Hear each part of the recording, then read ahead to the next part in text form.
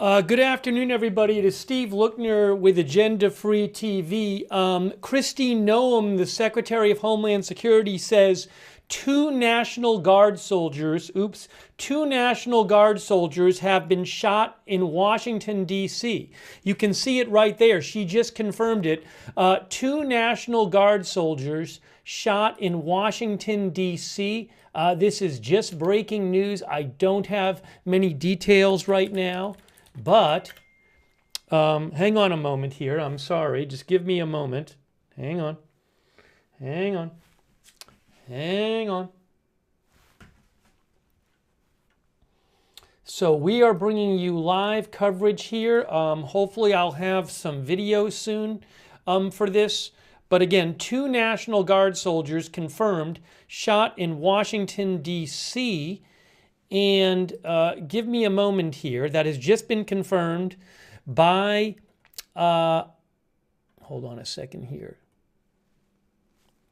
by Kristi Noem. All right, give me a moment here.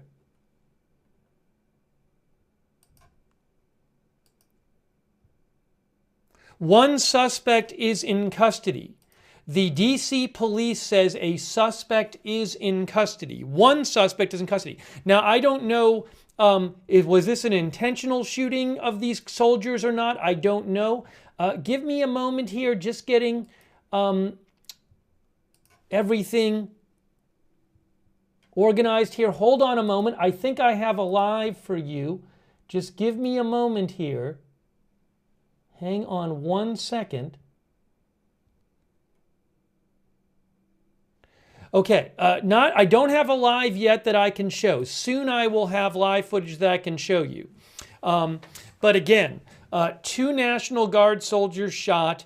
One suspect is in custody. I don't know. CNN is reporting that several people were shot, including at least one National Guardsman. But Kristi Noem now confirms that this was a couple blocks. It's 2 or 3 blocks away from the White House. I'll show you on a map where this is. Just give me a quick moment here, guys, and I just need to get things on my screen here so I can see them. But we are bringing you live breaking news coverage. I don't know their conditions at the moment. I'll get some reporting for you. Again, sorry, just getting all set up here so I can see different reports at the same time. So just hang on one moment here. Thanks for your patience. Let me just get set up a little bit more. Okay. Hang on.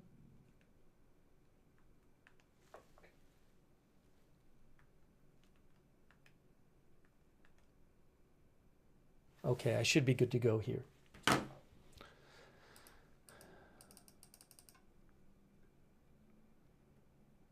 This was close to the White House. Oh, hold on a second. According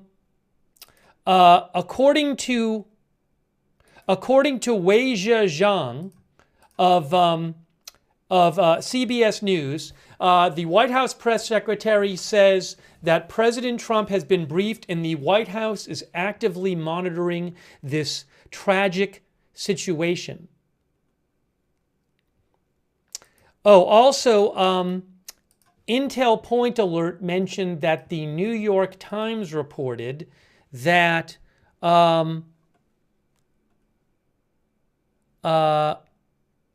two people who heard the shooting said they heard around 2 shots and then a barrage of shots in quick succession.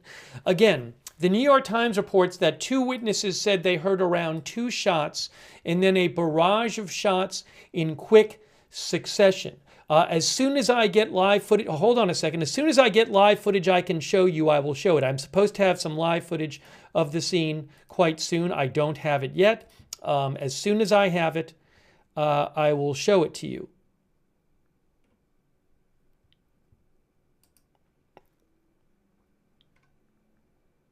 There's a couple of outlets that, a couple of news agencies that have said that they will have cameras there shortly that I can show you. Just see here. I have one right now. I have a live shot right here. Here's a live shot from Washington, D.C. Hang on a moment. Is this the right one? Hang on a moment, guys. Just give me one moment. Looks like this is it. Why is this not the right one?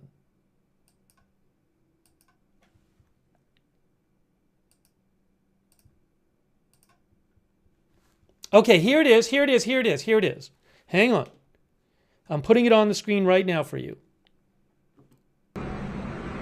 This is in DC. Hang on.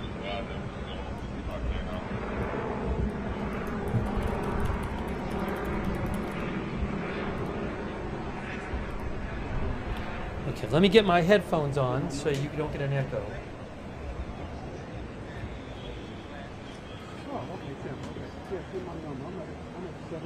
Again, Kristi Noem confirms 2 National Guardsmen have been shot. We don't know their circumstances. There is a suspect, one suspect in custody, and you are looking at a live shot right there from Washington, D.C.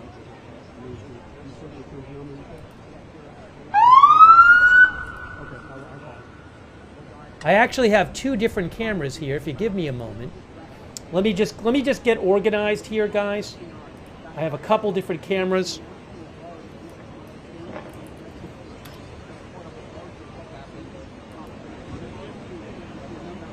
One moment. Thanks for your patience.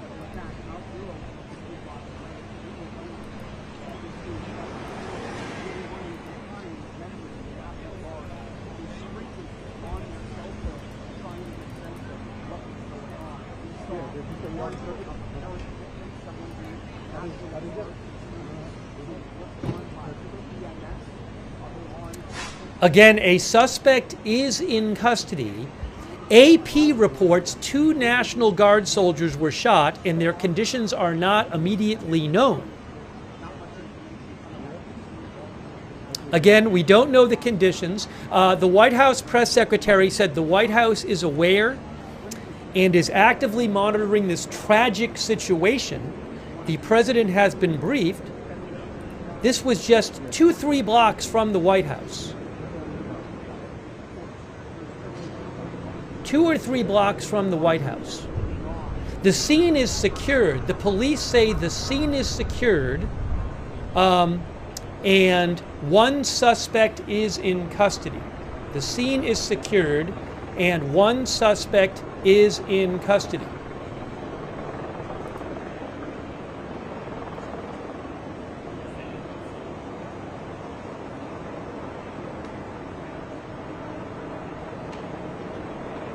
Let me show you where this happened on a map. So this is at 17th and I Street Northwest in DC. 17th and I Street Northwest.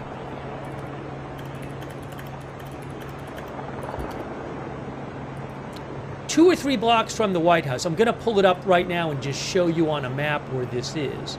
If you give me a moment here. See a bunch of National Guard right there. National Guard troops right there. So we'll leave it on this for a second. And in a second, I'll show you where this is. Again, very close to the White House. About 3 blocks away. Really quick, let me put on the screen really quick just so you can see it here from Google Maps. I want to show you that red marker is where it is. The red marker there. Hold on a second here. See the red marker right there? That's the intersection. And the White House is right here. So it's basically like 3 blocks from the White House. There's the White House here, and it's 1 block over this way and 2 up this way. It's the red marker there. All right, let's try to get you some more information. Let's hope these soldiers are okay. Oh, hold on a second.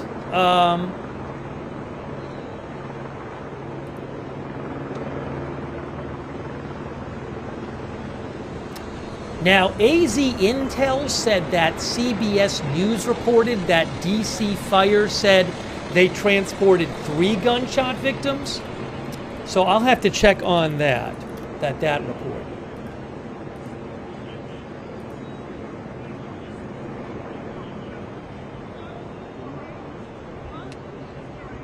Hang on. The Fox News says their condition is unknown. Again, this is about 3 blocks from the White House.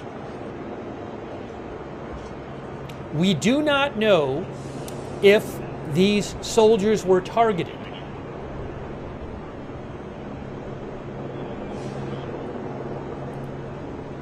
Oh, there's a picture floating around. I can't show this on the air, but there's a photo that Raw's Alerts just posted, a graphic photo that if it is, I can't confirm the photo, but it's a disturbing photo of a National Guard soldier on the ground, lying on the ground being tended to.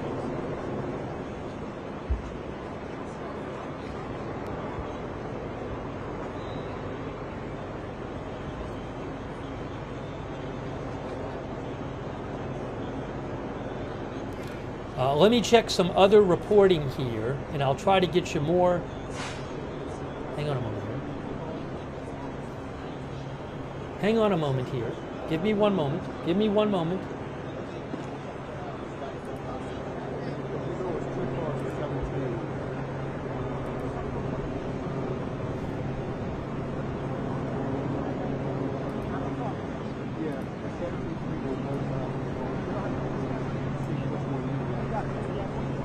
You are seeing National Guard, U.S. Marshal, ATF there. 3 gunshot victims were transported to the hospital. 3 gunshot victims were transported to the hospital, and I don't know who the 3rd victim is. Okay? But again, 3 gunshot victims were transported to the hospital. That is from DC Fire and EMS via the Washington Post. So 1 suspect in custody. A suspect in custody, the scene is secure. 3 gunshot victims total transported to the hospital.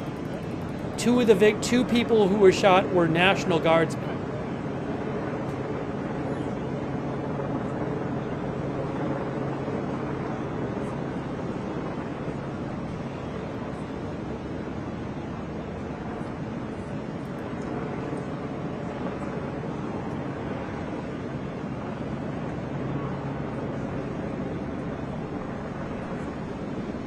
It's around 3 blocks from the White House. Let me get the ticker up here. Let me get the ticker up, if you give me a second, so we can keep people informed as to what's going on. 2 National Guard soldiers have been shot in Washington, D.C. around 3 blocks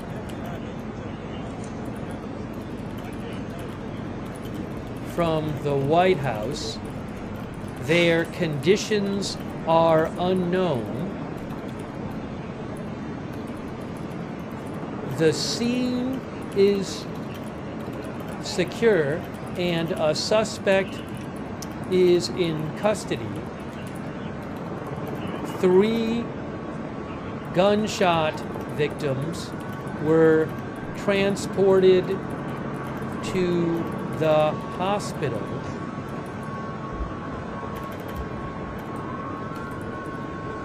Okay, let me get the ticker up as we continue to look at a live shot from Washington, D.C.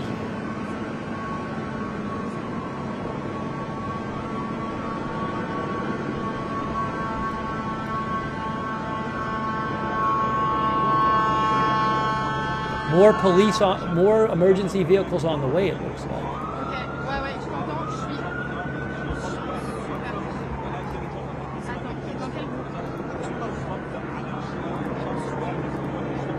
Look at this. right now at the scene.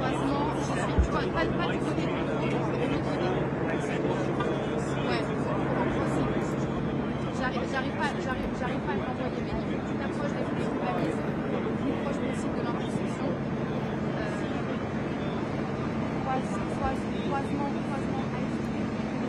We do not know their conditions right now. We don't know what exactly happened here. An official tells ABC the White House is currently on lockdown, says Selena Wang. The White House is currently on lockdown, according to ABC News.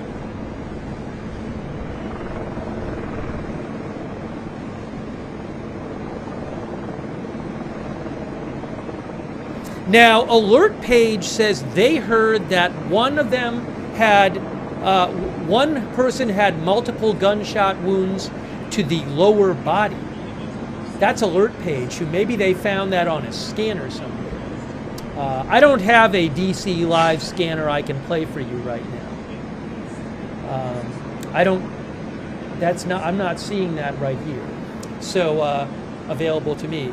But Alert Page, who's a reliable source, they said they heard that one of the victims had multiple gunshot wounds to the lower body. There is a photo, unconfirmed photo, going around, I cannot confirm it, that shows a National Guardsman on the ground.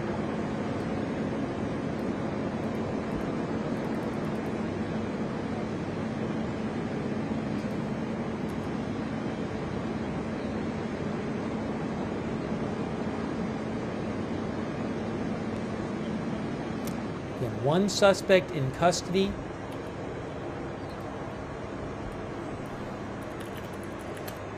Thank you to our moderators who are here. I really appreciate it. Moderators, thank you. President Trump is in Florida at Mar-a-Lago, by the way. Back on the sidewalk! Yes, sidewalk!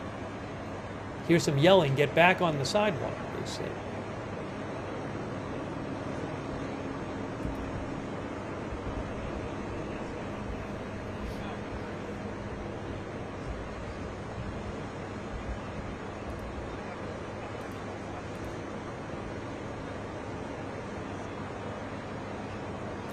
I have not seen any kind of reliable reports about their conditions, about... oh, AP? Hold on a second here. I'm seeing a report from AP.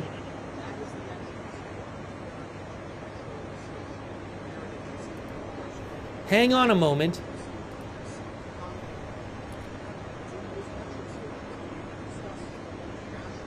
Two National Guard members are in critical condition, according to an AP source, and the suspect was shot. Okay, so that's a new report. AP says two National Guard members are in critical condition after shooting near White House, suspect shot.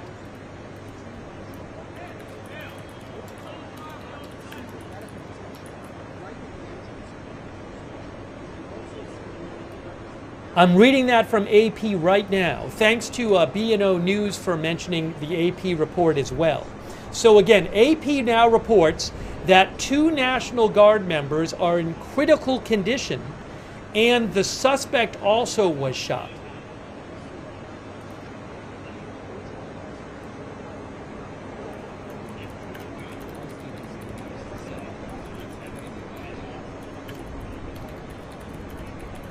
Wow.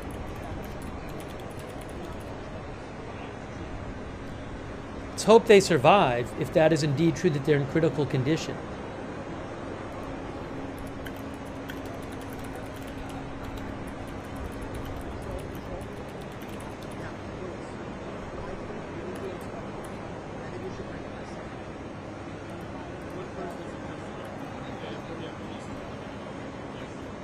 So again, Associated Press says two National Guard members are in critical condition after shooting near White House, suspect shot as well.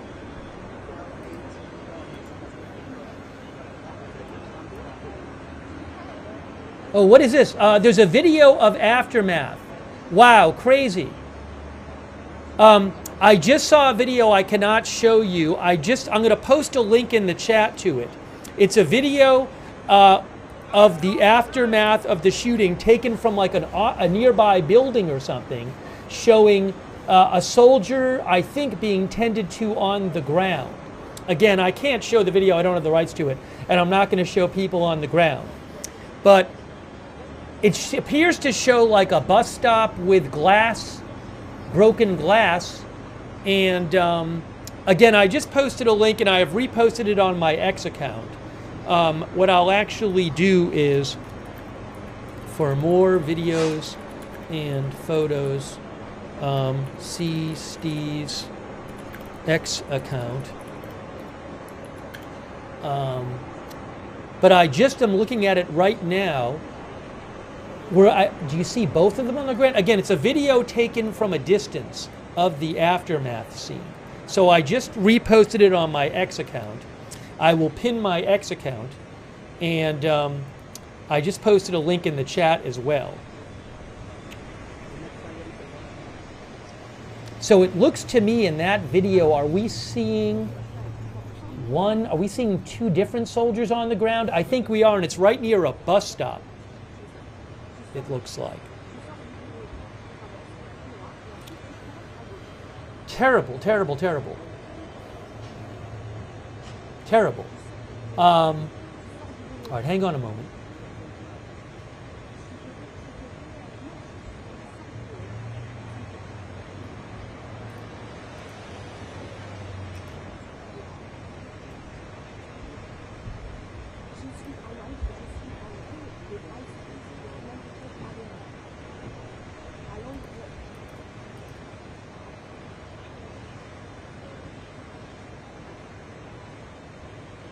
Again, AP reports that both soldiers are in critical condition.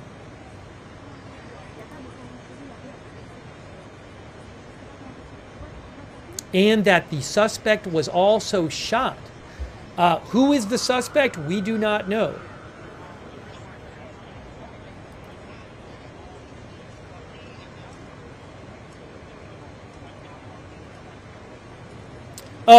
There's a statement from the D.C. National Guard via Kelly Meyer of News Nation. She got a statement from the D.C. National Guard which says, "We're aware of the incident and we are working closely with the Metro PD and other law enforcement agencies. The health and safety of our service members is our top priority as we continue to support citizens and visitors of Washington, D.C." So to repeat, 2 National Guard soldiers shot in Washington, D.C. AP reports they're both in critical condition.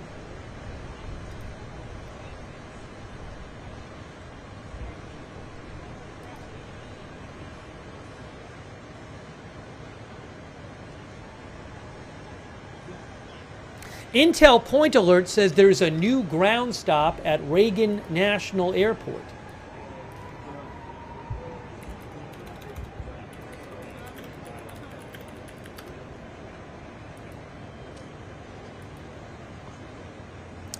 Ground stop due to security, yes.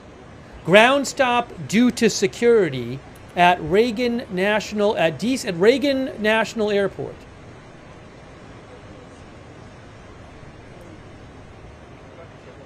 Arrivals are delayed an average of 15 minutes due to security.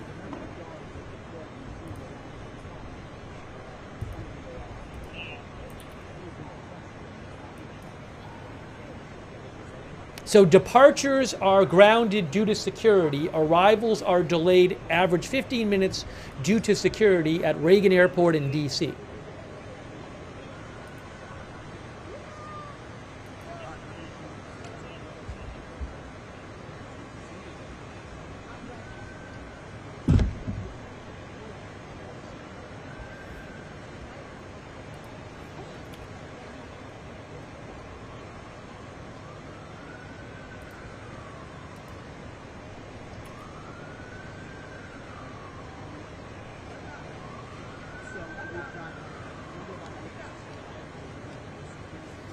The New York Times points out that last week a federal judge ruled that the National Guard deployment was likely unlawful. The order had blocked the deployment, but the judge had paused the order for 3 weeks to minimize operational disruptions. That order was supposed to go into effect on December 11th. Now, I don't know if that order was being appealed.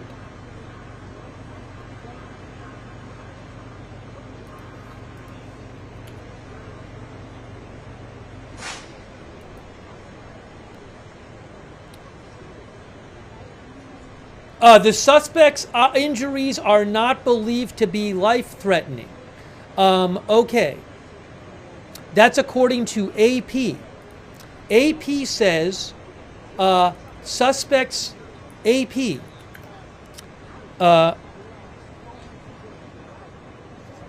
suspects' injuries not believed to be life-threatening.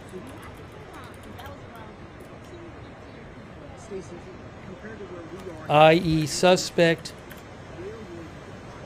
in National Guard, in shooting of National Guard soldiers.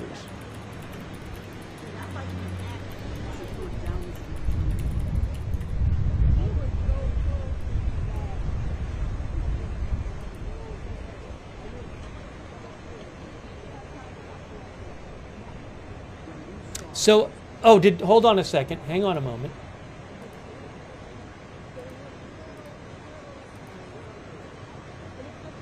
President Trump just posted, guys, thanks to the chat for letting me know. President Trump just posted.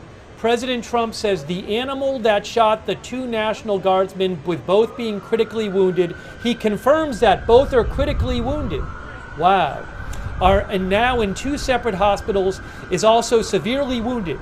Now, Trump says the suspect is severely wounded, but regardless will pay a very steep price. God bless our great National Guard and all of our military and law enforcement. These are truly great people. As President of the United States and everyone associated with the office of the presidency, am with you. Guys, get out of the street. Just put the gloves so you can stand there.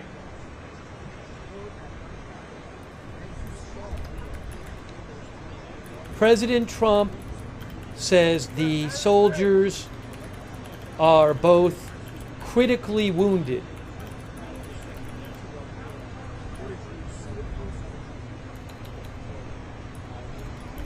And the suspect, who also was reportedly shot, is severely wounded.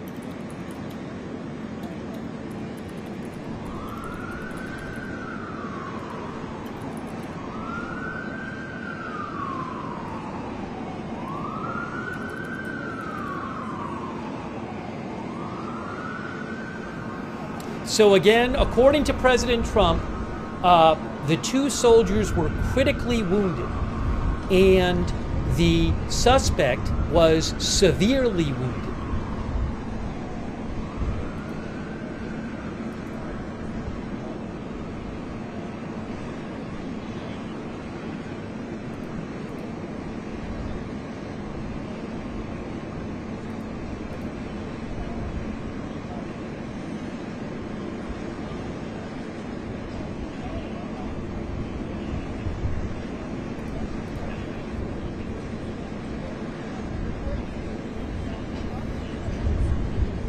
Wow, just terrible, just terrible. So again, let me show you where this happened. Pull up the map here. That's where it happened. Okay, look, guys, I'm going to show you this map here. Check this out. All right, so here's the White House right here. There's the White House right there. And then maybe 3 blocks away here at the corner of 17th Street Northwest and I Street Northwest, if you go here, it's right there. It's that, I believe that's it. Well, actually, it could be on one of 2 sides. I think it's right here. Give me a moment here. Because you can see in video that there's a bus stop there where the people got shot. And actually there's 2 bus stops. So there's two bus stops on opposite corners.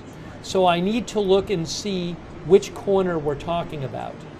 I'm going to check the video that I reposted on my X account showing the aftermath. All right, so it's opposite the black building. 840. There's an 841 sign there.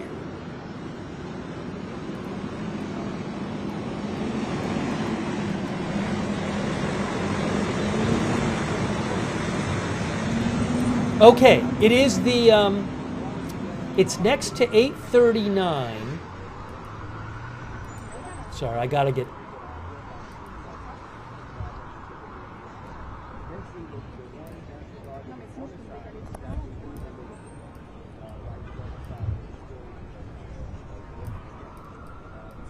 Let me just make sure here.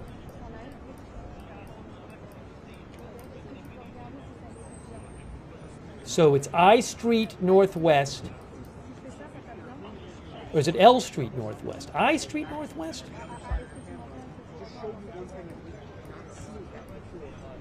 Yes, I Street Northwest and 17th Street Northwest. And it is the next to the Farragut Street Station, Farragut West Station, next to there, and it's the southeast corner of that intersection. That's where it is. So it's right here. Yeah, you can see it says Farragut West Station. It's right here. See, it says Farragut West Metro entrance. This is about 3 blocks from the White House. It happened right here. There's a bus stop here, and there's video showing what appears to be the 2 soldiers on the ground, right, and glass broken at this bus stop here, right here. So again, this is about 3 blocks away from the White House, and this is the southeast corner of that intersection. You can see it, and it does say Farragut West Metro Station on the sign there on the left. Ladies and gentlemen, we're going to have to push everybody 1 block back, okay? They're pushing the press 1 block back. You can hear it right now. So it happened on that opposite corner, it looks like. Is that right? Or no, which side are they on right now? Now I'm a little confused. I have to figure this out.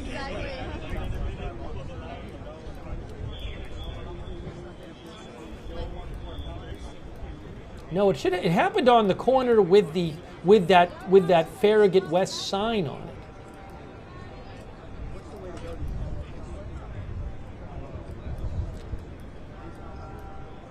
Anyway, sorry, I got a little confused because which direction the camera is pointing in.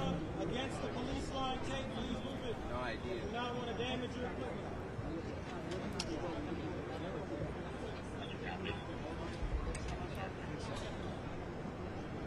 Yeah, it's not a huge deal. But anyways, the intersection is 17th Street Northwest and I Street Northwest. You can go to that on Google Maps, 17th Street Northwest and I Street Northwest. About 3 blocks from the White House. So the press is being pushed back a block right now. Please don't forget any equipment, guys. They're pushing us back a block. You want the whole block, right? The whole block. So 16. 16 for 9.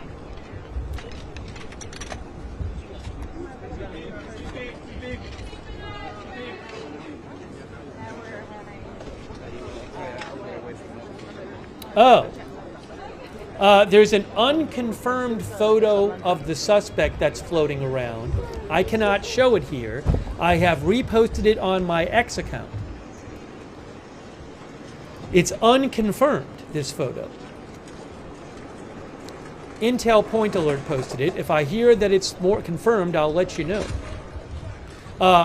I will again post a link to aftermath video taken from a distance. I just posted it in the chat. It's terrible. You seem to see, well, actually, you see 1 soldier on the ground. Do you see a suspect on the ground or not? Definitely looks like you see a soldier on the ground. And then I think you see a second one on the ground too.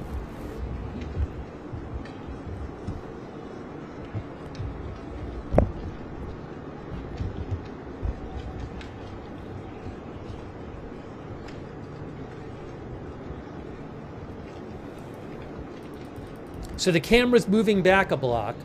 Now again, we do not know who did this. The suspect is in custody. He was reportedly shot and severely wounded, according to President Trump. He was severely wounded. President Trump says the two soldiers were critically wounded. AP says they're both in critical condition. I mean, it certainly seems like this information would suggest it's a targeted occurrence, a targeted shooting, but we have to wait and see what the police say, what the authorities say. I would assume there'll be some kind of press conference at some point, but I have not heard about it yet. We're bringing you live breaking news coverage here.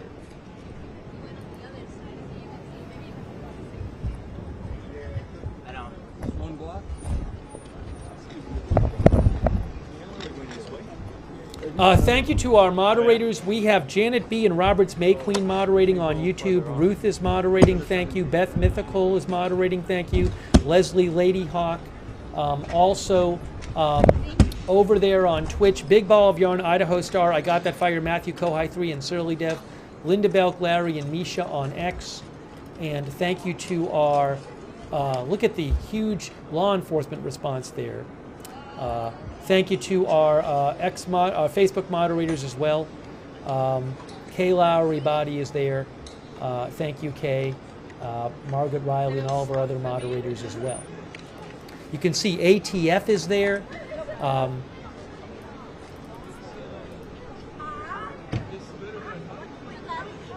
course, I hate to break up this, but I need to pull through here to exit, so.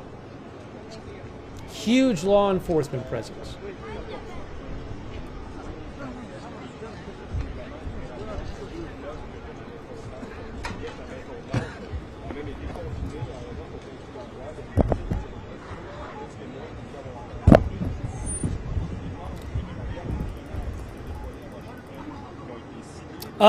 Guys, Pam Bondi, the Attorney General, just posted. And Pam Bondi said federal agents are on the scene of the horrific shooting of two National Guardsmen in Washington, D.C. Pray for our National Guard. Kash Patel says, Director of the FBI Kash Patel says, FBI is engaged and assisting with the investigation in Washington, D.C. after National Guard members were shot this afternoon. Please pray for them, and we will update with more information as we are able. Sir, could you just be aware that I'm right behind you? Yeah, so you know, thank you. Just so you know, so I'm with ABC News. So Now you're right in my shot. yeah, so what I'm saying is I'm with ABC News, and I'm literally staking out this spot. So I'll move for now, but once my camera, right here. yeah, do your thing. But I'm just saying, once my camera comes, this is where I'll be. But for now, it's all yours. Well, I'm not gonna, I mean, you can't set up in front of me where I'm at right now. Well, that's why I've been standing here before you. Rinda Lynn said, what state were they from, the National Guard I got members? it That before I you, do though. not know. And I'm here with the whole News Nation. Yeah, I did, because I remember being here.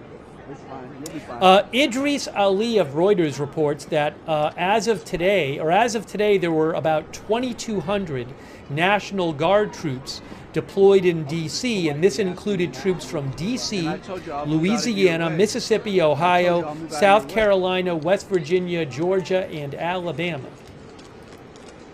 National Guard troops from multiple states have been there.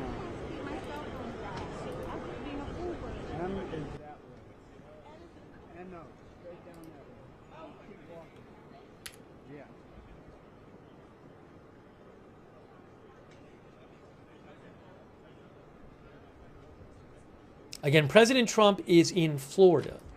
He is not in D.C. right now.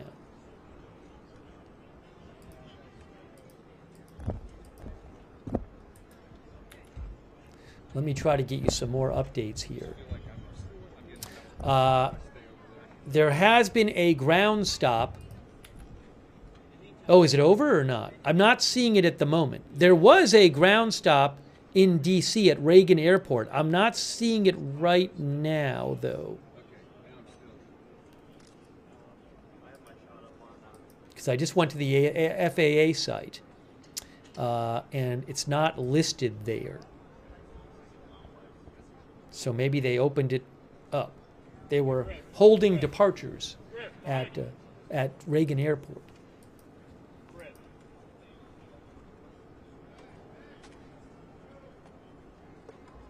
Oh, Pete Muntean says normal operations have now resumed at Reagan Airport. No flights have been canceled. That's Pete Muntean from CNN who confirms that.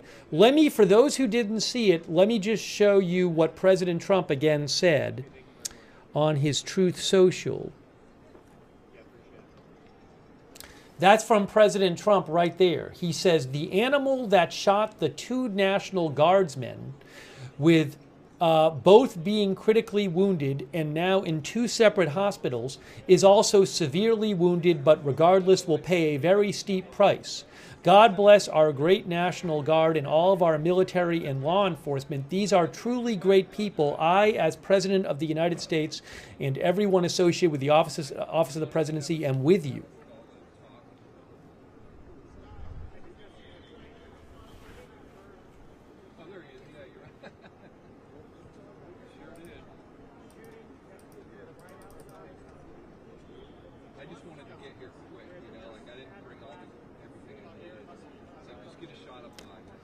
Now, we have not heard any kind of identification of this suspect.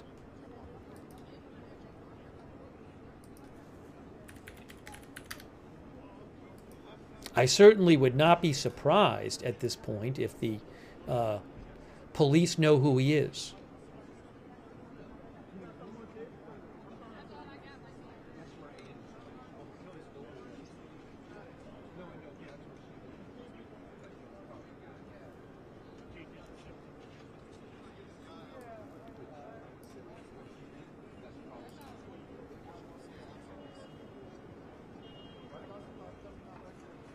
Give me a moment here, guys. Thanks for your patience.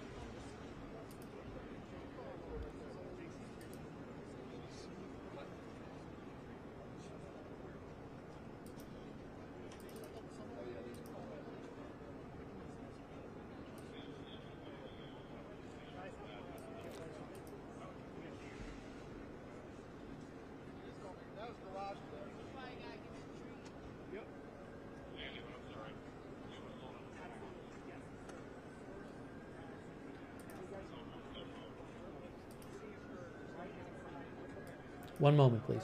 Hey, hold on. Wait, because cars are coming out, so I wasn't going to block the cars are coming out. Dan Bonji. Oh, hold on a second. Breaking news. Breaking news. CBS News is reporting this was an ambush attack.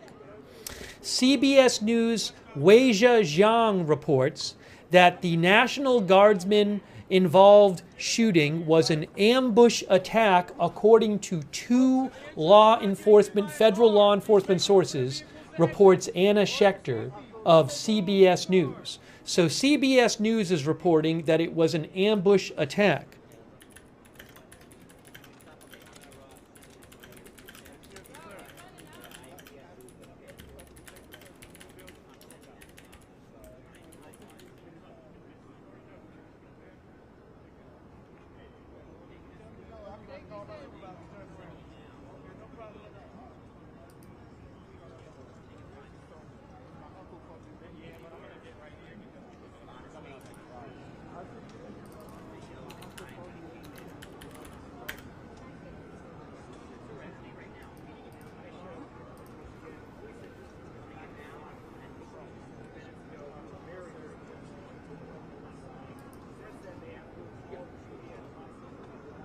Breaking news, they're dead. Both members are dead. Oh my gosh, both soldiers are dead. The governor of West Virginia has confirmed that both soldiers are dead. Guys, let me show you this right now. Breaking news: they're both dead. Hold on a second here. Let me put this on the screen for you right now. I'm getting it on the screen for you right now. Call coming out. Call coming out. This is from Governor Patrick Morrisey. This is, you can see, 37th governor of the state of West Virginia. Certainly looks to a reporter I follow reposted this as well. Governor Patrick Morrisey. Denise and I are devastated by the news that the 2 members of the West Virginia National Guard were shot earlier today. Wait.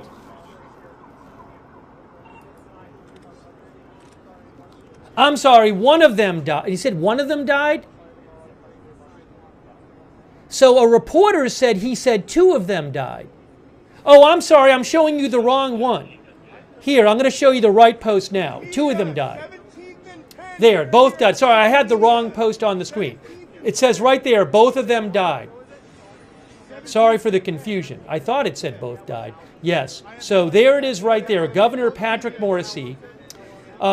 It is with great sorrow that we can confirm both members of the West Virginia National Guard who were shot earlier today in Washington, D.C. have passed away from their injuries. How terrible.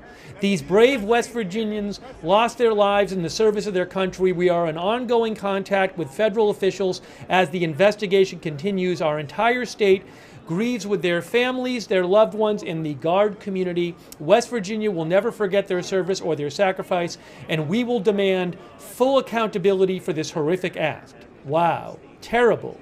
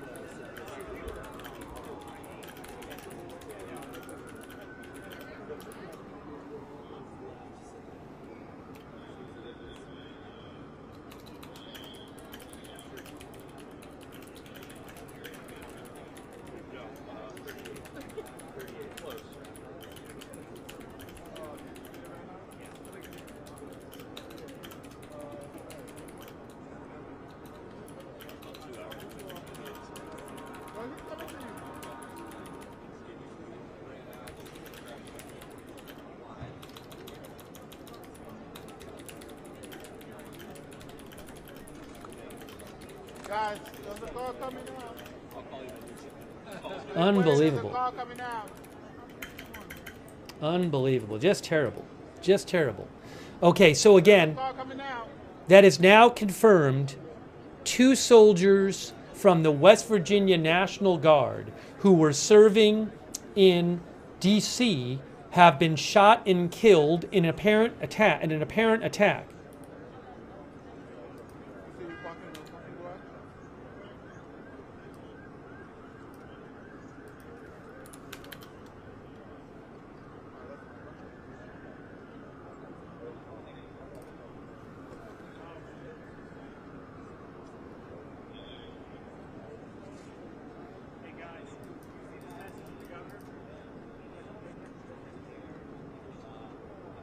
Wow, unbelievable. Just terrible. So again, this happened about 3 blocks from the White House at 17th Street Northwest and I Street Northwest. And this, it appears to be an attack. It appears to be an attack from everything we're hearing. And the suspect was shot and is severely wounded, but reportedly not with life-threatening wounds.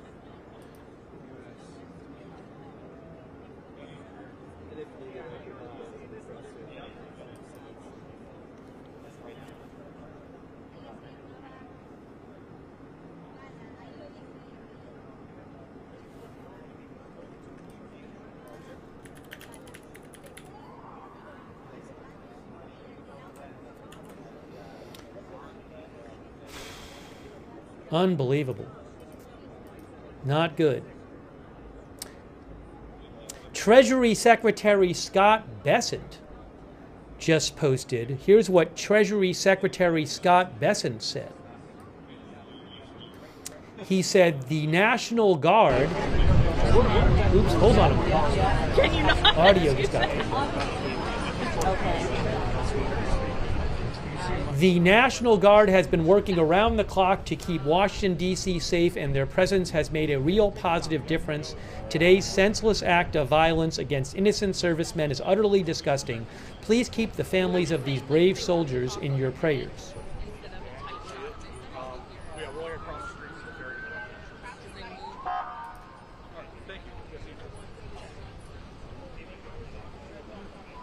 Yeah. I mean, I may say it too. Like, I don't think there's anything wrong with, saying, like, I'm going to have my...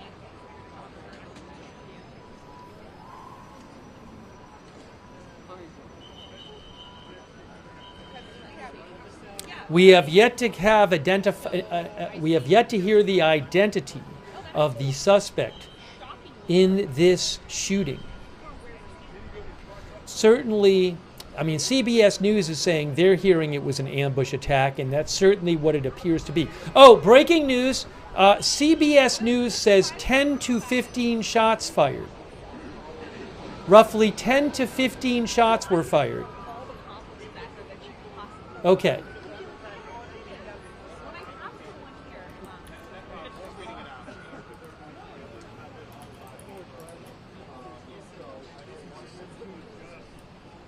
So again, CBS News reports that roughly 10 to 15 shots were fired. Now, is that, I assume that means fired by the suspect, not at the suspect, but I don't know for sure. It doesn't say.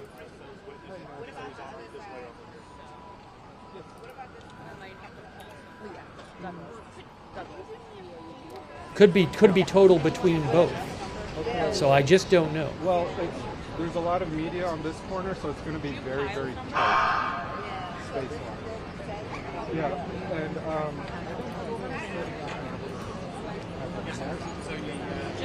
there was no time on the last post on X, so I don't know when it will start. I don't know if they can hear us. Hello, can you hear me? But in parallel, a statement from the governor. Okay. All right, amazing. Yeah, I mean, I'll stay here. I will take up. Okay, bye. Sean, why don't you be main? So, I don't know. Let me check with our foreman and stuff. Why don't you be main right here? You can see FBI there on the right.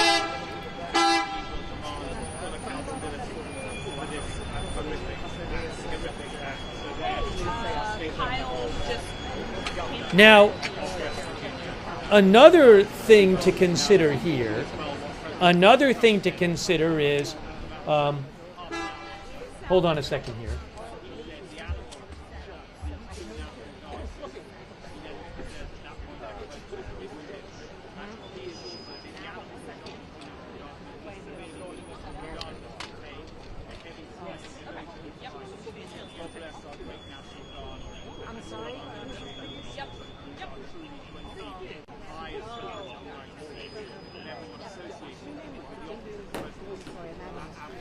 J.D. Vance spoke moments ago in Kentucky. J.D. Vance was doing an appearance at Fort Campbell in Kentucky, and he spoke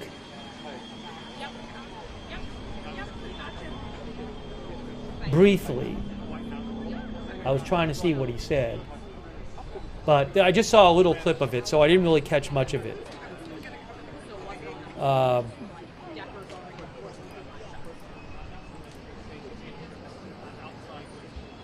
Again, you can check.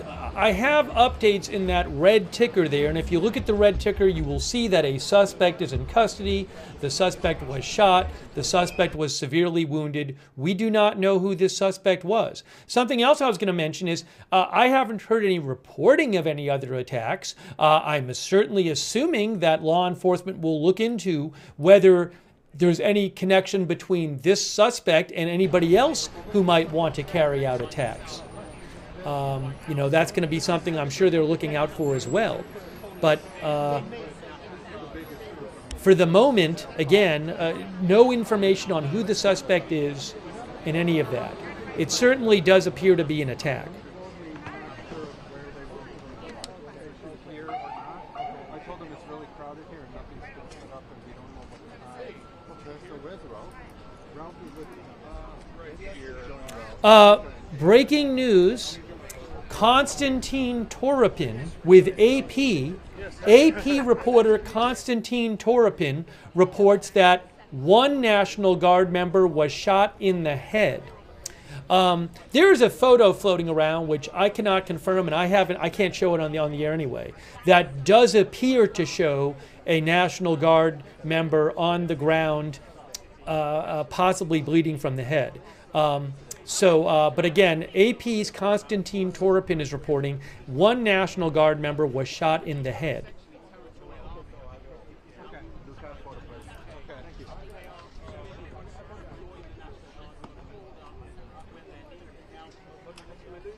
The White House just posted a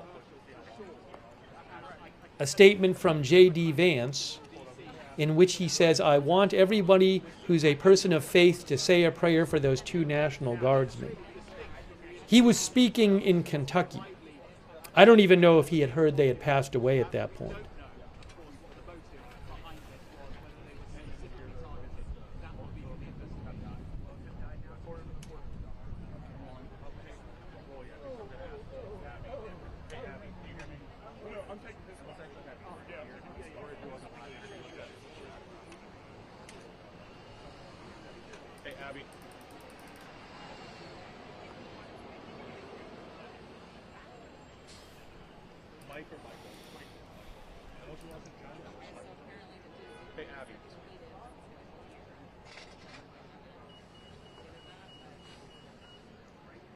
Just trying to get you other updates here, checking a bunch of different sources. Will we soon see somebody do some kind of on-camera briefing? I do not know. This is about 3 blocks from the White House, guys.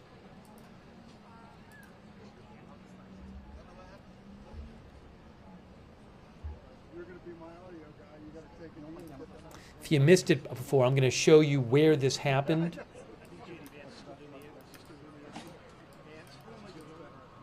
So, real quick, here is Google Maps, okay?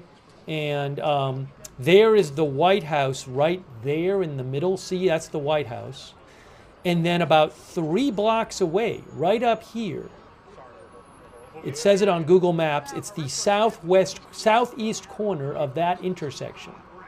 Near a bus stop, near the Farragut West Metro Station. But again, just about 3 blocks from where the White House is.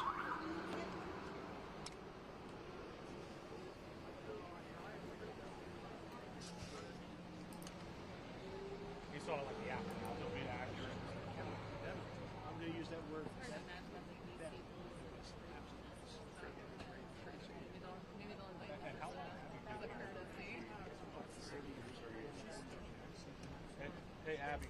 Abby, can you hear me? Hey, we can get a live interview with someone who saw like the aftermath and all that type of stuff.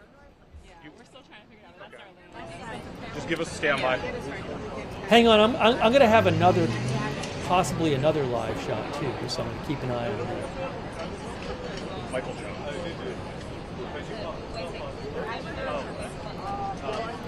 Who you standby?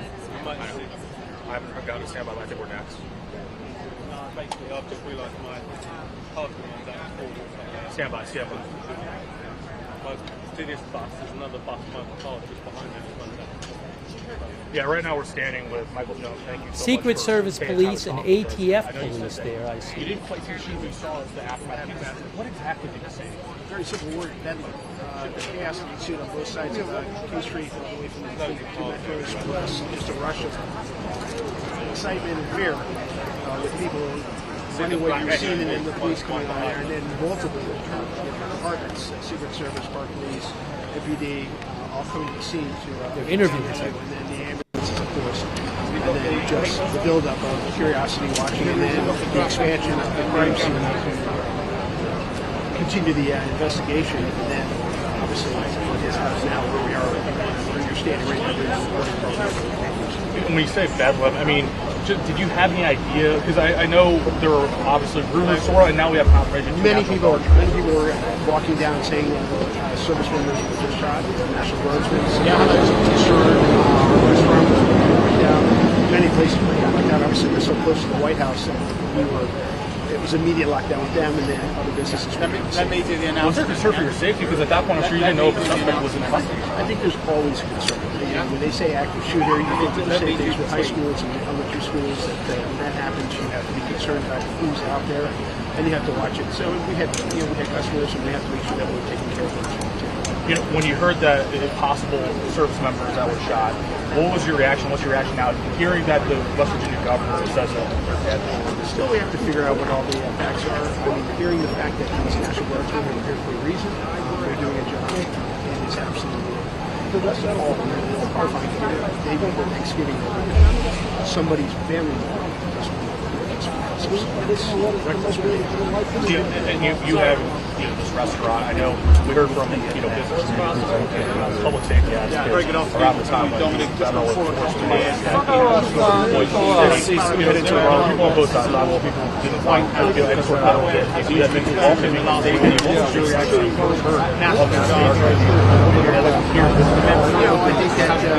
we follow what the federal government's operating right now.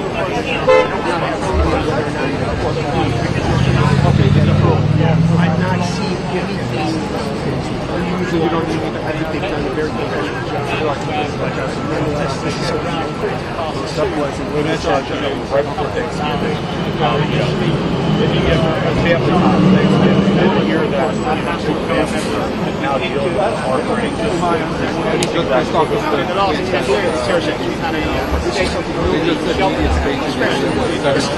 All right, so again, guys, just an update here for you as we watch this. Hold on a moment here. Sorry. Hold on. You adjust the volume here.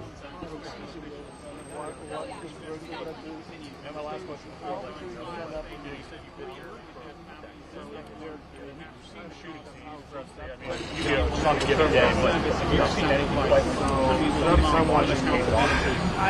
Honestly, since the White House,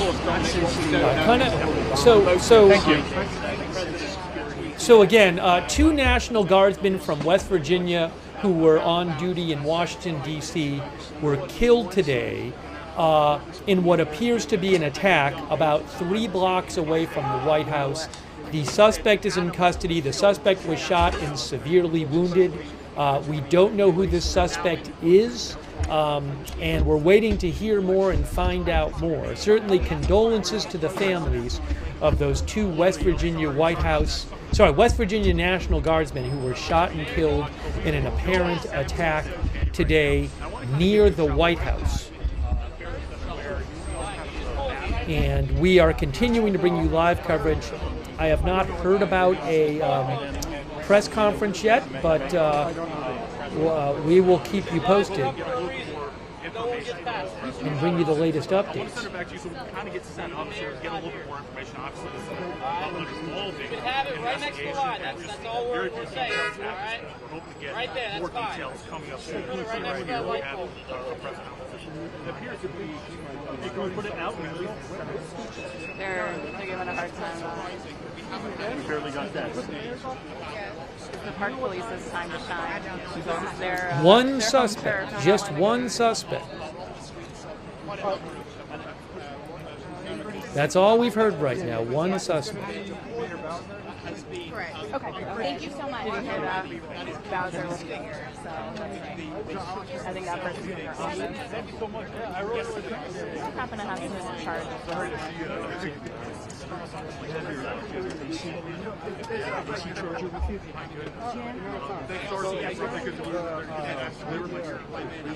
don't have any. Oh, you have, yes.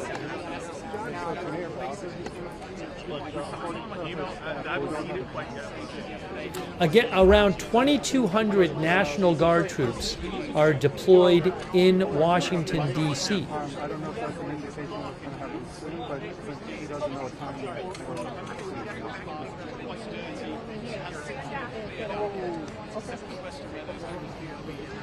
So last week, a federal judge had ruled that the National Guard mobilization in D.C. was illegal, but the judge had delayed implementation until December 11th, so the Trump administration could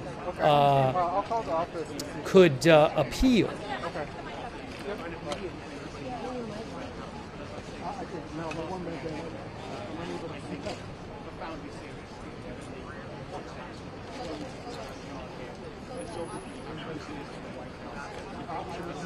President Trump is at Mar-a-Lago in Florida.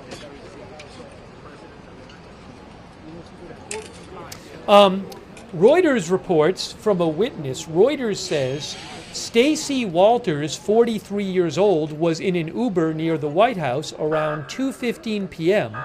when she heard two loud booms and saw young children and other pedestrians running from the scene.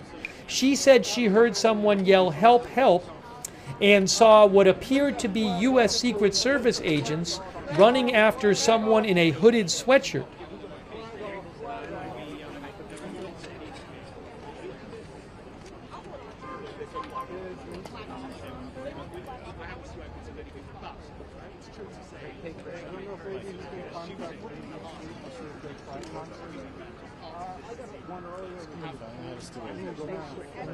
I only had a stool.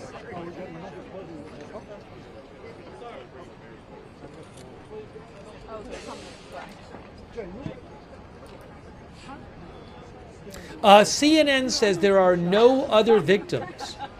Okay, CNN reports there were no other victims, the suspect was shot by law enforcement, and the motive is still unclear. CNN says the motive is still unclear at the early stage of the investigation, according to a source familiar with the investigation. But again, CNN reporting that nobody else was shot. The two National Guardsmen who were killed, and the oh, hold on, I have a different video I can show you too. The two National Guardsmen who were killed and the suspect. But hang on a moment here. There's another shot right here. I have two shots for you.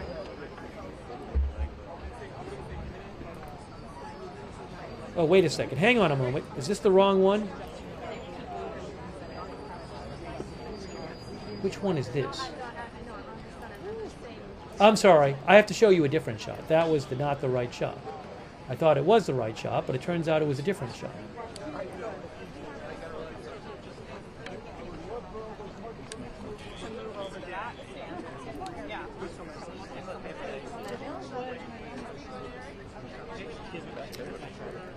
I am looking at a video right now that I got to look at this again. What is that right there? I'm looking at a different video, a replay of a video of somebody being loaded into an ambulance. Okay, thank you.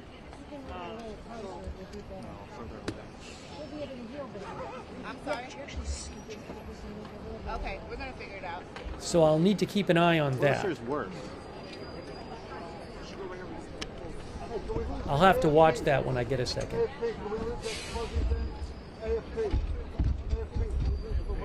sorry, I don't have my back one. I would have, but I just don't. No, I said I just don't have the other. I just don't have my back one. Because our main camera's right here. Like right here. I think we're things. I don't care. I can't get over it. I don't think we can go any further. for giving me one that's for something this big. Yeah, I don't know. Like I had this on it, that windscreen should not have fired that. Yeah, so I'm not going to show this on the air. I'm looking at a video showing, it looks like one of the National Guardsmen being loaded into an ambulance. I'm just not going to, I mean, the person ended up dying, so I'm not going to show that. It's a video of the person on a stretcher being loaded into an ambulance. Oh, that's perfect. That's much better. That's what we had originally. Thank you.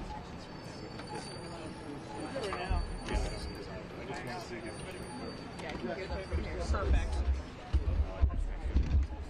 Oh, wait, breaking, hold on a second.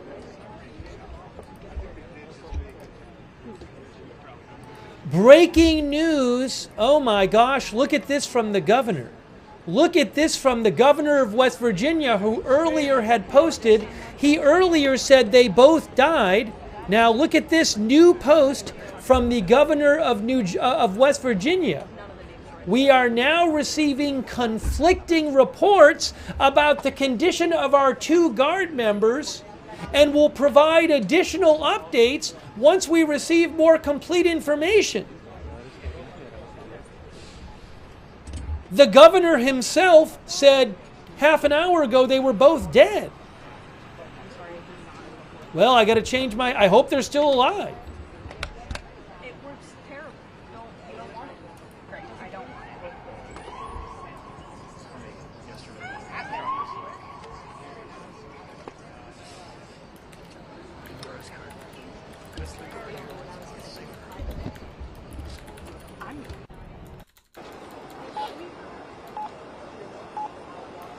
That's unbelievable. Okay, I'm bouncing to help her. Thanks, sir.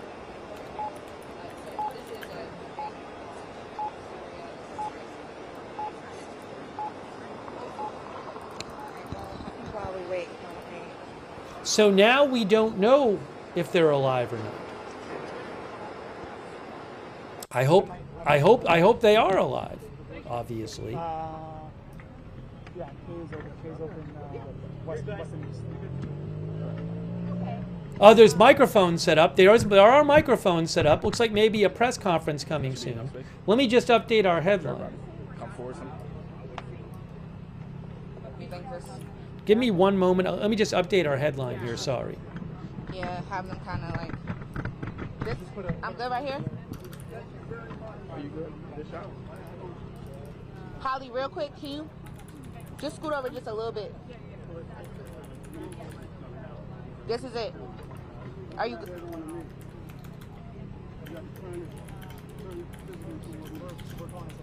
We have to have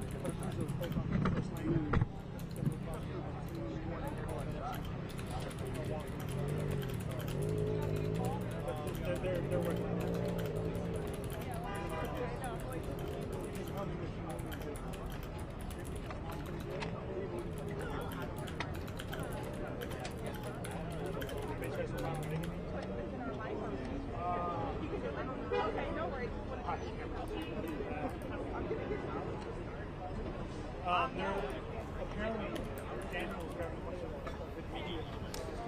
Okay, so again, the governor of West Virginia had about a half hour ago posted that both National Guardsmen were dead. But then about 10 minutes ago, he said, we are now receiving conflicting reports about the condition of our 2 Guard members. We're going to get an update on the shooting soon from the police. DC police soon will provide an update on the shooting. Oops, sorry. There's a typo on the screen. My bad. Sorry about that. So I'm going with critically injured right now, and we may have to update that, but... Oh, hold on a moment here. Give me a moment, give me a moment, give me a moment. Getting ready. There's supposed to be a press conference soon. Supposed to be a press conference soon.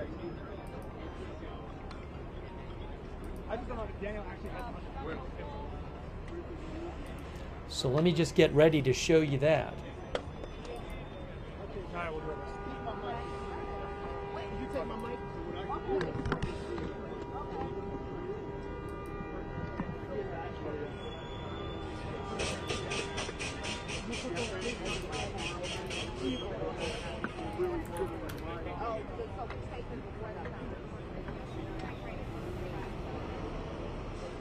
There's the shot right there of the microphones.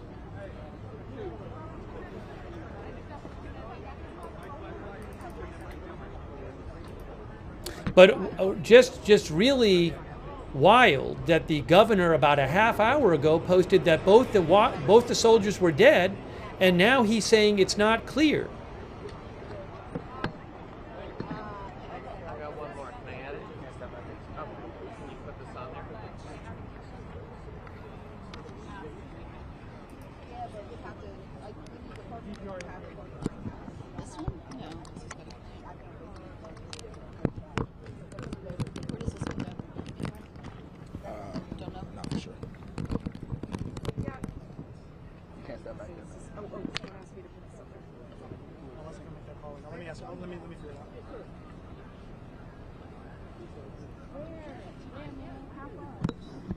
Let me just adjust this picture a little bit here, get it a little brighter maybe.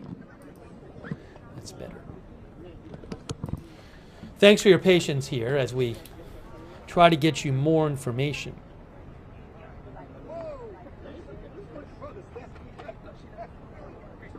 And thank you again to all of our moderators.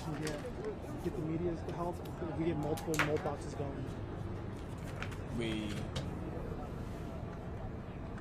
Because they want the podium. They want to.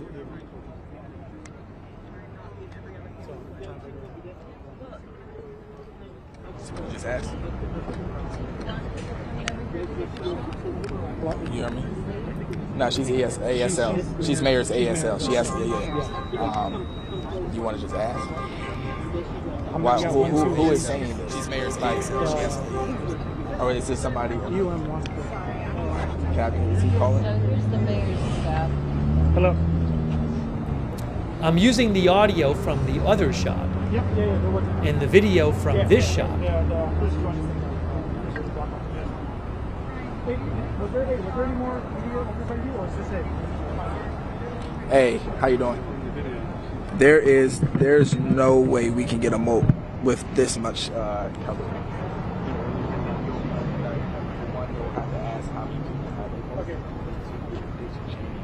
Probably 5 moat boxes.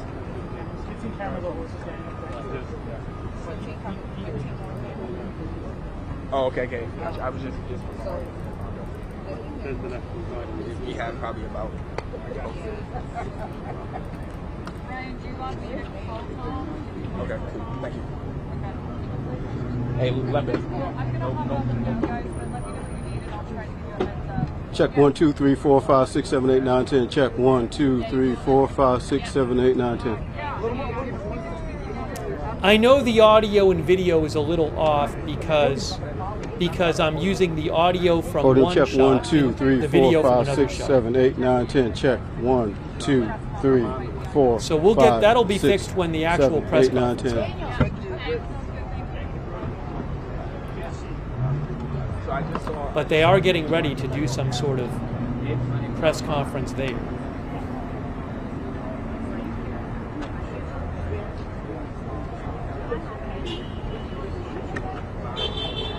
What I'll do actually is I'll put both shots on for you.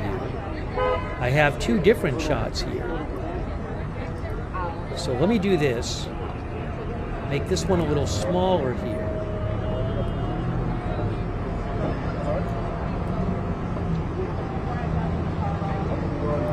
Now we have the microphone, and you can see FBI. Oh, FBI with a camera, it looks like.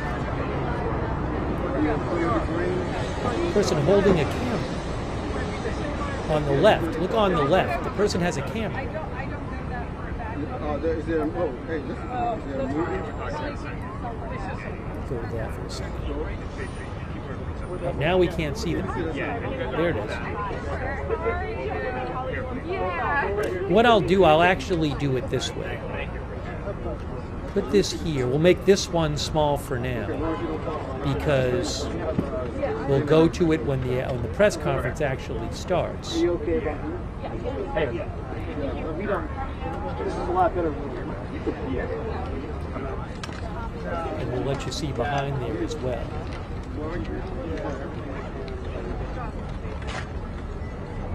Yeah.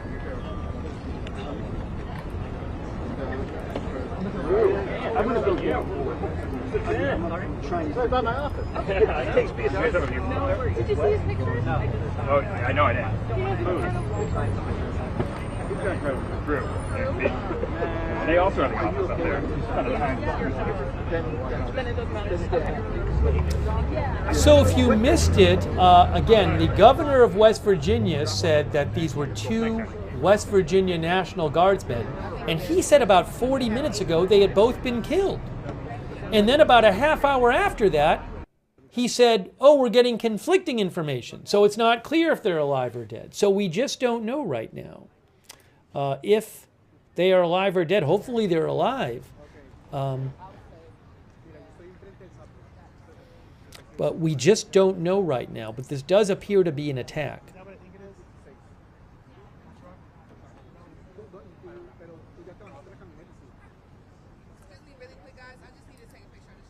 Hold on, we have a comment from Pete Hegseth. I missed this before. Thanks to Faye Tuck's Network mentioned, they just posted it. Thanks, Faye Tuck's Network, for mentioning that. Hey guys, let's listen to what Pete Hegseth had to say. I'm going to pull this up right now. They just posted this Department of Defense / Department of War on their social media. I haven't even watched it yet. So let's watch this right now. There's Secretary Hegseth. Let's see what he had to say. Again, I have not watched this yet myself. This is a few minutes ago. So let's play this and see what he says. But let me just take out the other volume so we don't interfere with it. Very productive meetings, but I want to start by saying after those meetings, myself and my team were notified that 2 National Guardsmen have been shot in Washington, D.C., critically wounded.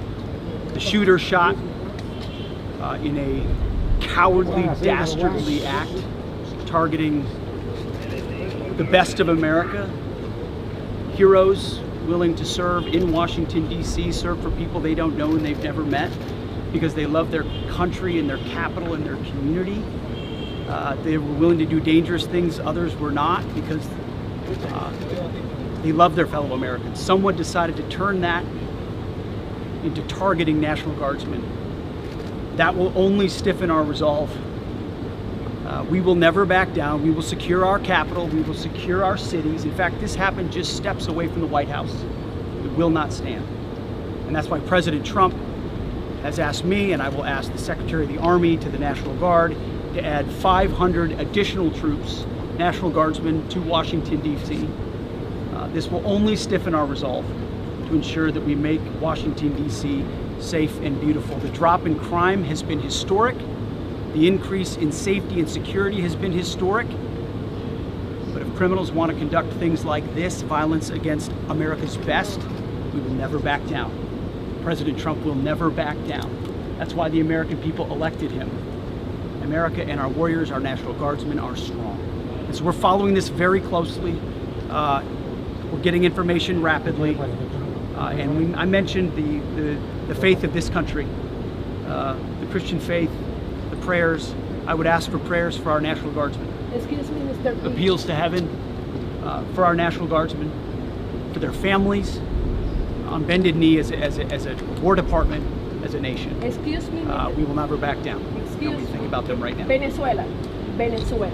We had a couple of great, productive meetings with the President and Minister of Defense here, where we are dedicated to the counter-cartel effort here.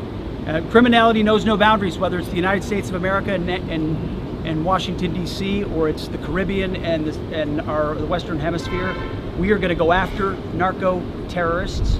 It will not stand. Our borders will be secure, whether it's the Dominican Republic or the United States of America, and we look forward to working with our partners to make it happen. You know, President Trump believes in a clear principle: peace through strength. You get peace by being strong. And if you're a narco-terrorist who wants to bring drugs to the United States of America, We will find you, we will fix you, and we will finish you. Because we have all the rights in the world. We got lots of attorneys and lots of intel analysts, and we know exactly who we're targeting and why. If you're involved in that conduct, we will kill you. It's that deadly serious because of the poison that has made its way into the American public for far too long. President Trump is serious about it, we're serious about it, and we're proud to be working with the Dominican Republic and other countries very serious about ensuring that cartels don't set the agenda. We do. Thank you very much. It's been a great series of meetings. Thank you very much. All right, so that was Secretary Hegseth. All right, hang on a moment here, guys. We're going to get a press conference soon from D.C. law enforcement, maybe federal law enforcement, I'm not sure, but press conference is getting ready there in D.C., and we are bringing you live coverage. I don't know who's false.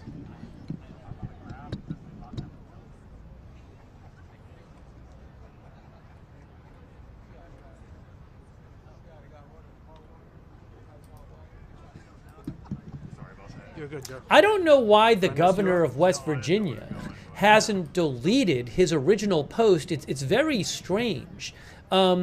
The governor of West Virginia, Patrick Morrisey, 44 minutes ago, this is still posted. He said, "It's with great sorrow we can confirm both members of the West Virginia National Guard who were shot earlier today have passed away." But then 21 minutes ago, he said, "We're now receiving conflicting reports about the condition of our 2 Guard members and will provide additional updates once we receive more complete information." So why not delete this one?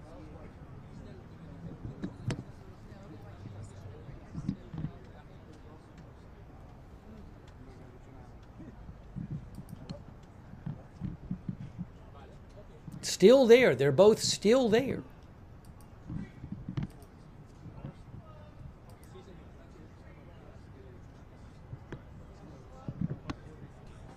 Somebody said AP says they're dead. Well, the headline on AP is that they have died according to the state's governor. So some people in the chat are saying, well, this source says they're dead or this source says they're dead. But you might want to read the article because a bunch of these sources are basing it on what the governor said, and the governor has walked back what he said. So we don't know right now. Let's hope they're still alive. Sorry. No, you're fine. Check 1, 2, 3, 4, 5, 6, 7, and 8. Dion, you still hear me? You still hear me? Oh, hold on a second. Intel Point Alert just said that Janine Pirro said, "May they rest in peace." Now, I don't know that she knows. Janine Pirro, oh, you good with my sound? U.S. Attorney for the District of Columbia. Look what she posted. Check 1, 2, Thanks 3, to 4, Intel 5, Point 6, Alert 7, for 8, pointing 9, this 10. out. Check 1, 2, 3, So she 4, said 5, 6, 7, 8, 9, 10. We good? God bless the 2 National Guardsmen who've been shot and killed. She says they've been killed. But again, is she basing that on the West Virginia's governor's post? Has she seen that the West Virginia governor then walked back his post? I don't know. So she just posted, though, 2 minutes ago, saying they've been killed. But I wouldn't, she might just be basing that off the governor's earlier post.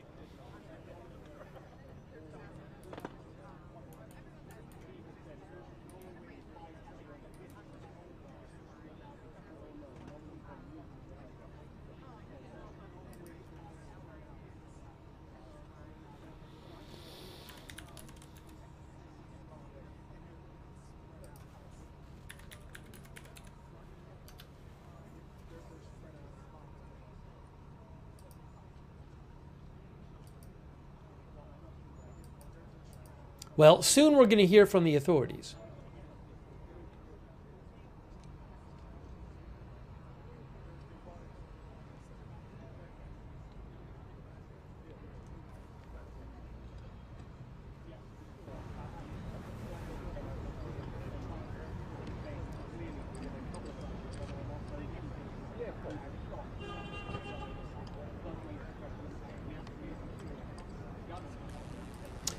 Jeff Mason, who is with Reuters, reports that the White House has called a lid which for the press pool, which means President Trump does not plan to speak on camera about the shooting today from Florida. Again, the White House has called a lid.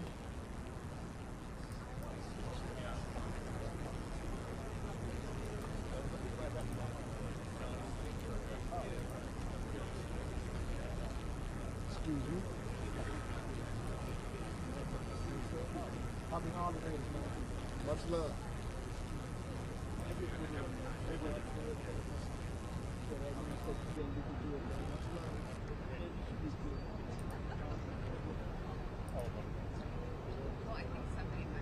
He could post a video about it.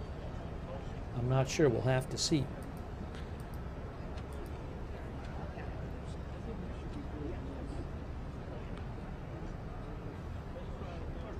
Intel Point Alert says CNN said they have video of the shooting. Now, I'm looking at CNN and Fox right now. I don't see them playing it, but I will certainly keep an eye out. I would not be surprised, for example, if there's cameras in the area. 1, 2. Testing. Is everybody getting audio? Testing. 1, 2. Okay. Testing. Testing. 1, 2. I left the testing. Is everybody getting audio? Right testing. 1, 2. No. Okay. Move forward. That's it. In that black bag. Oh, can you? I left no. That's the headset right there. Leg to the side. No. That's it. Move forward. That's it. In that black bag. No. You good? No. It's right there. Leg to the side. That's it. I'll plug it in. You good? Do you still have it? It should be gone.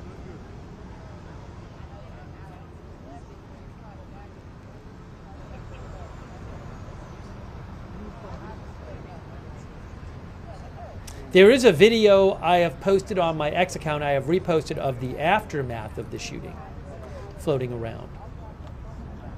I can't show that on the air. CNN says the suspect is not cooperating. Breaking news.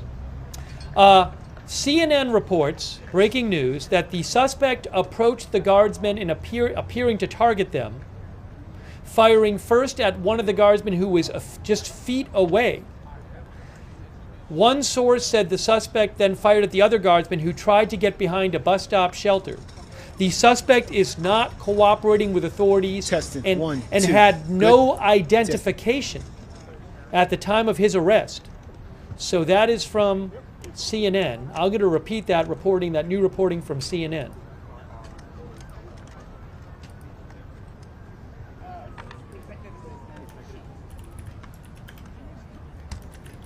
Shooting suspect is not cooperating with authorities,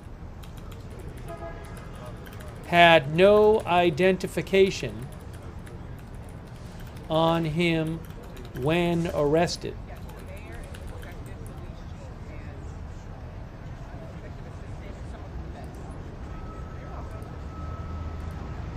You good? Live.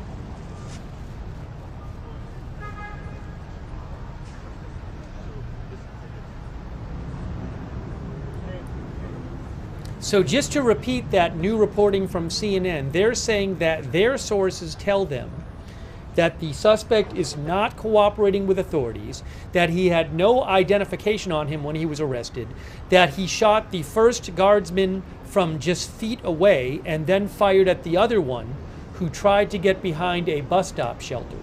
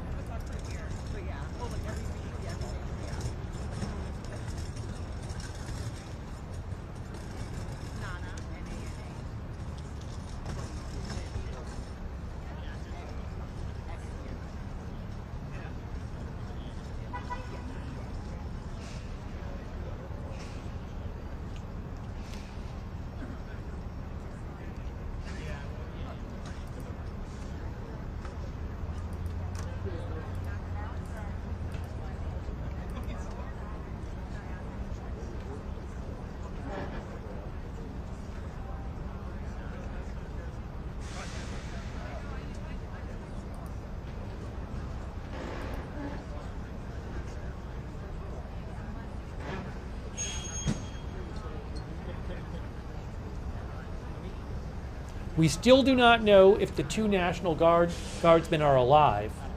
The West Virginia governor originally said they were dead, and then he walked back that and said there were conflicting reports on whether they are alive. You know, I do wonder, could there have been a situation in which, somebody in the chat might have said this too, I'm not sure. Could there have been a situation where they don't want to say they're dead until they've informed the relatives? Would that be a reason to walk it back? Because you got to wonder, why would the governor say they're dead and then 20 minutes later say, oh, we're getting conflicting reports, and then not delete the original post?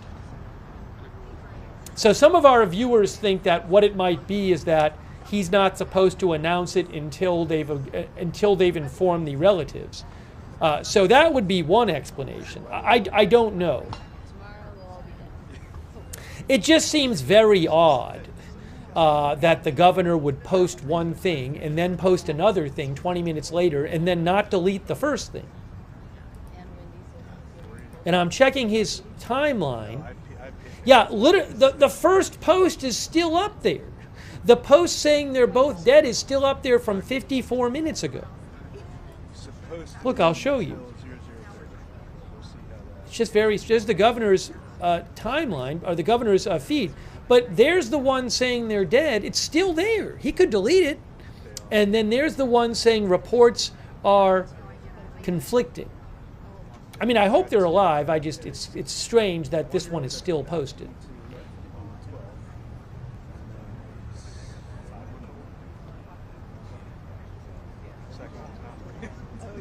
Is it considered a terrorist attack? I don't know.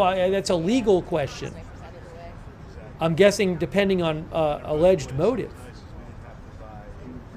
Oh, Intel Point Alert points out that the New York Times says that where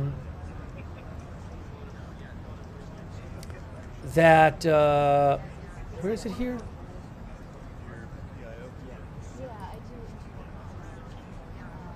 That National Guard troops have been at that metro station daily in recent months.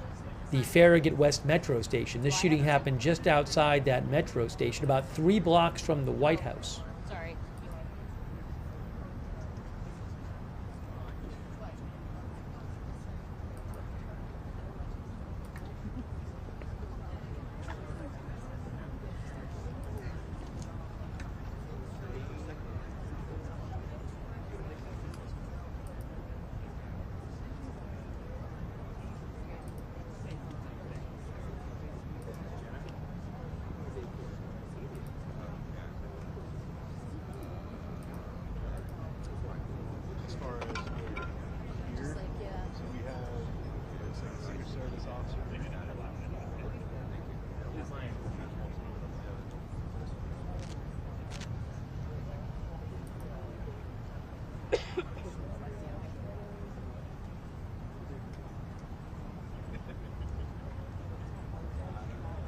As you can see, there are microphones set up.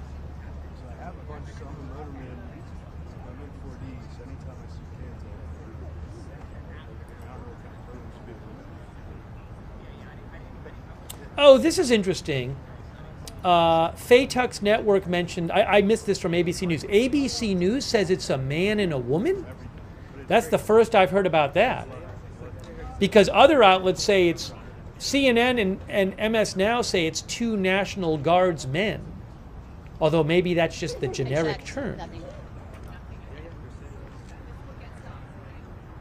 ABC reports it's a man and a woman. Sorry. Sure. The Guard members, and that they're both in critical condition. That's the first I've heard of this.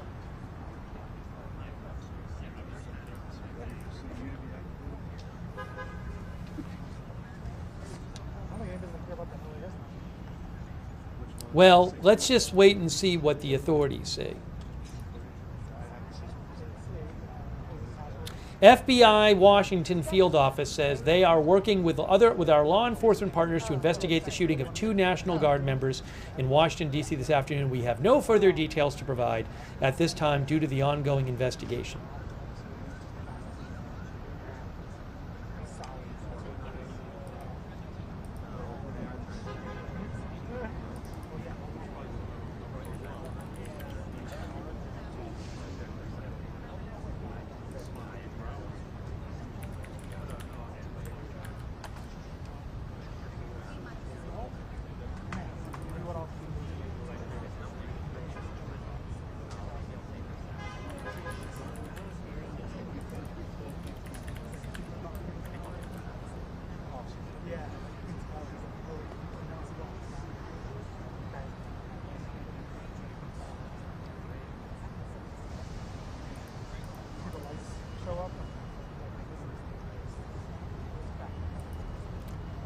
Okay, Ken Delanian of NBC News reports, this is a report from NBC News, or is it MS Now? MS Now, I'm sorry, not NBC's. MS Now reports via Ken Delanian that sources believe this may have been a targeted attack. The victims were National Guardsmen wearing fatigues. One was shot in the head, and this will be an FBI case because it involves federal officers. Oh. Janine Pirro has changed her previous post. Good spot by Intel Point Alert. Earlier, a few minutes ago, U.S. Attorney for Washington, D.C., Janine Pirro, said that the soldiers were killed and said, may they rest in peace. Well, now she appears to have edited it. Here, look, the original post said, have been shot and killed, may they rest in peace. But then this says, God bless the 2 National Guardsmen who have been shot near the White House. It says nothing about them being killed.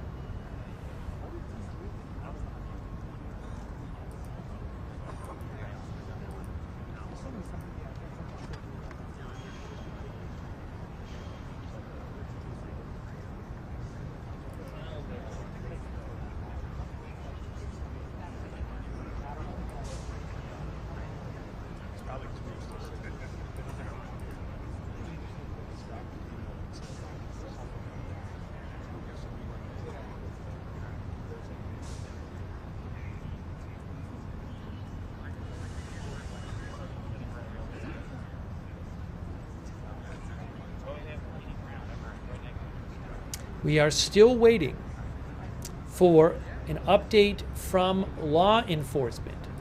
It's supposed to happen at any time. We have not heard anything about who this suspect is.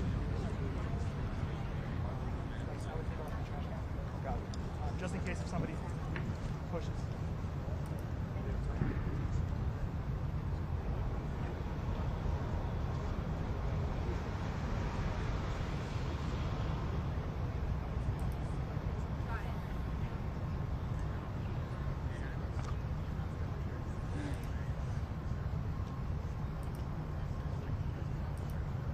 Yeah, there is an unconfirmed photo floating around of the suspect, which I can't show because I don't have the rights to, and also I can't confirm it's legit.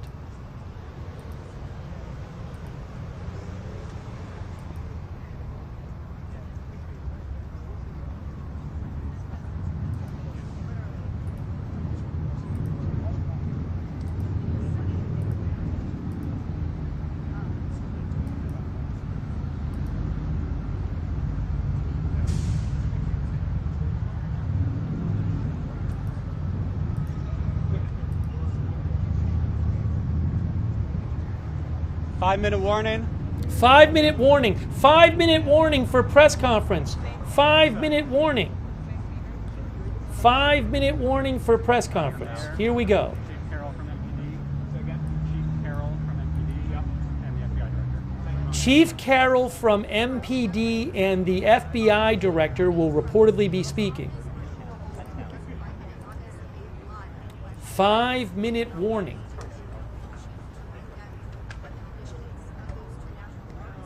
Excuse me?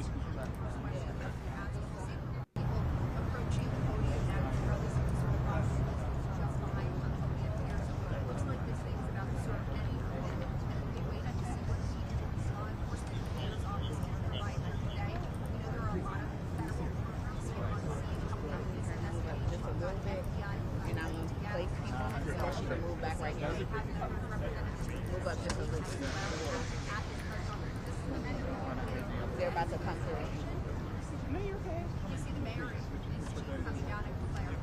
All right, guys, here we go. We're about to hear from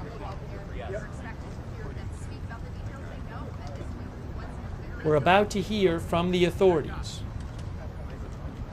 I'm seeing some of them walking over right now. Real quick, let me show you this. Look at this. I think they're walking over to the press conference on the, this is the other shot. I think that's, oh, here, there's, hold on, I just saw Kash Patel. There's Kash Patel, hold on.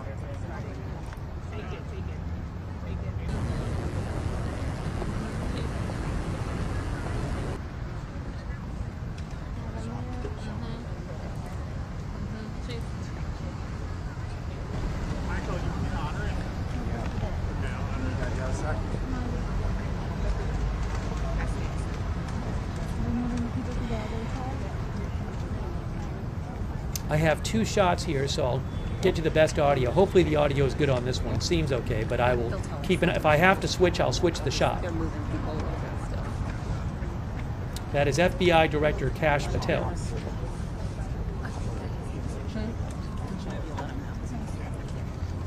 Are we ready? Ready.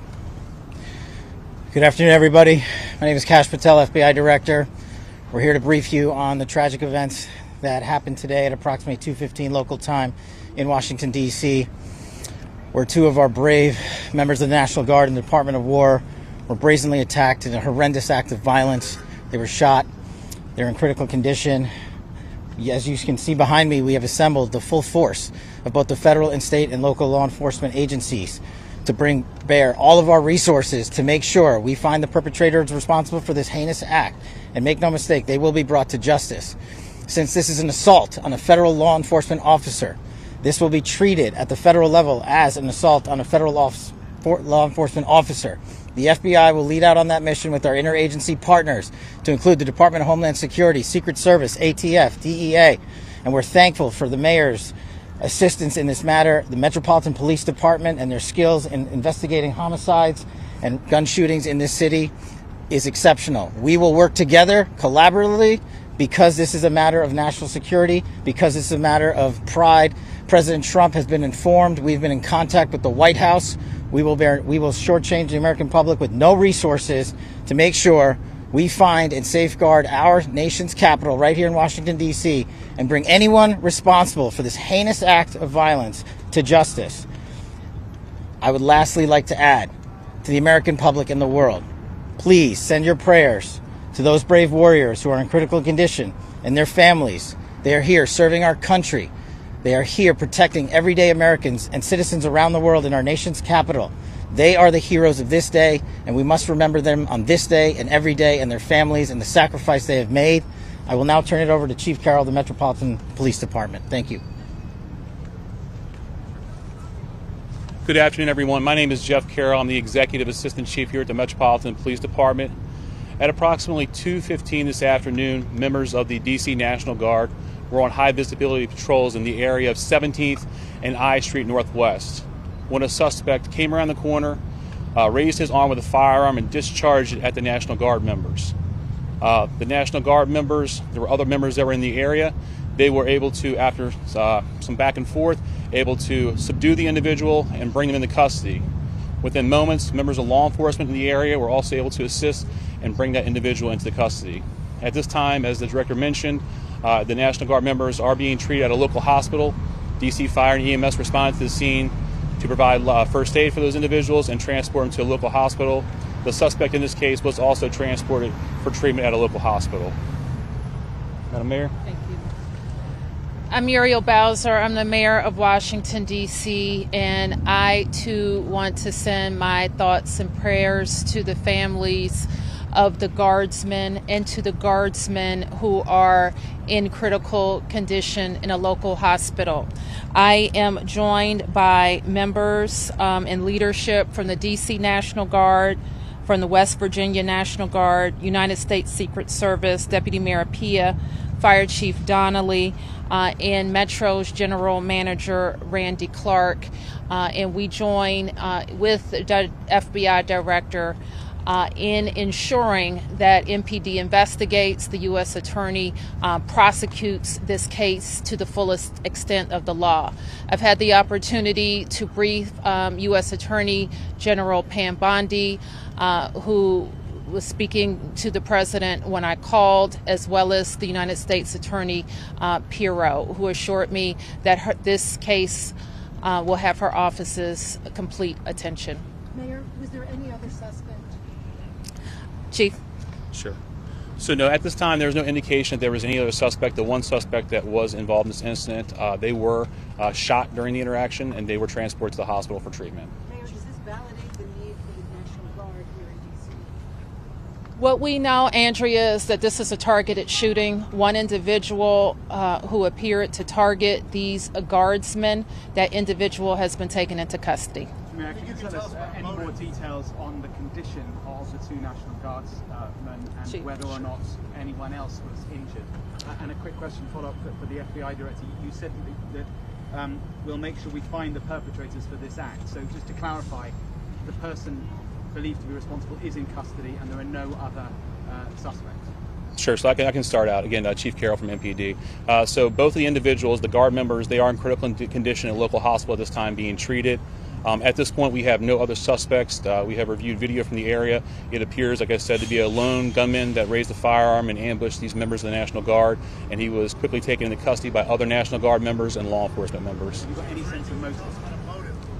No, at this time, obviously, we're very in the preliminary stages of investigation. There's a lot of things, a lot of agents that are here from various federal agencies, law enforcement agencies. We have the full power of the FBI and our federal partners here in the task force, so we're looking at all those different aspects, but we don't have any motive. The National Guardsmen that were shot, I'm told they were armed. Did they get off shots? At this time, that's part of the preliminary investigation. Can you explain how the suspect was apprehended? Chief? Sure. So how the suspect was apprehended, as I said, the individual, the suspect came around the corner. He immediately started firing a firearm at the two National Guard members. So at that time, there were other National Guard members that were in the area.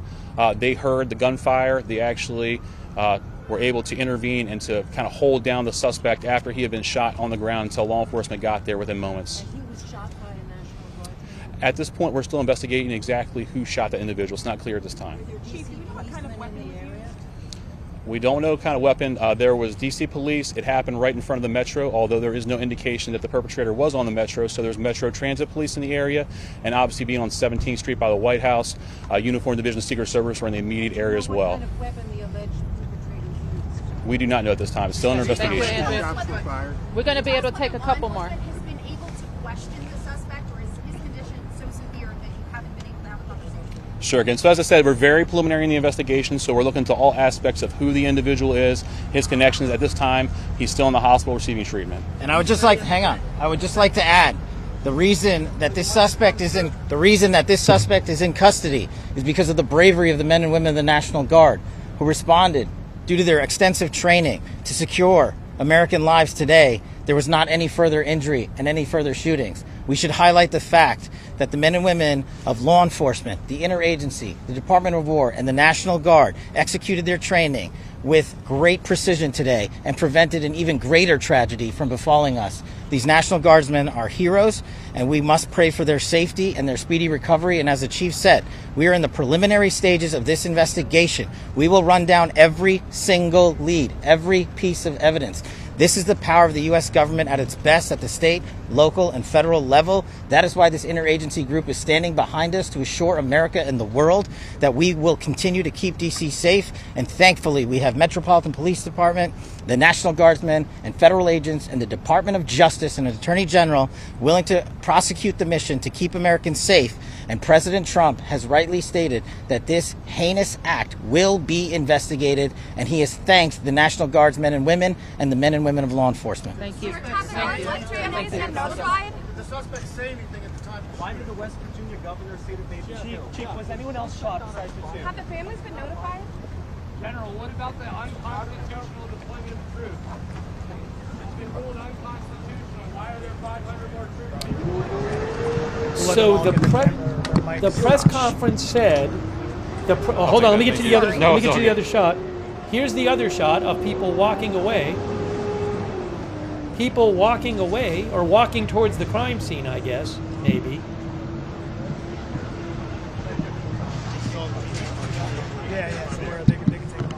So the press conference said both National Guardsmen are in critical condition.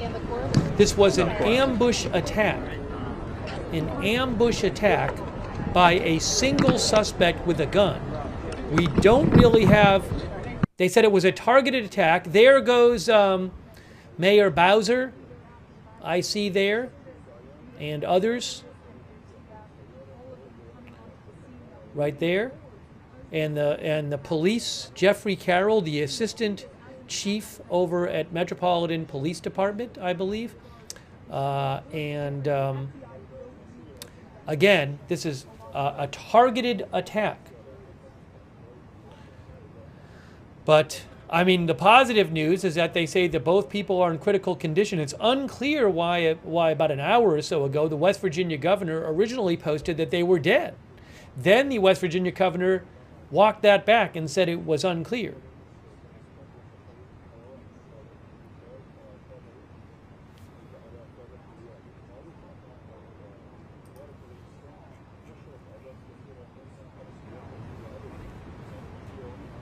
Okay, great. And I'm realizing now, Victoria, that I also didn't mention... Let's hope they are alive. ...that there were about 10 to 15 shots that rang out, more in which hit the suspect. So if you want me to mention that on the top, I can.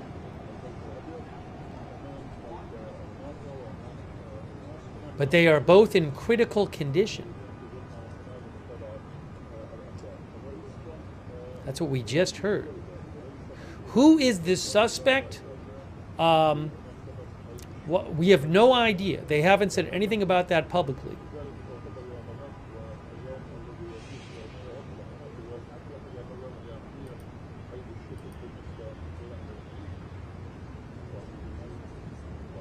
And the West Virginia governor still has not deleted his original post saying they were both killed. Yet he also has a post he posted after that saying there are now conflicting reports about their condition.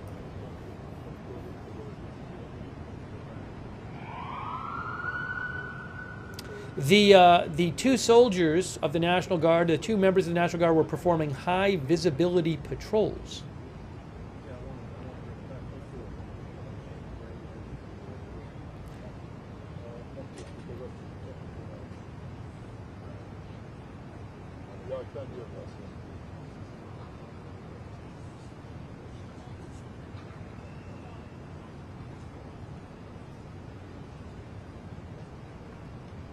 Now, I will say this.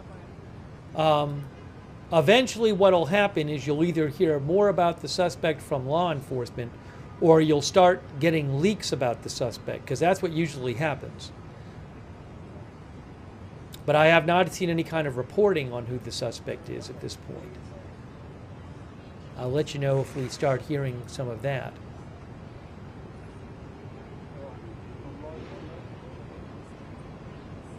Yes, CNN did report that the suspect was not cooperating and had no ID on him when arrested.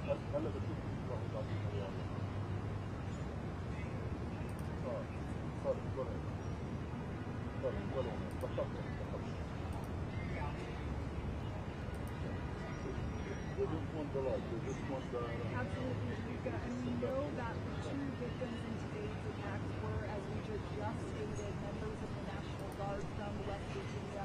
But This happened just around 3 blocks from the White House. sort of law enforcement is up against and what the threat environment has been like over the past. If you missed it, President Trump posted on Truth Social about an hour and a half ago. That's the only comment we've gotten from President Trump so far, and he said the animal that shot the 2 National Guardsmen, with both being critically wounded and now in 2 separate hospitals, is also severely wounded, but regardless will pay a very steep price. God bless our great National Guard and all of our military and law enforcement. These are truly great people.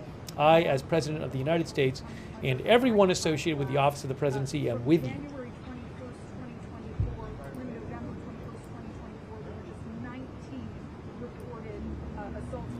Thank you, by the way, to our moderators. I really appreciate our moderators. We have Leslie Ladyhawk and Beth Mythical and Ruth Krafasi on YouTube moderating as we bring you the latest updates here.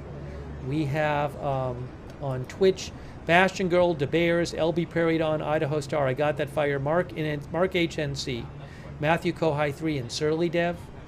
Thank you. Linda Belk, Larry, and Misha moderate for us on X. Thank you so much. And also thanks to Kay Lowry Body moderating over there on Facebook, and Margaret Riley as well.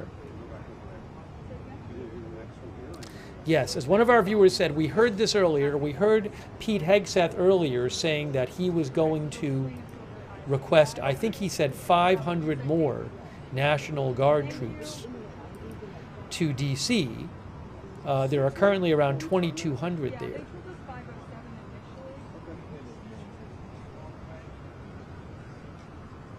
I'm going to read you a little update here in a second. Yeah, no problem. Thank you.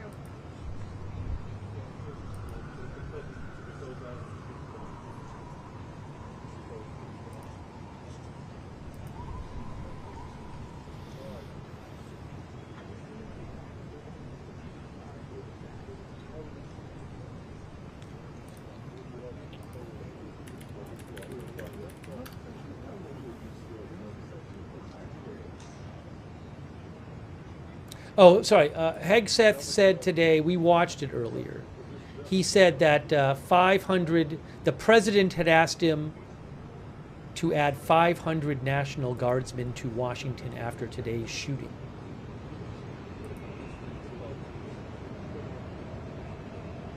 Reuters says National Guard soldiers have been in Washington since August, when Trump deployed them to the streets as part of his contentious immigration and crime crackdown targeting Democratic-led cities. As of today, there were around 2,200 National Guard troops in Washington, including contingents from the district, from D.C., as well as Louisiana, Mississippi, Ohio, South Carolina, West Virginia, Georgia, and Alabama. The 2 troops who were shot were West Virginia National Guard troops, according to the West Virginia governor.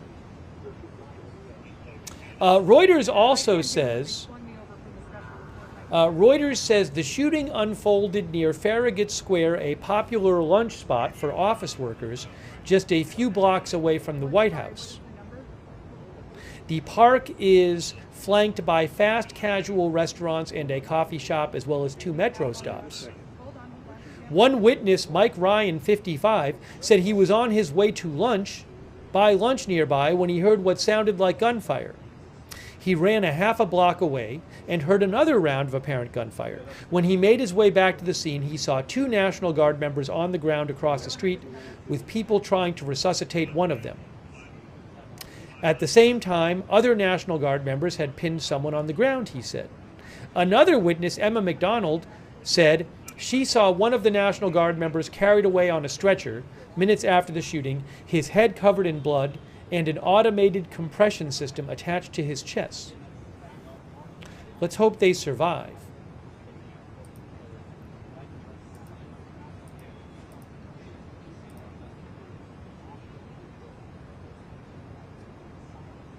Hi, I can hear you.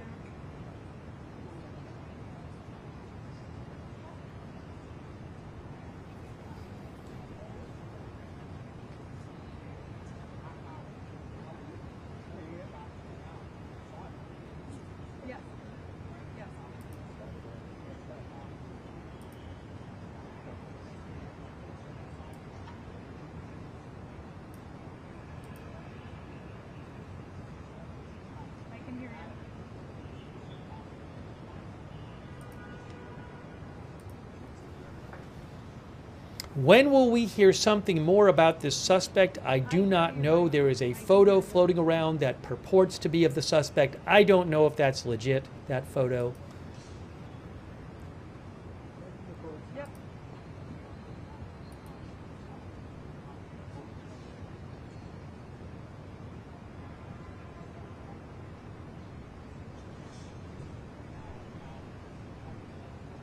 No, the DC airport is not shut down. There was briefly a ground stop there after the shooting, but that is no longer in effect.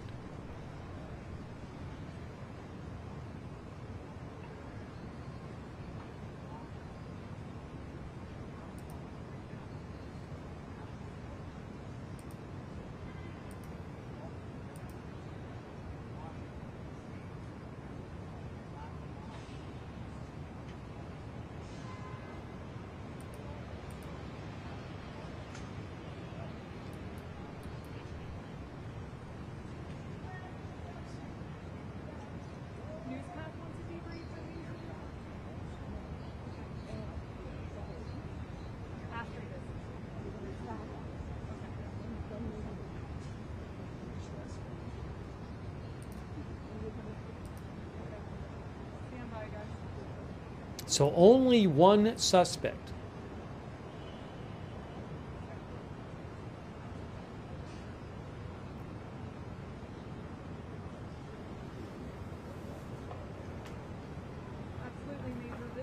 For those who didn't see it, it was not a long press conference, but maybe what I'll do for those who haven't seen it is I'm going to replay the press conference from moments ago, okay? So what I'm going to do is I'm going to say moments ago, just so you can see it. It wasn't long, because I know people come in and out.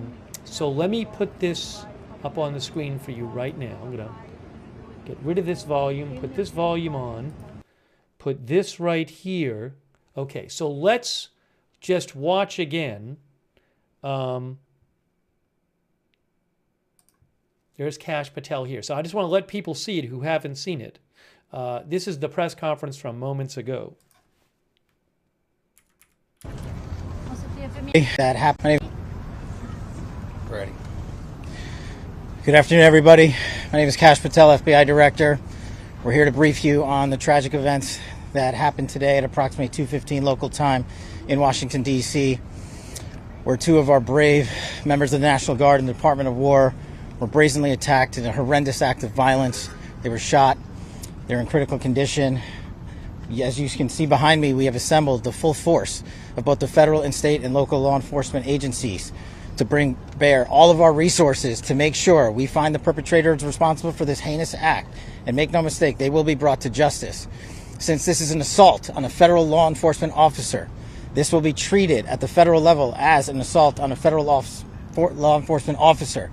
The FBI will lead out on that mission with our interagency partners, to include the Department of Homeland Security, Secret Service, ATF, DEA, and we're thankful for the mayor's assistance in this matter, the Metropolitan Police Department and their skills in investigating homicides and gun shootings in this city is exceptional. We will work together collaboratively because this is a matter of national security, because it's a matter of pride.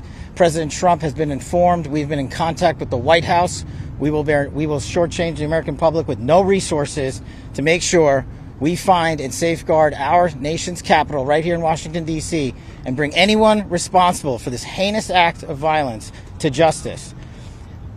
I would lastly like to add to the American public and the world, please send your prayers to those brave warriors who are in critical condition and their families. They are here serving our country. They are here protecting everyday Americans and citizens around the world in our nation's capital. They are the heroes of this day, and we must remember them on this day and every day, and their families and the sacrifice they have made. I will now turn it over to Chief Carroll of the Metropolitan Police Department. Thank you. Good afternoon, everyone. My name is Jeff Carroll. I'm the Executive Assistant Chief here at the Metropolitan Police Department. At approximately 2:15 this afternoon, members of the DC National Guard were on high visibility patrols in the area of 17th and I Street Northwest when a suspect came around the corner, raised his arm with a firearm, and discharged it at the National Guard members. The National Guard members, there were other members that were in the area. They were able to, after some back and forth, able to subdue the individual and bring them into custody. Within moments, members of law enforcement in the area were also able to assist and bring that individual into custody. At this time, as the director mentioned, the National Guard members are being treated at a local hospital. DC Fire and EMS responded to the scene to provide first aid for those individuals and transport them to a local hospital. The suspect in this case was also transported for treatment at a local hospital. Madam Mayor? Thank you. I'm Muriel Bowser. I'm the mayor of Washington, D.C., and I, too, want to send my thoughts and prayers to the families of the guardsmen and to the guardsmen who are in critical condition in a local hospital.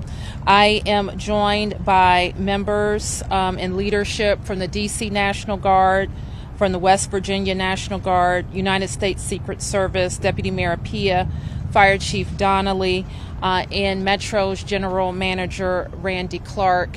And we join with the FBI Director in ensuring that MPD investigates, the U.S. Attorney prosecutes this case to the fullest extent of the law.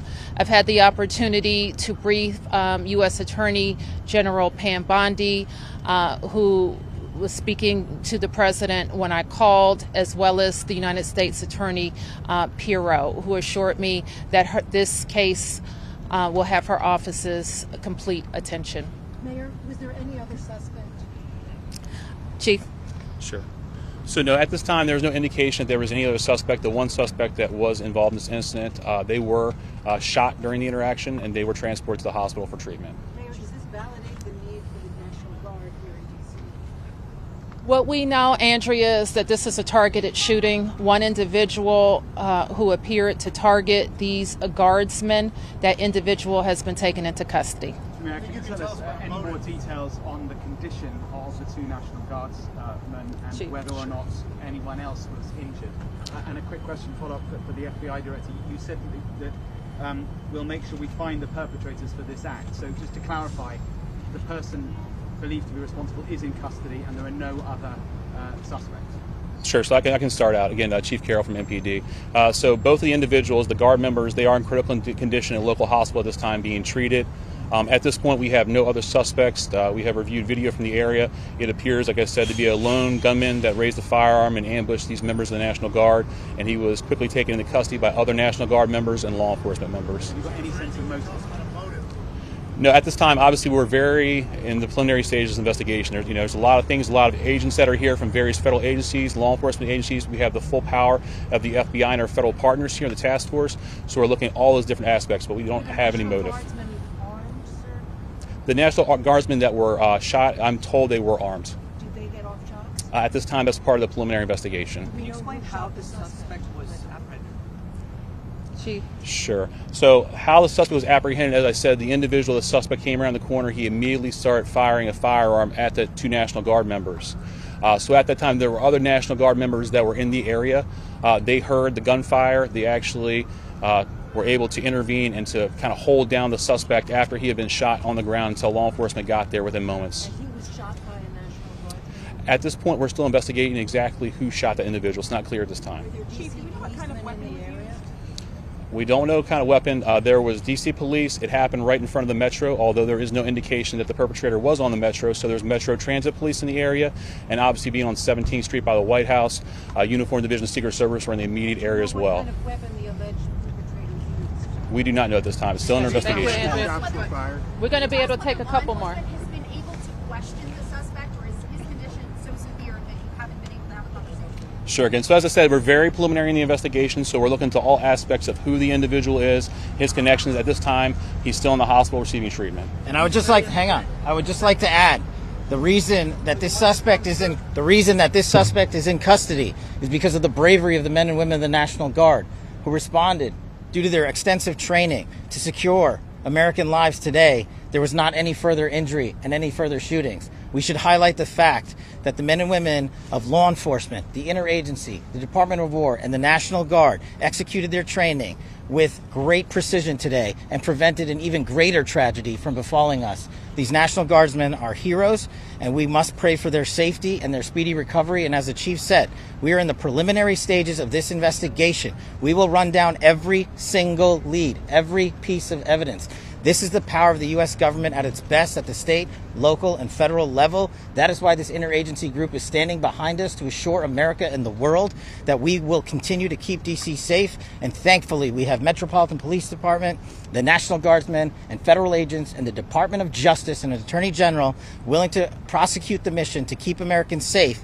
And President Trump has rightly stated that this heinous act will be investigated, and he has thanked the National Guardsmen and women and the men and women of law enforcement. Thank you. Did the suspects say anything at the time? Why did the West Virginia governor say that they'd been killed? Chief, was anyone else shot besides the two? Have the families been notified? General, what about the unconstitutional deployment of troops? It's been ruled unconstitutional. Why are there 500 more troops being deployed? All right, so the last question asked was, it's been ruled unconstitutional. Why are there 500 more troops being deployed? So a federal judge, now this is a live shot right now. A federal judge, I believe, last week ruled the deployment of National Guard troops in D.C. unconstitutional, but she delayed its implementation, the ruling, to December 11th, I believe, to allow the Trump administration to appeal. So I don't know what the legal status of all that is, but Pete Hegseth said President Trump had asked that 500 more troops be sent to D.C. after this incident.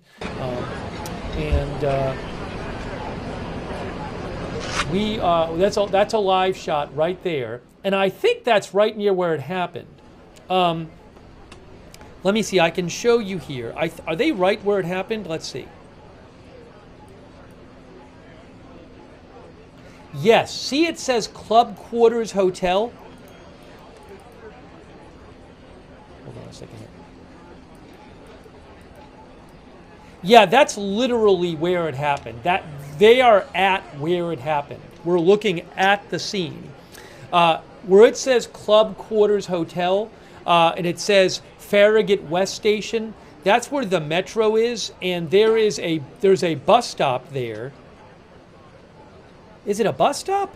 Yeah, there's a bus stop right in front there, where the glass, a video I saw showed, or a photo I saw showed glass broken at the bus stop, and the two National Guardsmen were shot right there. So that is the scene. That is the crime scene. That's where it happened. You're looking at about 3 blocks from the White House.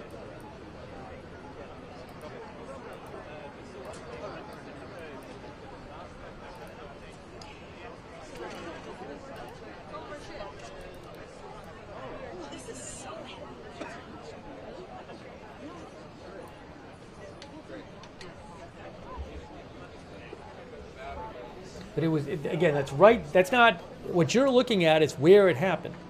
That's where all the police tape is, and that's where all those people are gathered there.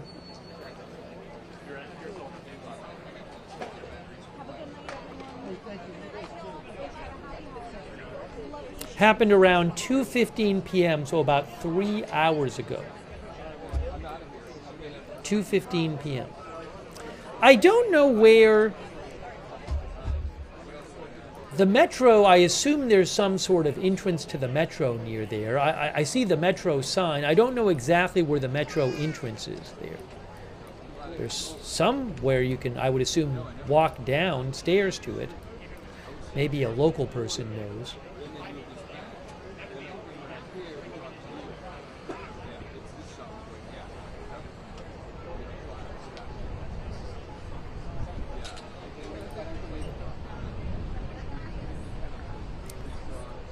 AP says that AP is reporting at least one of the soldiers exchanged gunfire with the shooter.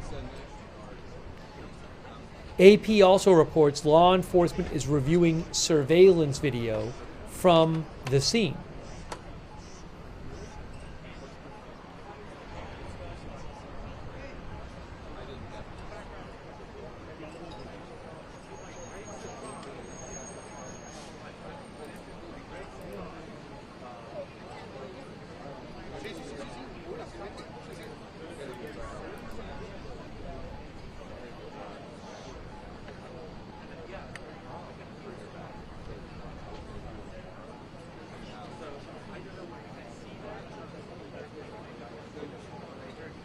You know, for those who didn't see it, let me also play you what Secretary of Defense / Secretary of War Pete Hegseth had to say. This was a little earlier today. I'm gonna put this on the screen right now for you, in case you haven't seen it.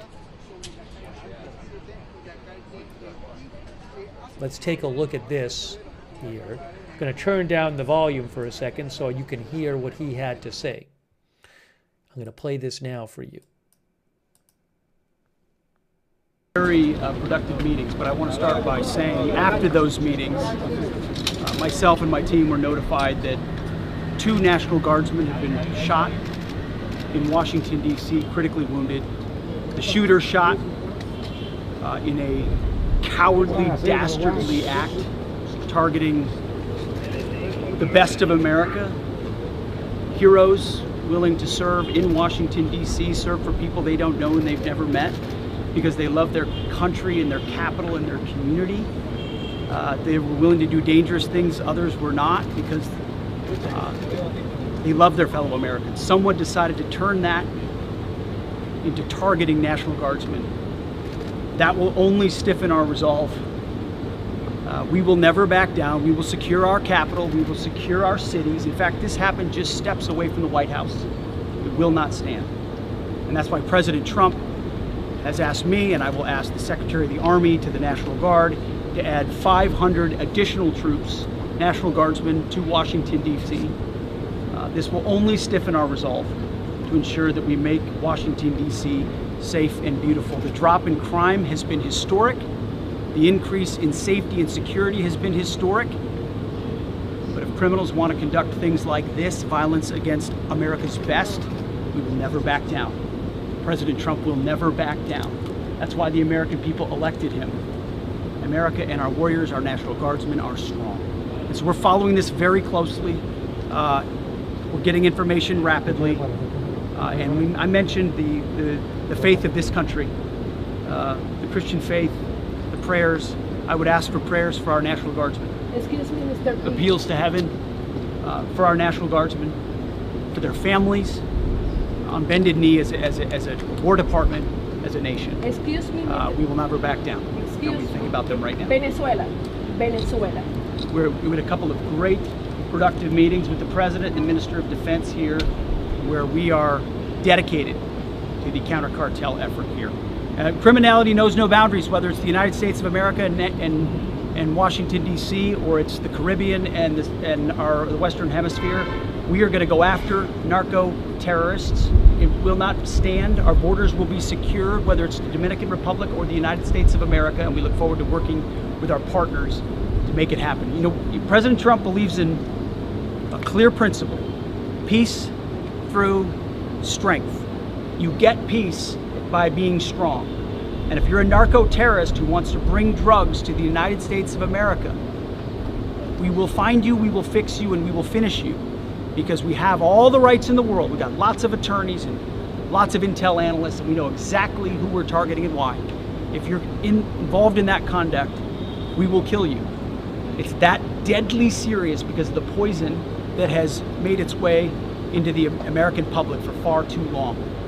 President Trump is serious about it, we're serious about it, and we're proud to be working with the Dominican Republic, another country very serious about ensuring that cartels don't set the agenda. We do. Thank you very much. It's been a great series of meetings. Thank you very much.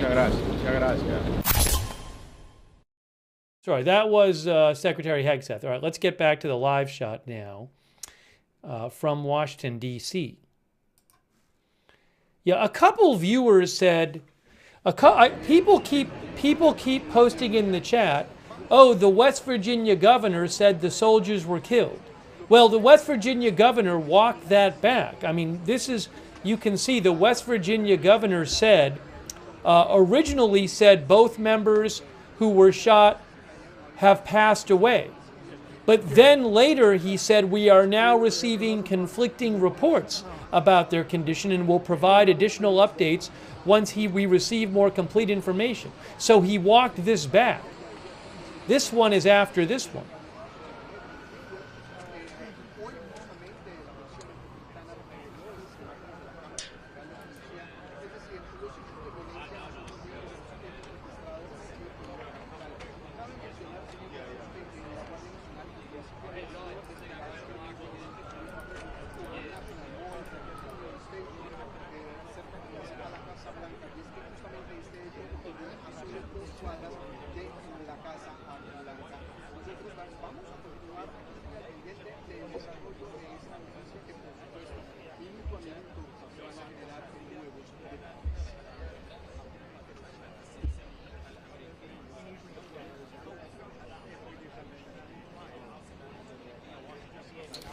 So I will get you more updates as soon as I see them. I'm checking a lot of different sources, and again, we haven't really heard hardly anything about this suspect.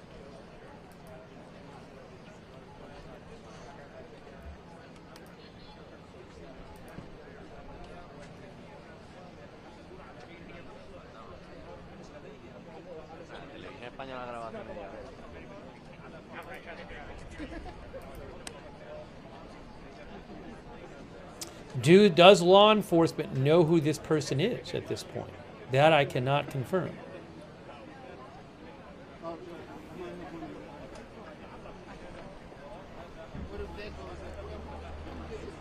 But I am constantly checking here for more updates.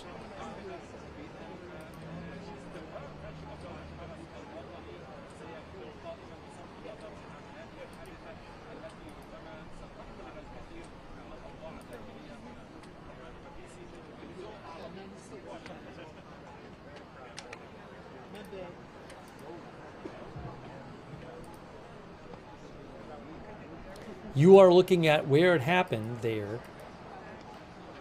outside a metro station on the corner, of, I think it's 17th Street Northwest and I Street Northwest in Washington, D.C., about 3 blocks from the White House.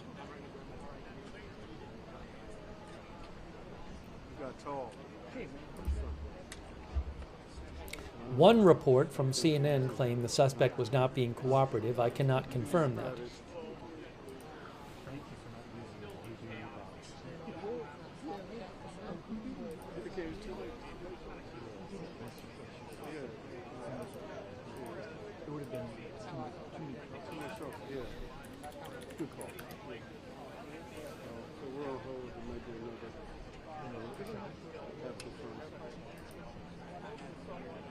Here and not somewhere else. Yeah.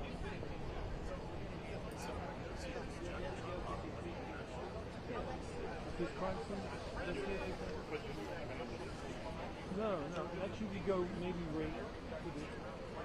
You can try to go right here. Yeah, it opens up to the left. This is where I was originally. Actually, see the right place? Yeah, I see y'all.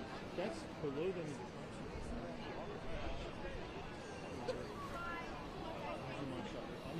I came out at that work. Yeah. Hey.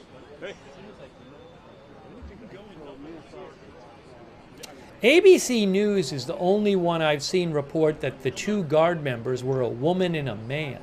I haven't seen that reported anywhere else. But that's still being reported by ABC News. I can't confirm that.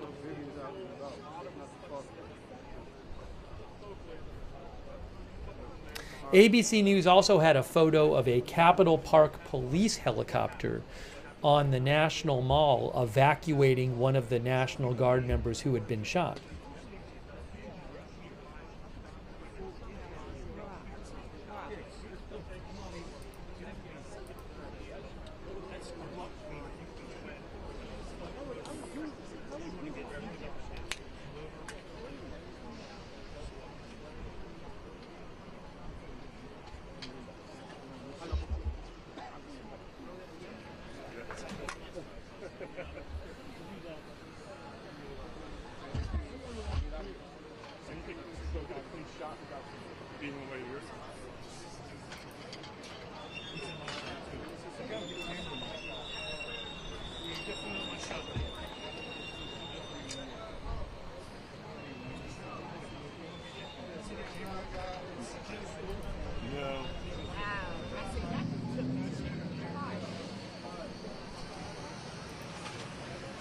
Currently 5:30 p.m. Eastern Time. That's not where I just see, man. I would have to think we'll be hearing more about this tonight.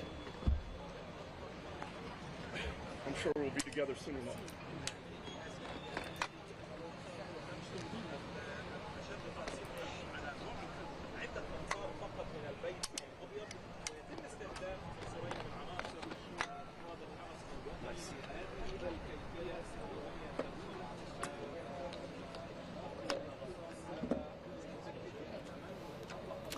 The Wall Street Journal reported that no Secret Service officers fired shots. It's to the left is where they're actually working. I can't see it. It's over like the rise. I mean, it's not going to be. I'm giving them some action. They got officers. So instead of Instead of lights flash.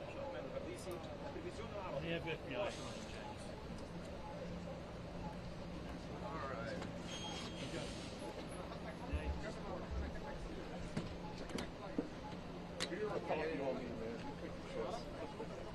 A couple quick thank yous to John, DFW, Buddy Love, Johnny58, CJ Lars, Fred Martinek, Mama 457 Rose, Ken Lance, Allie B from Tennessee, Orwellin Gaming, I'm a Hunter, Hebrew Jerusalem Prince, Durfor. Sorry, I'm behind here. Boston Brat, UKNW Adapts, Sevenfold, Space Fraggle, The Christian Fight, Jake First, Radio Star, Kami Safari, Maureen Green.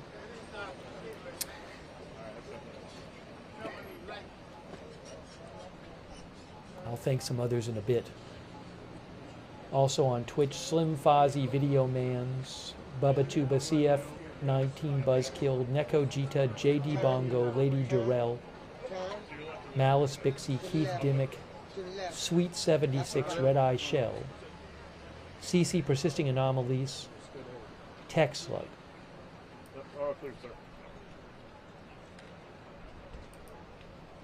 And Ladina Mita. Ladina Mita. Still, at this point, nothing specific I have heard about the suspect. I can show you Hakeem Jeffries released a comment on the shooting. He said, can I put it up here? Let's see.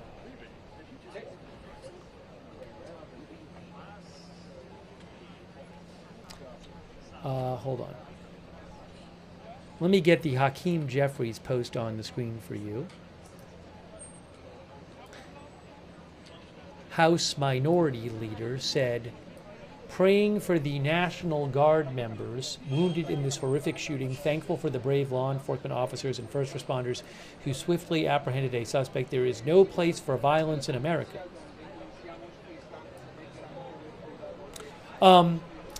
Did this suspect leave any writings? Did he tell anyone he was going to do this or that he had done this? Does he have a criminal history? Does he have a mental health history? Is he from the area? Absolutely no idea.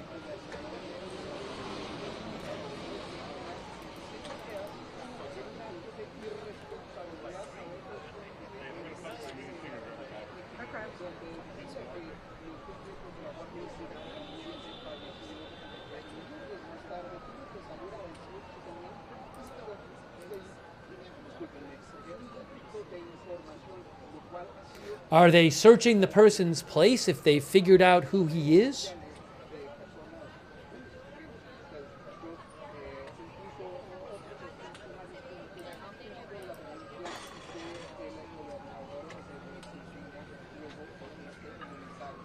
And you know, it doesn't even seem like the person, I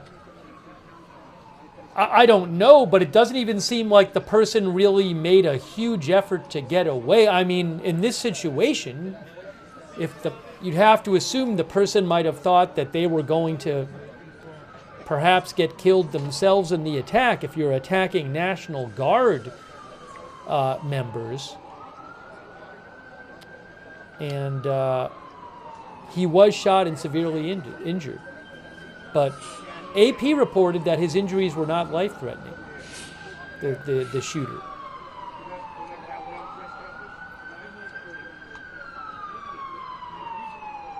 Gary Baines, our viewer, says it was like a kamikaze attack.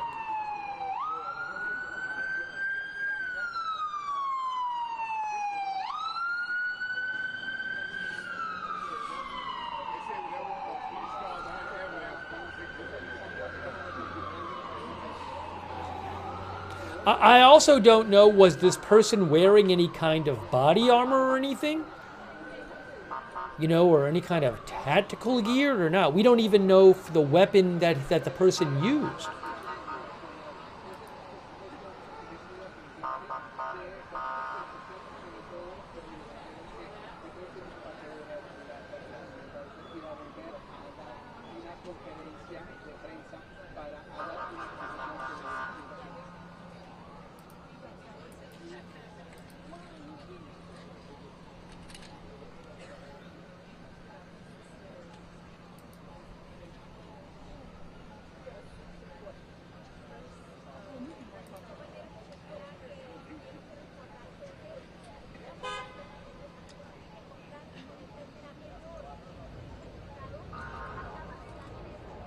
One witness, says Reuters, saw one of the Guard members carried away on a stretcher minutes after the shooting, his head covered in blood, and an automated compression system attached to his chest.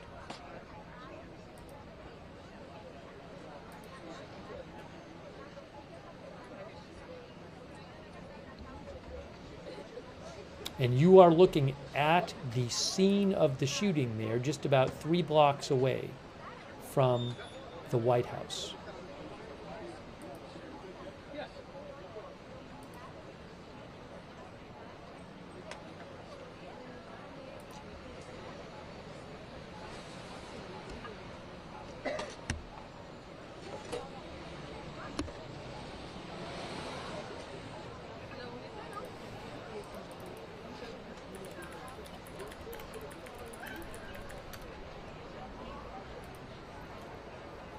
By the way, Wikipedia says the National Guard is a state-based military force that becomes part of the U.S. military's reserve components of the U.S. Army and the U.S. Air Force when activated for federal missions.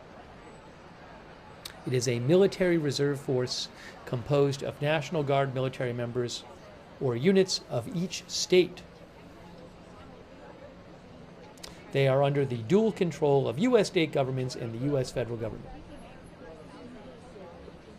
A quick thank you to Ethereal Planet's Lola PQ, 86 forever now.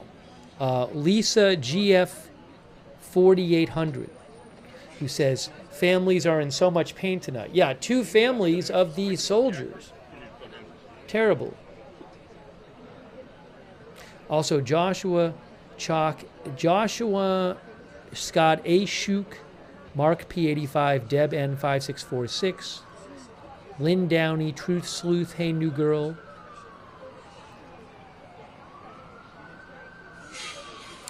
D. Kizlakaya, I Am Charlie, Oil Medic, Orin Quake, Texas Woman, Sticky Frog, Michael McIsaac, Sonic, Sarina, Christian Fight, Dr. Evil, Bez from Oz, Price Man, Red Squirrel, Maureen Green, the THX 1974, Gox Birds, Christine Gagnon, and Berie Beard,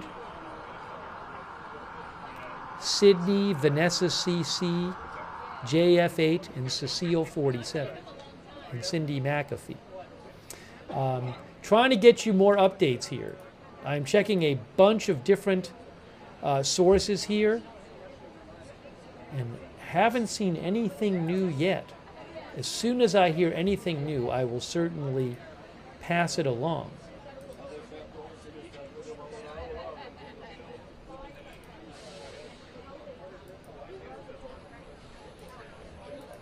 I'm just continually checking here.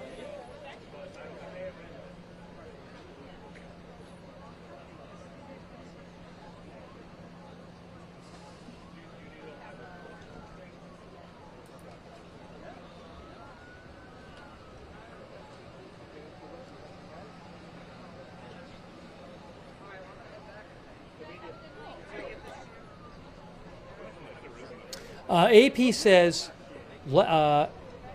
Trump issued an emergency order in August that federalized the local police force and sent in National Guard troops to D.C. from 8 states and the District of Columbia. The order expired a month later, but the troops remained. Last week, a federal judge ordered an end to the deployment, but also put her order on hold for 21 days to allow the Trump administration time to either remove the troops or appeal the decision. The soldiers have patrolled neighborhoods, train stations, and other locations, participated in highway checkpoints, and also have been assigned to trash pickup and to guard sports events.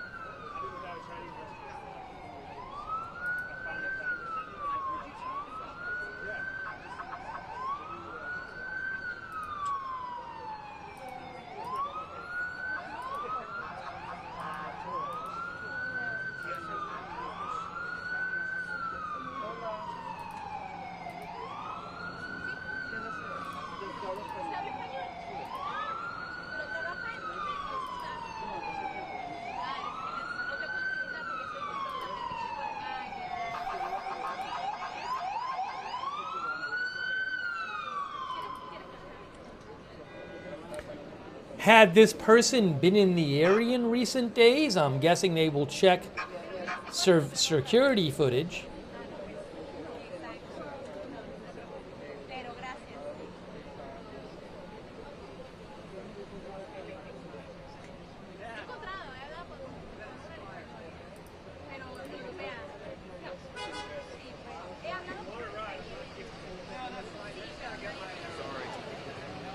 I also don't know if President Trump will post anything more about this tonight.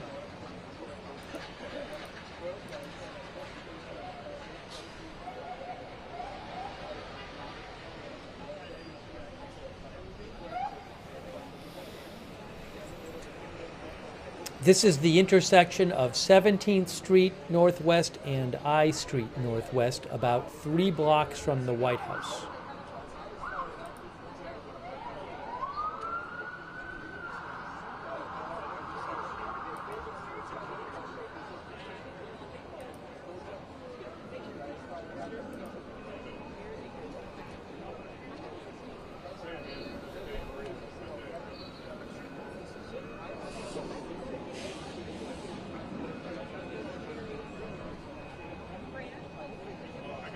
You can see lots of law enforcement over by the scene of the crime.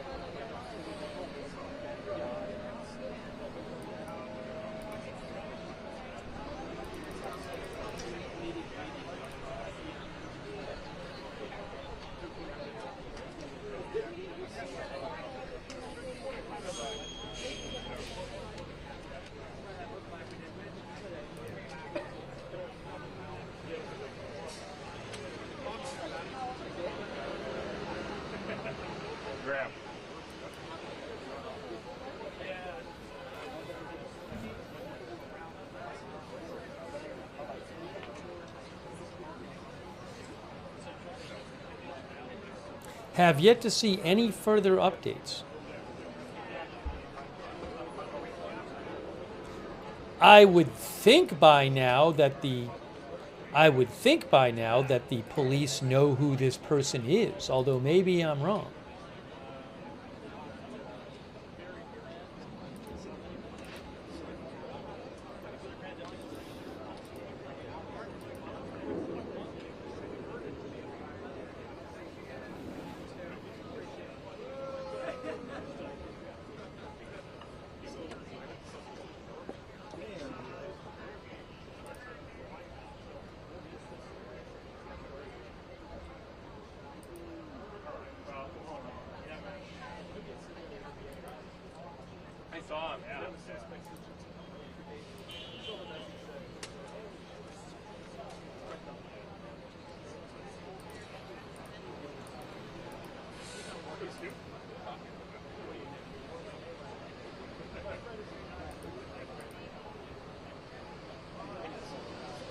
Any word about another presser?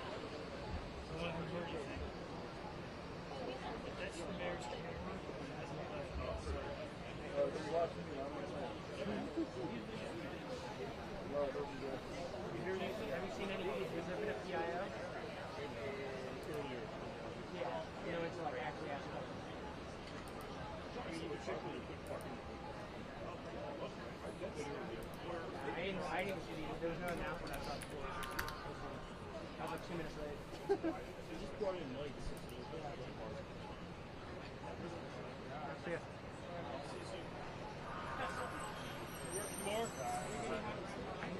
Yeah, I know. How I know. Yeah, here, everything's given.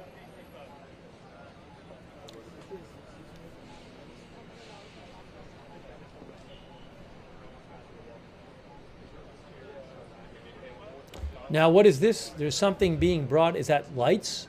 Are they going to put lights to light up this crime scene or something? I'm not sure. No, I have heard nothing else about the shooter at this point.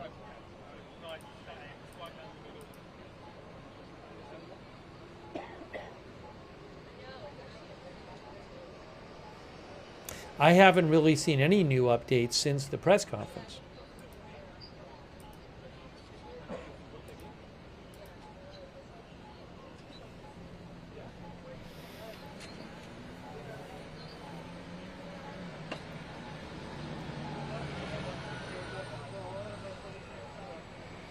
There is one video of the aftermath I've seen, which I reposted on my X account. My X account is linked to in the chat.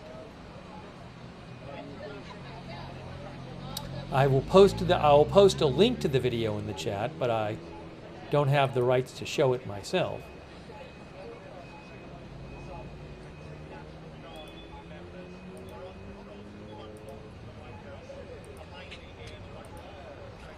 Oh, I guess there's a second video.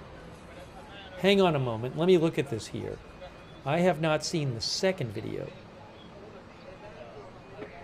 Oh, wow. Okay. Does this show the shooter? Does the second video show the shooter on the ground? Possibly.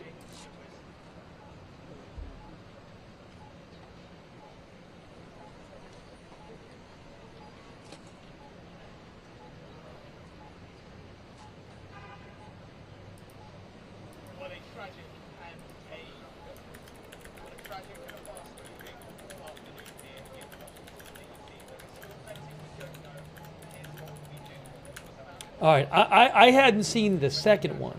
I'm going to actually post a link in the chat to the second one. So there's a photo that claims to be a photo of the shooter getting loaded into the ambulance, and he doesn't really seem to be wearing much at that time. And the video I just saw that Sam Stein posted shows a guy basically on the ground in his underwear at the scene, and it looks like maybe the same person, so it's hard to see, hard to say. Anyways, I've just reposted that one. I had only seen the first one and not the second one.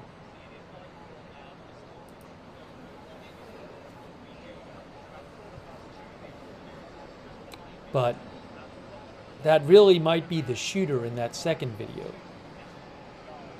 Smoker Gaming thinks they took clothes off checking for devices. Maybe they did, I'm not sure.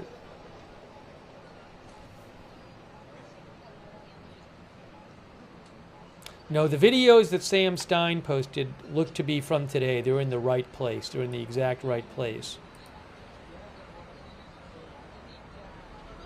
Thank you to Steve Gossett, 64. I am Charlie, Ethereal Planets. CC, Slim Fozzie, and Babelicious Nails.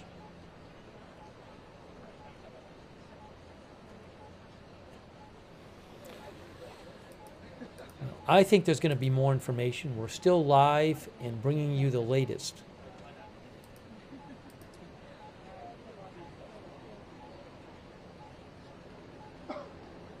Yeah, if you go to my X account, you will see I reposted a unconfirmed photo of the shooter that Intel Point Alert posted. It's on my X account.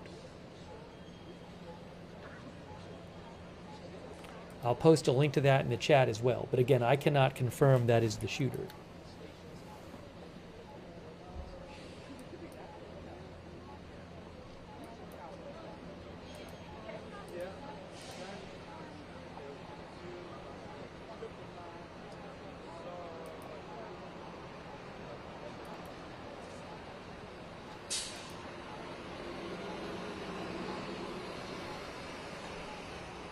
Ray says, I have never seen my country so divided.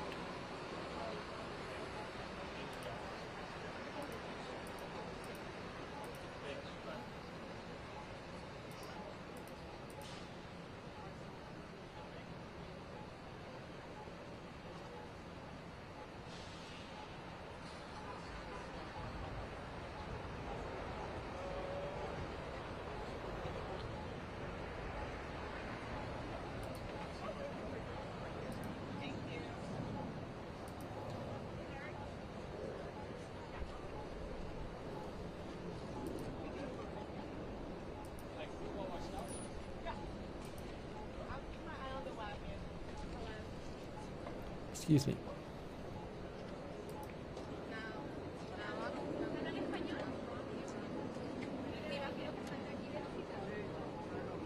AP says one National Guard member was shot in the head. Breaking news, NBC News says authorities believe they are close to identifying the shooter. They just posted that, sorry, NBC News.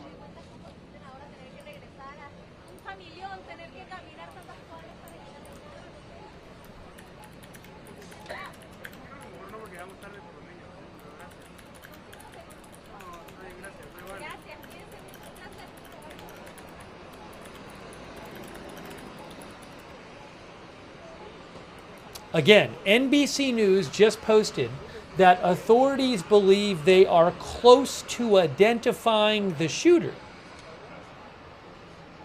Or I guess the suspect, the man they think is responsible. Peter says, how do you get close to identifying someone? I'm just passing this along.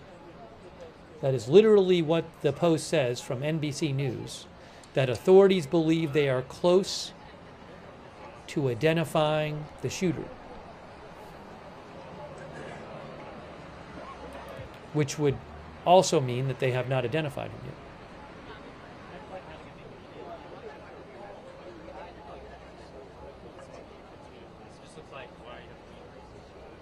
By the way, I just saw an update. We were going to cover this today, and then this happened. The death toll in the fire at several apartment buildings in Hong Kong has risen to 40 people, and hundreds are reported missing. So we were just going to come on and cover that, and then this happened. But again, 40 people now dead in that fire, and I mean, the latest number I saw was 279 missing. ABC News says 40 is the new death toll, which is just terrible. Oh, and AP says 44 are dead. AP says 44 are dead and hundreds missing.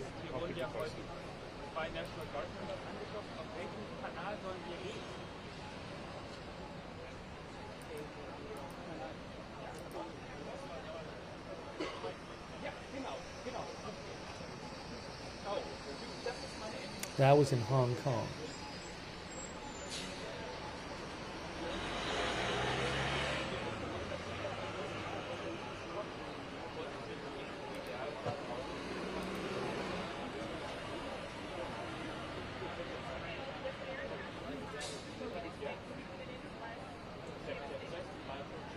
Thank you again to our moderators. I really appreciate it. We have Ruth Kafasi moderating on YouTube right now. Thank you, Ruth, and all of our other YouTube moderators.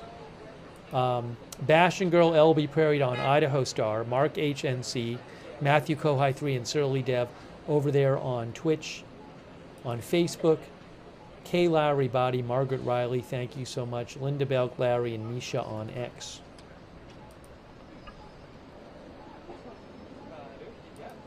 In case you missed it, the shooting, you can see it here on Google Maps. The White House is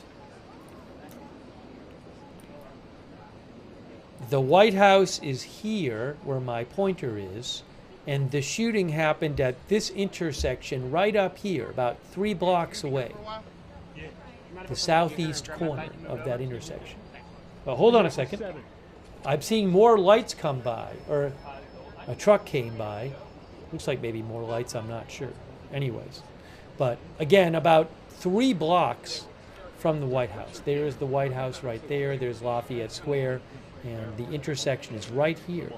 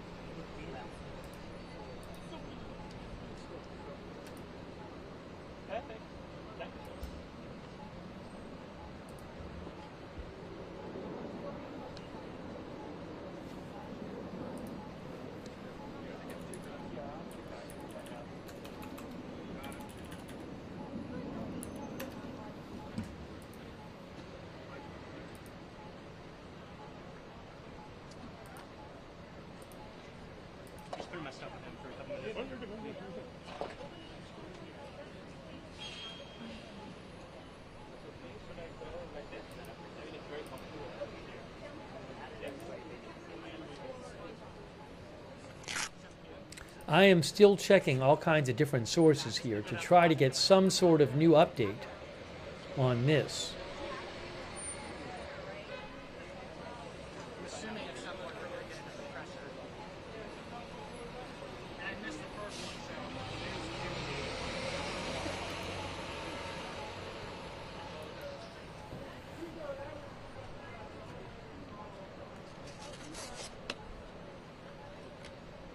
We really have not heard anything new since the press conference.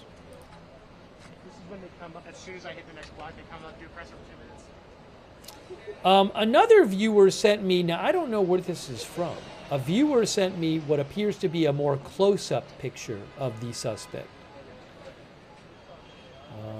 I can't confirm that, but I think it's a blown-up version of the one that has been floating around. Again, I can't confirm that is the suspect. There is a photo floating around that purports to be of the suspect.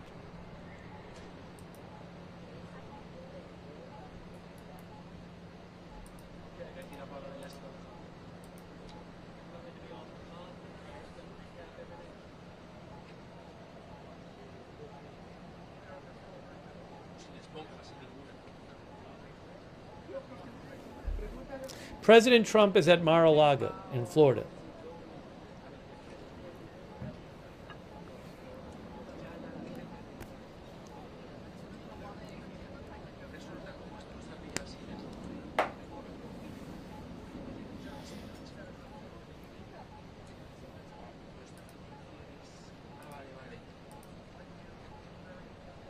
Breaking news, NBC News reports that both National Guard members were shot in the head. Wow.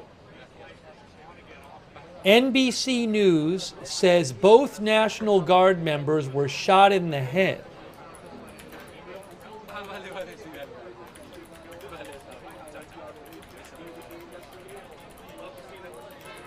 That is from NBC News.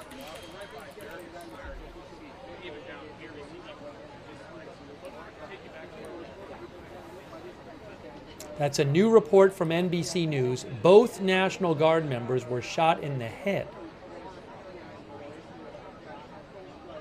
So that's not confirmed, but that's newly out from NBC News.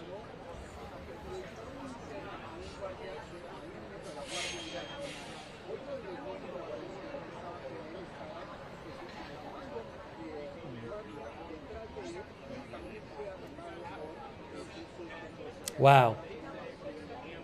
What is this? There's a new vehicle there of some sort. Looks like. Law enforcement vehicle.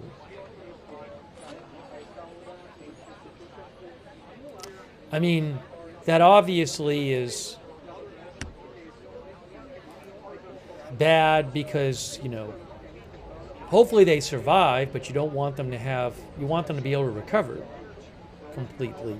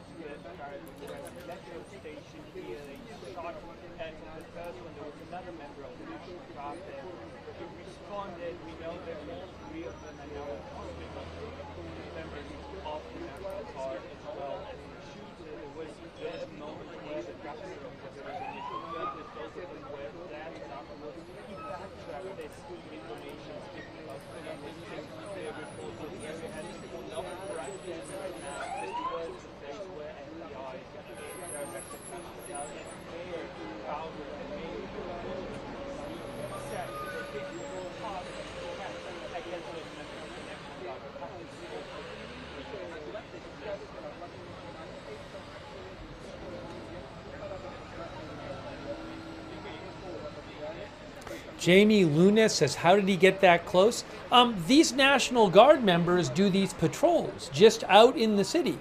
From what one of the outlets reported, there's regularly National Guard troops at this train station outside of which they were shot. But they do street patrols, a lot of them.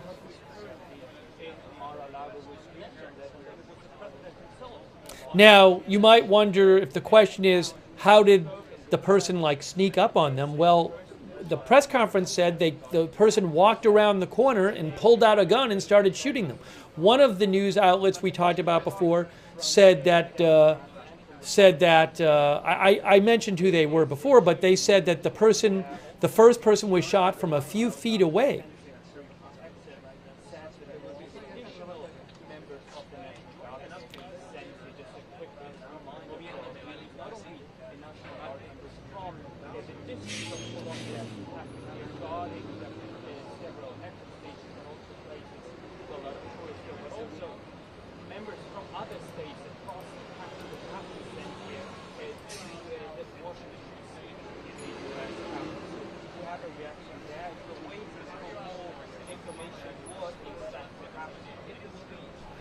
One of our viewers, David, says there has to be CCTV, but will they show it? I do not know if security camera footage will be released.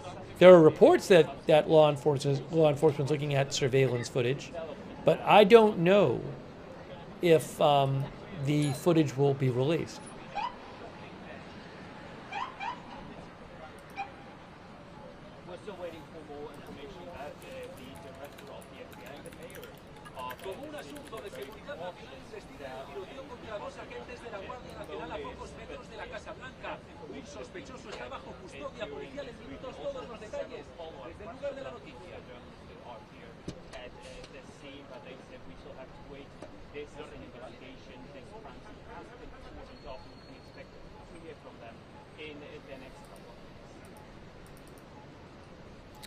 Video out of guard wrestling with shooter. I have not seen that.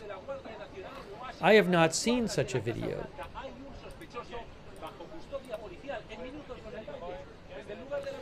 What is this? Somebody sent me a different video of a supposed aftermath. Hold on a second here. Hold on. Yes, there is a second video. Okay, that's actually... There's another video out which shows... which appears to show the two soldiers on the ground and the suspect on the ground. I was sent this by Gene Formosa. It was originally a TikTok post. I don't know who originally took the video. But I can't show it on the air anyway. But I just posted it, I reposted it on my X account. I'll post a link to it in the chat. And again, it matches the other video I've seen in that it shows that street corner, and it appears to show the two National Guardsmen on the ground and the suspect on the ground.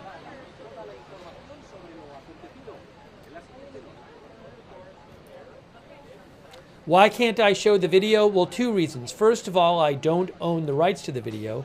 Second of all, I'm not going to show a video that shows people who have been shot and critically wounded on my channel.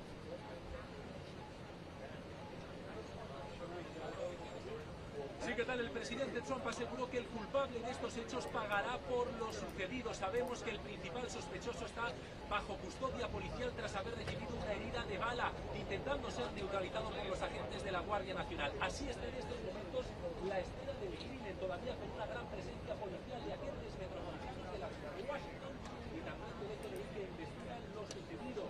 Los dos agentes de la Guardia Nacional que fueron disparados, tiroteados, se encuentran hospitalizados en estado crítico. Toda la información acerca de estos hechos en la siguiente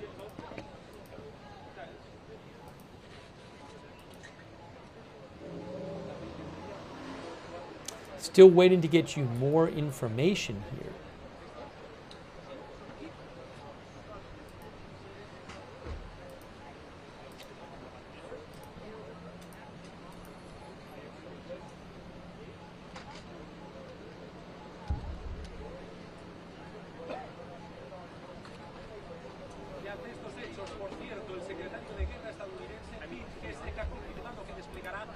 Oh, different, the camera switched around. Seeing police vehicle and other reporters there.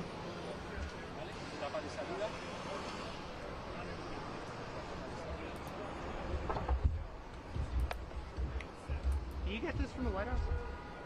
You get this from the White House? Oh wait, it's blue. I thought it was white. I haven't seen Costco. It's unclear who shot the shooter at this point. Possibly one of the National Guard troops, but we don't know.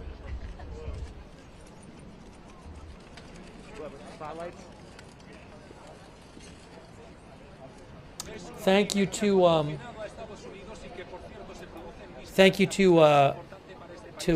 Dwin Harbin. Oops, sorry, I accidentally turned off the volume. Dwin Harbin and Bill Jack and Amy H74 and Just Ducky. When will we hear more about this and hear more about who the shooter was? And hear whether these get an update on the two National Guardsmen. Let's hope they're still alive. The last update was that they're in critical condition.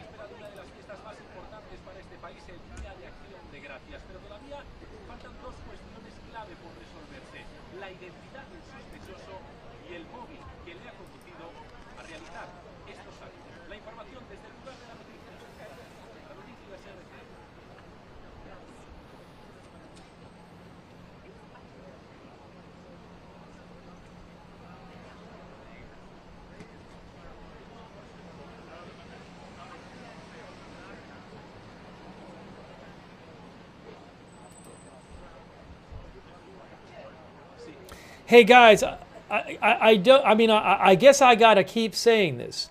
I just saw 3 different people in the chat say the West Virginia governor said they both died. If you go to the West Virginia governor's page on X, you will see that the West Virginia governor actually walked that back. The West Virginia governor originally posted that they had died, and then after that post said they are now receiving conflicting reports about the condition of the 2 Guard members and will provide additional updates once we receive more complete information. So the last that the West Virginia governor posted was that it was unclear what their status was.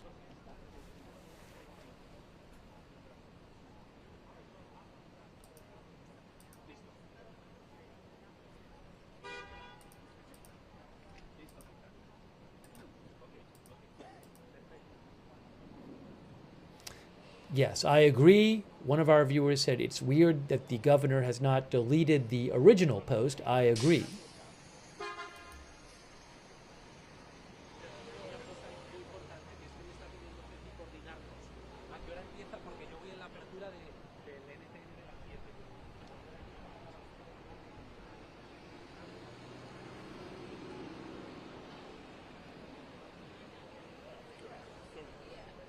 So this one of the videos that I think maybe one of the ones I reposted on X. CNN posted it as well, and CNN talked to the person who shot it. And the person who shot it said that he saw in the video one of the National Guardsmen was having CPR performed on him, and the other one was bleeding from his head. And the person shooting the video said the one bleeding from his head, he thought he was still alive because he saw him moving his arm and trying to roll over. NBC News is reporting that both were shot in the head.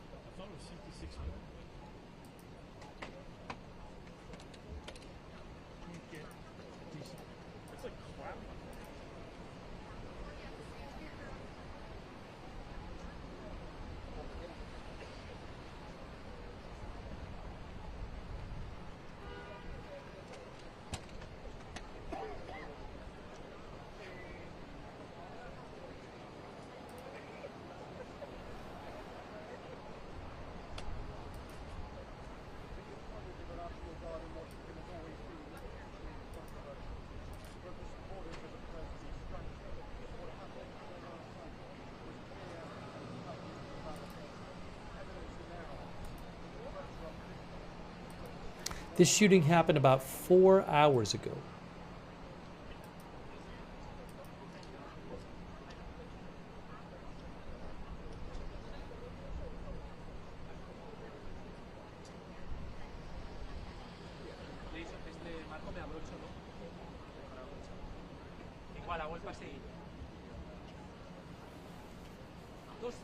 Dos soldados de la Guardia Nacional gravemente heridos en un hotel en Washington.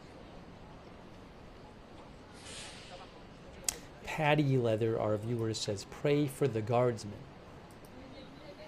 Well, we're waiting to see what the next update will be.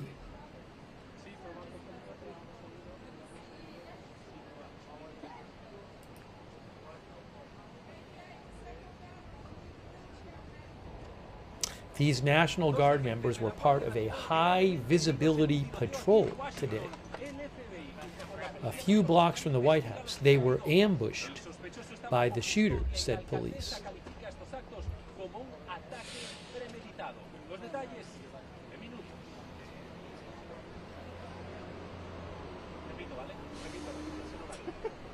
Technically, you're in a wheelchair, but you're actually walking.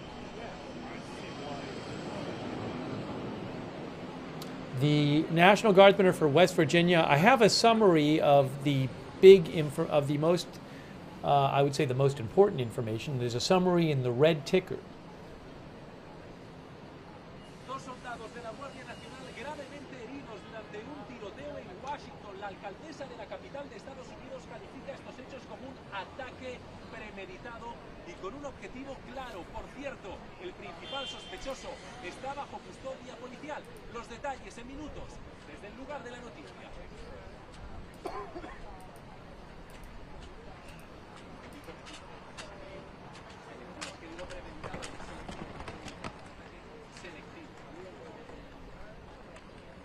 Dos soldados de la Guardia Nacional gravemente heridos durante un tiroteo en la ciudad de Washington. El FBI continúa investigando lo sucedido y la alcaldesa de la capital asegura que se trata de un ataque selectivo. En minutos, los detalles desde el lugar de la noticia.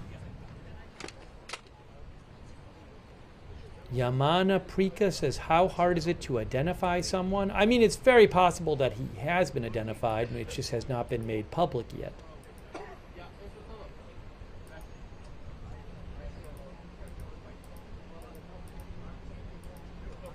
Lo puedo ver. Ceci, ya te he rodado el titular, ¿vale? Es el último. He rodado 3, el último. Hola.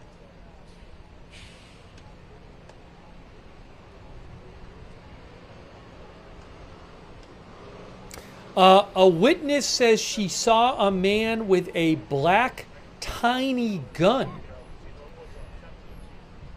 Huh. That's interesting.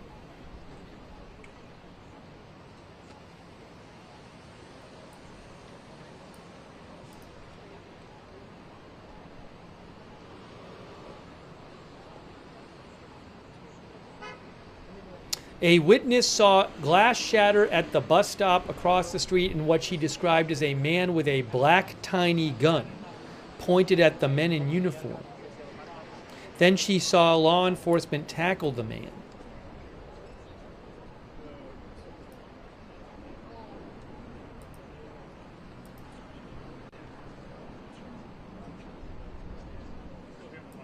That's interesting. Maybe it wasn't a long gun.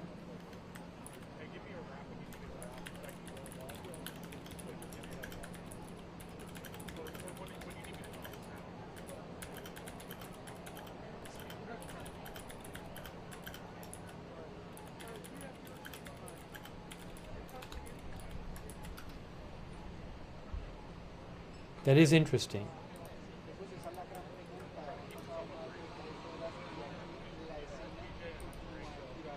Oh, she saw a man with a black tiny gun open fire.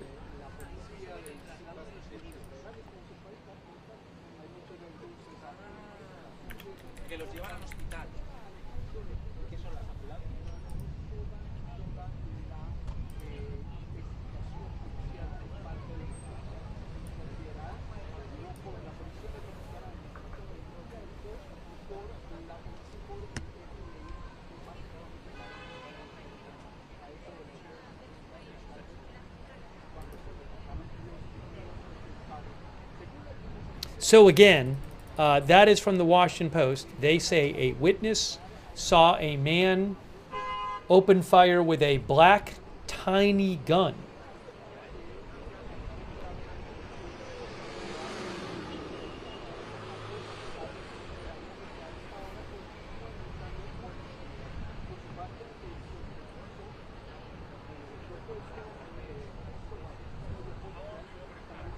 By the way, a quick thank you to, as you see a lot of law enforcement personnel there, a quick thank you to Mrs. Jenny Groves, Cubero, Astoria Warrior, Martin Gingrich, Betsy's Tag, Chew Dog Mom, Nick Moore.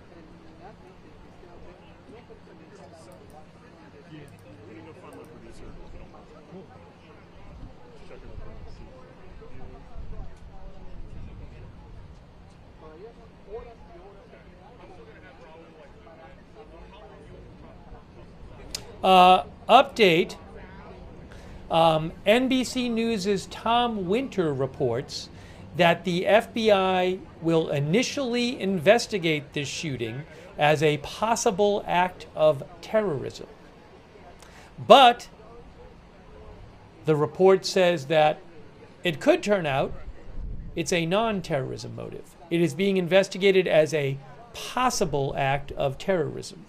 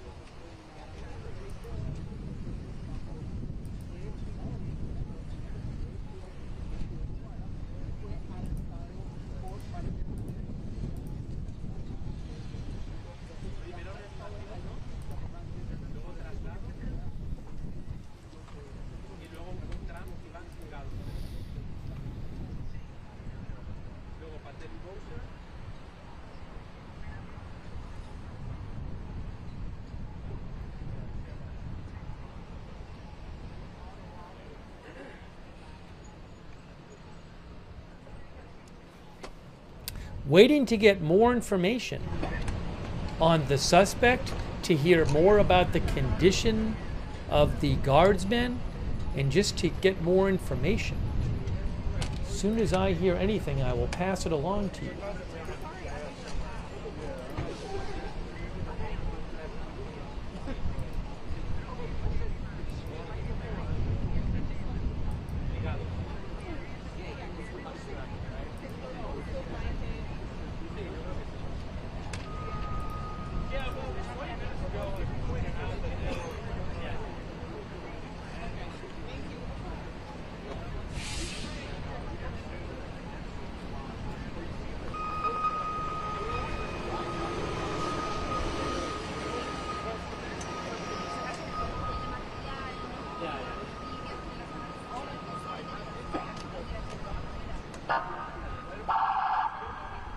No, the suspect's name has not been released.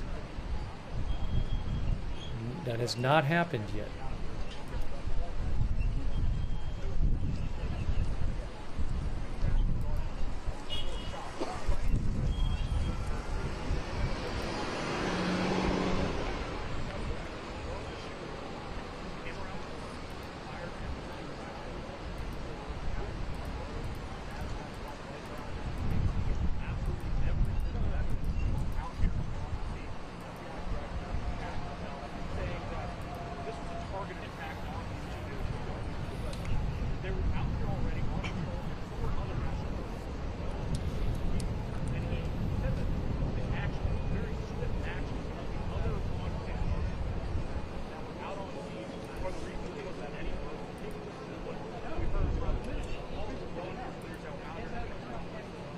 This was apparently an ambush-style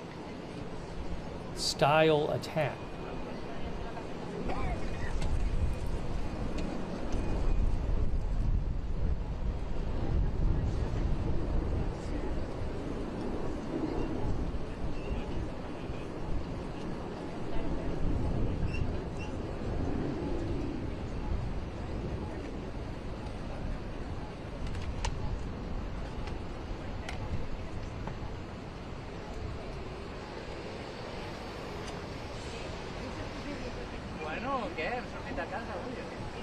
Thank you, Mrs. Jenny Groves. Chris Christie of ABC News, who's a helicopter news person, said there was some smoke from, I think, a junkyard in Los Angeles.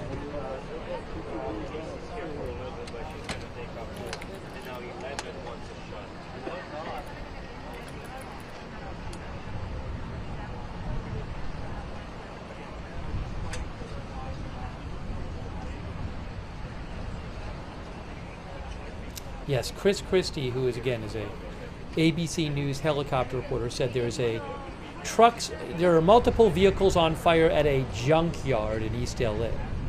If you see reports of smoke in downtown Los Angeles.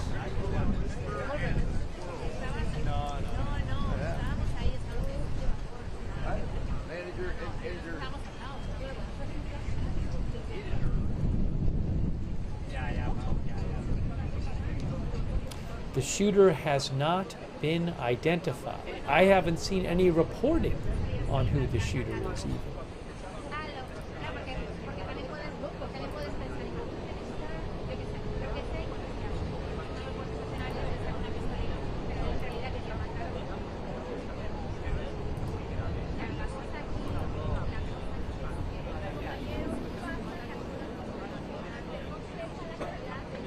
That is the scene right there you're looking at, about 3 blocks away from the White House.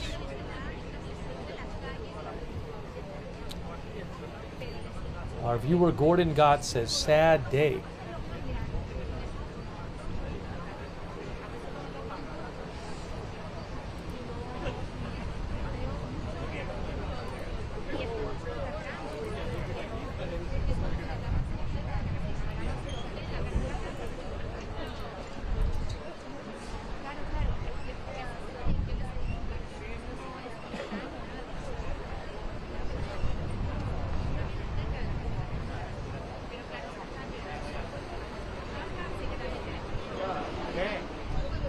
Why am I always...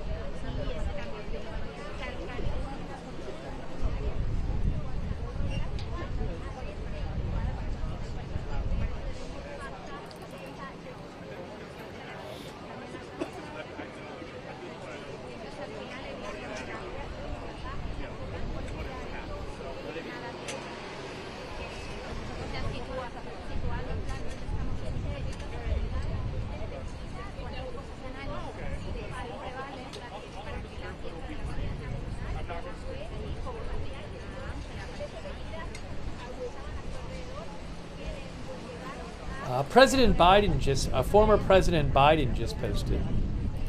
Show you what he had to say.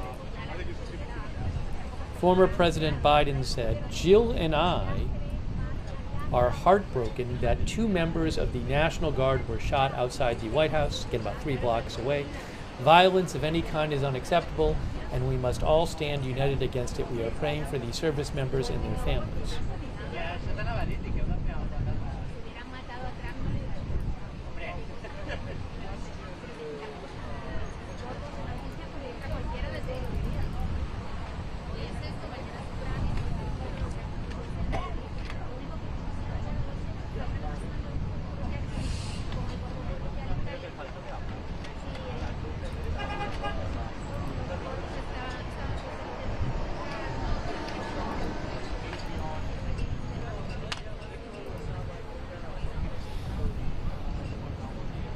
Will President Trump address the nation? The White House called a lid, which would suggest that he is not going to be on camera this evening.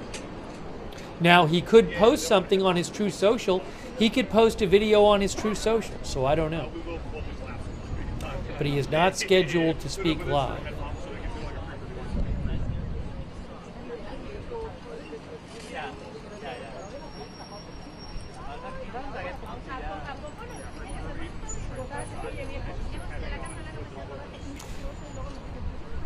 Breaking news, NBC News says the suspect has been initially identified as an Afghan national.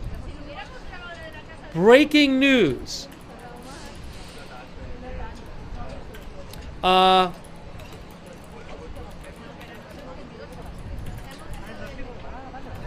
NBC News reports that suspect in National Guard shooting has been initially identified as an Afghan national. Whoa.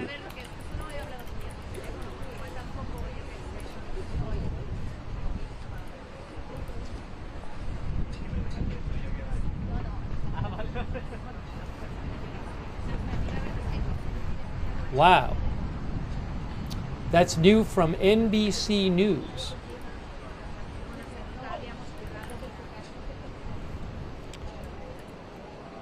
Oopsie.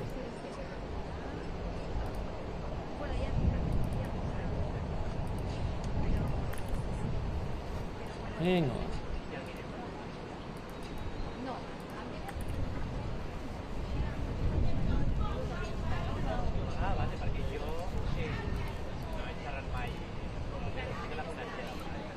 So again, NBC News reports that the suspect in the National Guard shooting has been initially identified as an Afghan national. That would mean a citizen of Afghanistan.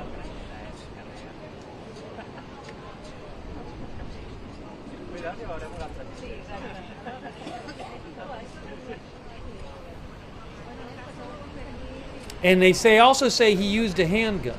So I'm going to put that NBC News reports the suspect has been initially identified as an Afghan national, meaning a citizen of Afghanistan.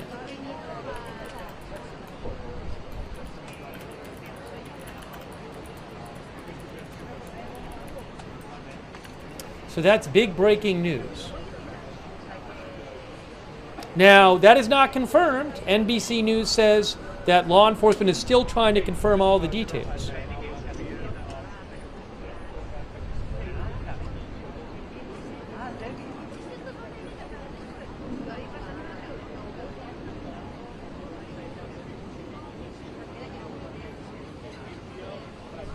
Wow.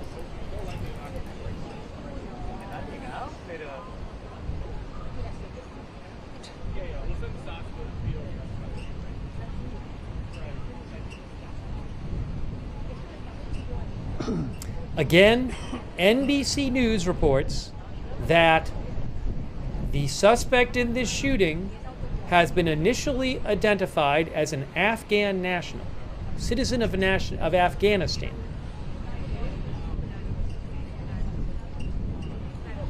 They say a motive has not been determined. It's being initially investigated as possible terrorism. Now, by the way, somebody can be an Afghanistan citizen, and that person could also have lived in here for years. They could be, even if the person is an Afghan national, they could be legally in the U.S. The person could be an Afghan national who's been in the U.S. for 20 years. So somebody being an Afghan national, if that is true, doesn't mean the person just entered the country yesterday. The person might have had a whole life here for years and years, could have been legally here, so we don't know. There's no reporting on that. Anyways.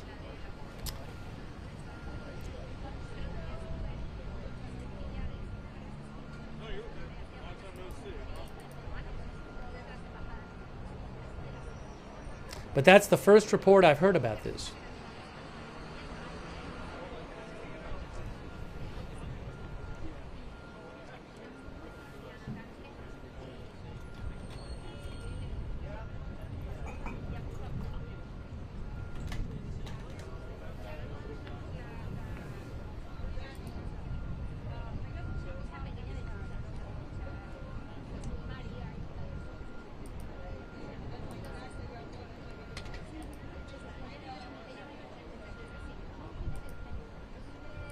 See if anybody else. We'll see if anybody else reports that.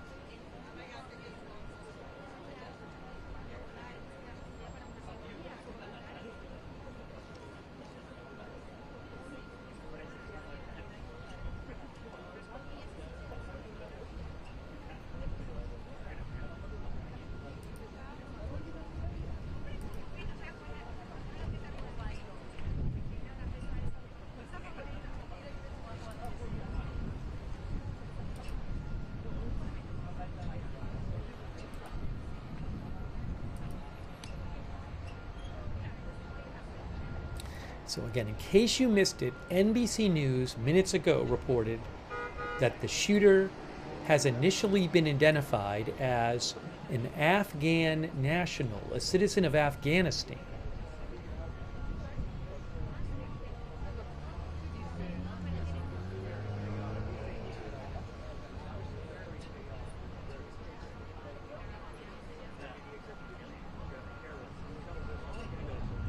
Also, they say he used a handgun, and a Washington Post witness report also suggests that it was a small gun too.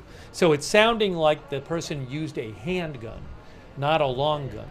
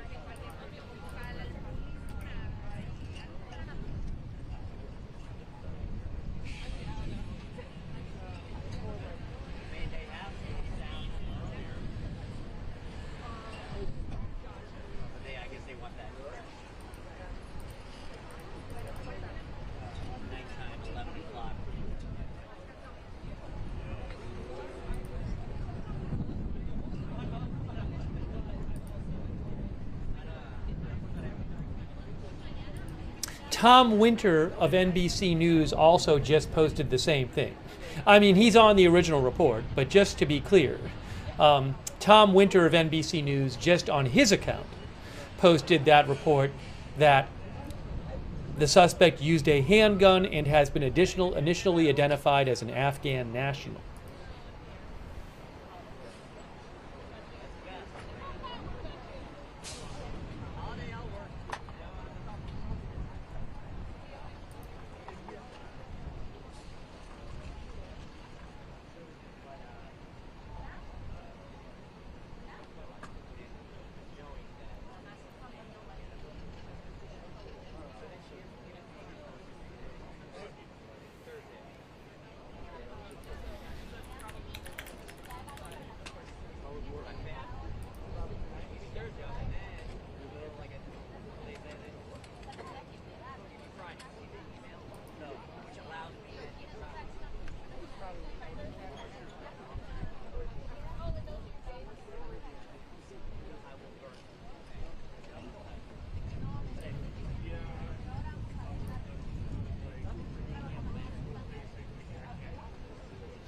NBC Washington says violent crime is rare in this part of D.C.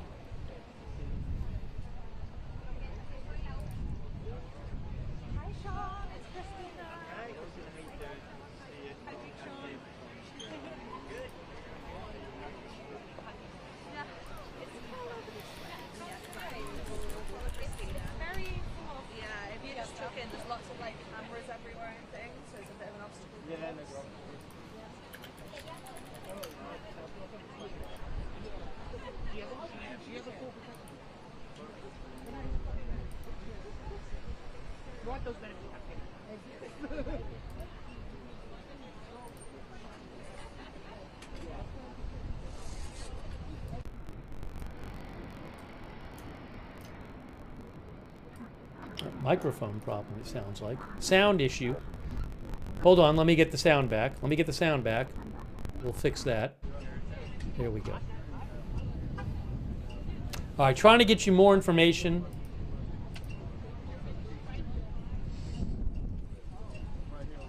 To repeat, NBC News is reporting that the suspect has been initially identified as an Afghan national, a citizen of Afghanistan, and that he used a handgun.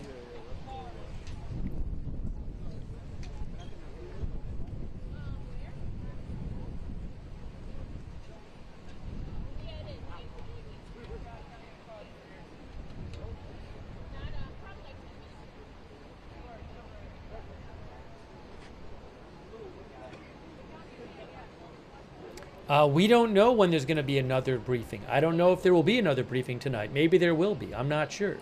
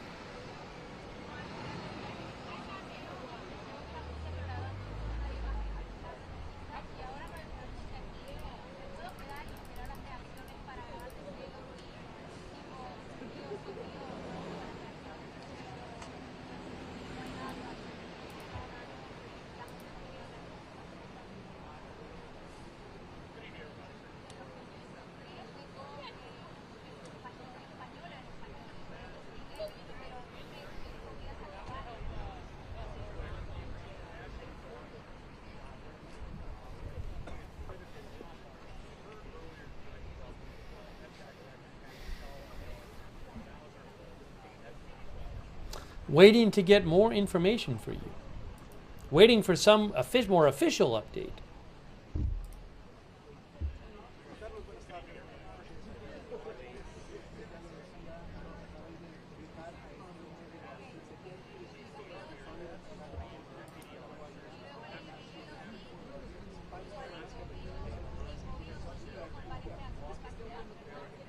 Our viewer Black Irish is wondering if the shooter actually intended from the beginning to shoot National Guardsmen.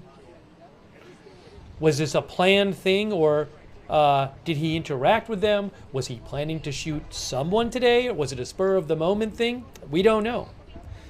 We have no idea. Thank you for writing in Black Irish. I have to get one repaired. It's waiting for me back home. The 2470. It's perfect for this present.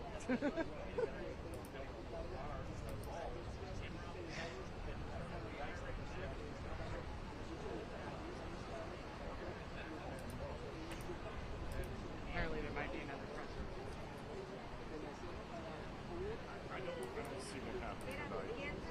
I don't see what happened to them.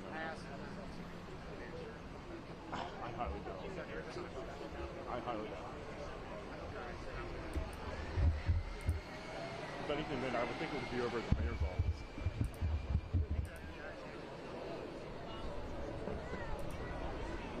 There's also, if there is one, good luck repositioning everybody. Thank you, Martin Gingrich. Martin says it's disturbing how close to the White House this happened, about 3 blocks away. Thanks also Benny Hill and P.A. Jeeper and Cherry Onkin on Twitch and Cece. We're bringing you live coverage here. Is there going to be another press conference? I don't know.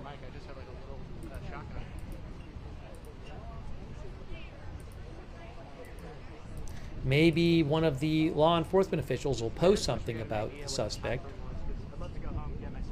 Also, certainly want to hear more about the condition of the 2 National Guardsmen. Hey guys, I just I have an update, another update from CBS News. CBS News Jennifer Jacobs reports that the suspect was shot 4 times. Again, CBS News is reporting that the suspect was shot 4 times. That is from CBS News. CBS News also reporting that the suspect is believed to be an Afghan national. Breaking news. CBS News is reporting the same thing.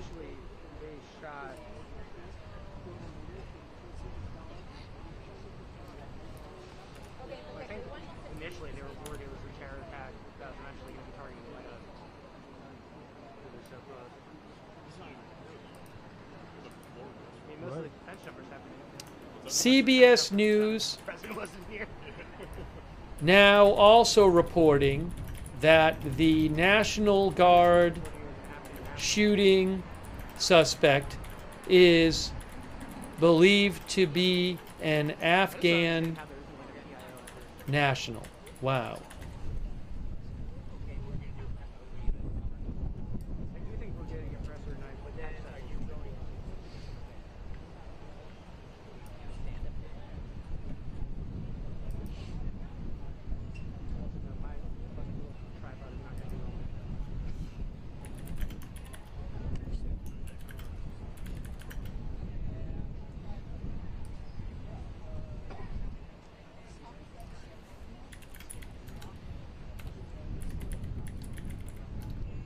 no line of cars?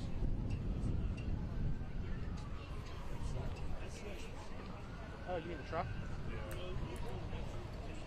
Because I think they know we're shooting down that way. Now we're going to get the reaction.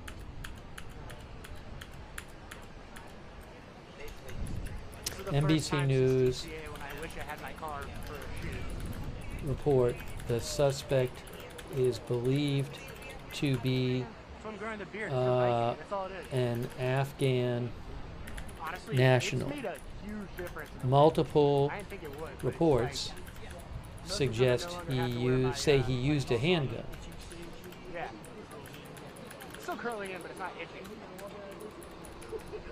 I shaved it a little too close on the side, but other than that. So again, multiple outlets, NBC News and CBS News, are both reporting that the suspect is believed to be an Afghan national, a citizen of Afghanistan. We don't know anything else about him. Maybe he was in the country legally. Maybe he's lived in the U.S. for 20 years. I have no idea.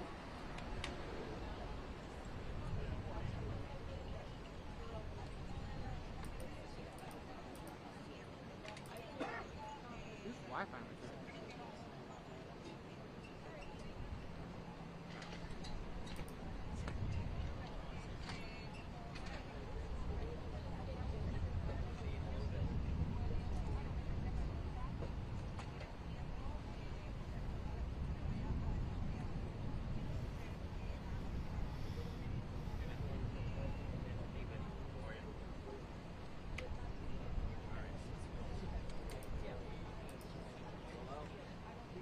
A little bit. We're just gonna kind of put some stuff together and then. CBS also putting up there.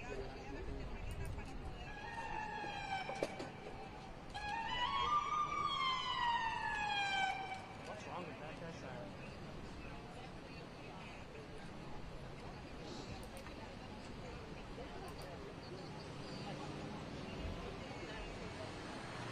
Oh, another police vehicle showing up, it looks like. Maybe more than one. Nope, that one.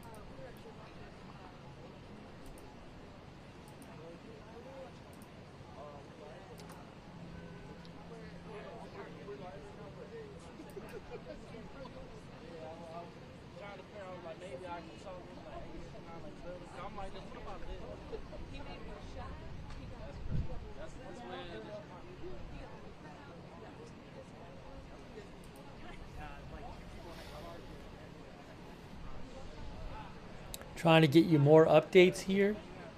Are we going to get something, maybe a more official update? Possibly at some point.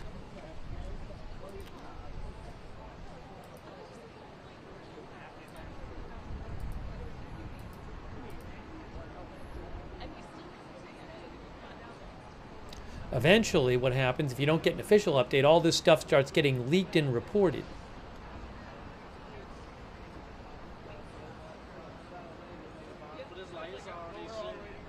Scott Murphy says this is really so very sad.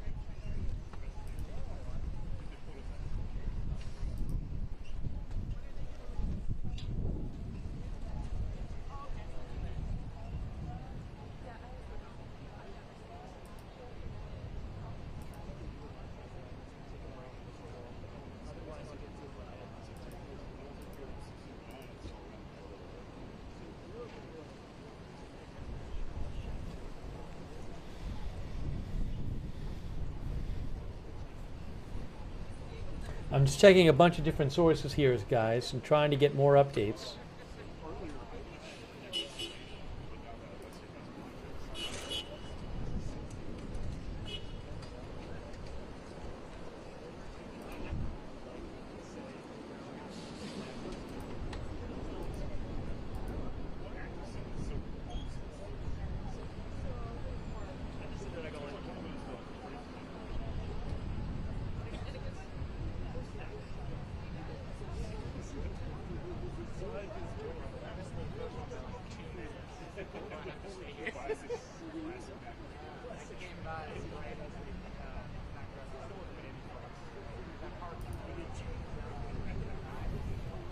Thank you, Jeff 06360 and Julia Gulia and Kerry Poteet, as we bring you live updates here.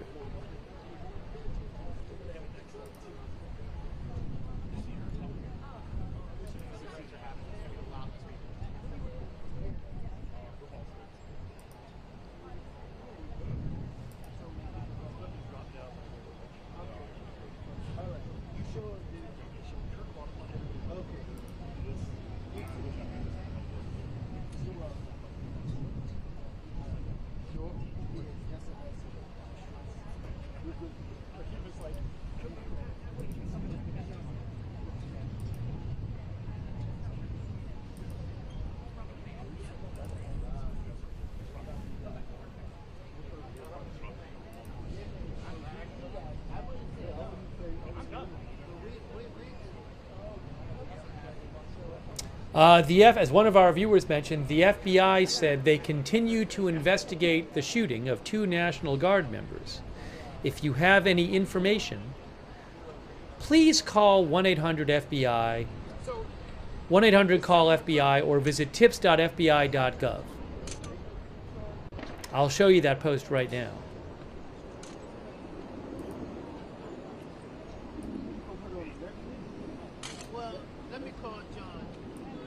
You can see they say they continue to investigate the shooting of 2 National Guard members. If you have any info, please call 1-800-CALL-FBI or visit tips.fbi.gov.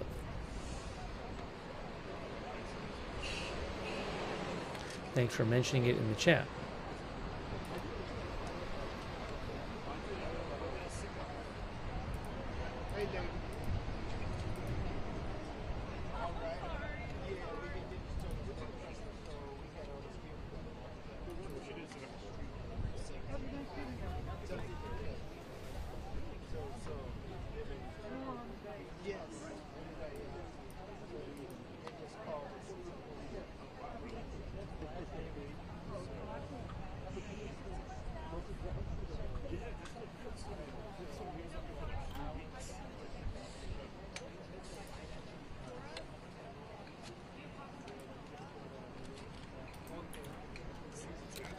Hang on a moment here as we wait to bring you more information.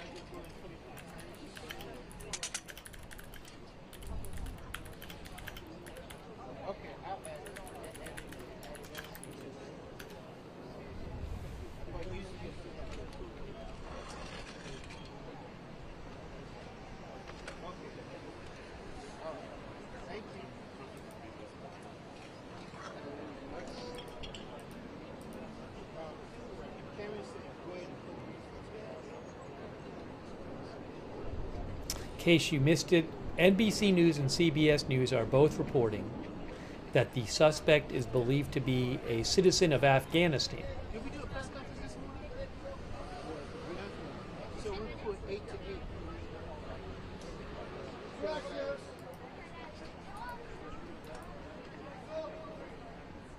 See what I found? How are you?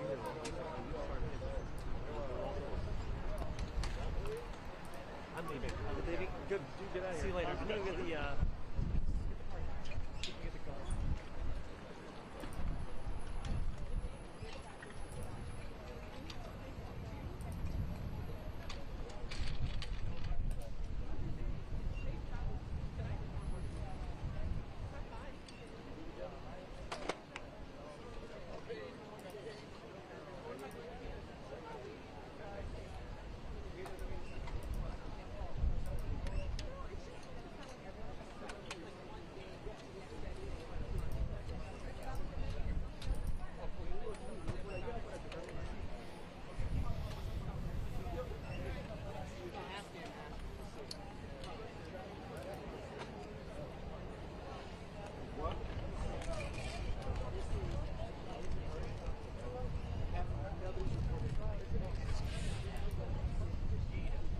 hopefully we'll have some more information for you soon.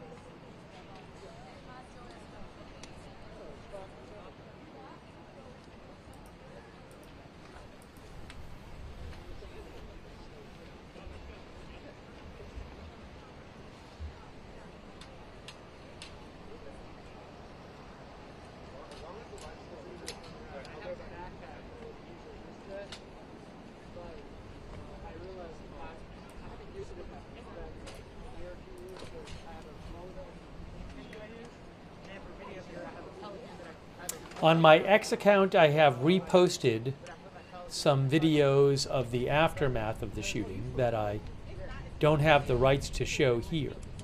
So you can check my X account for those.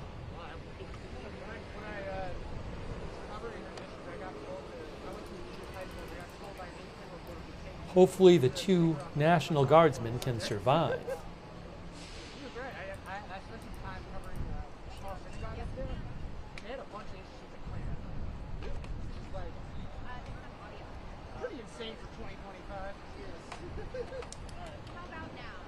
Breaking news. CBS News has identified the suspect. Breaking news. CBS News has identified the suspect. This is a post from Camilo Montoya Galvez of CBS News.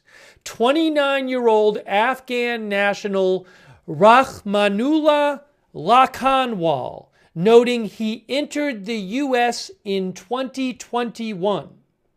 Okay, so again, CBS News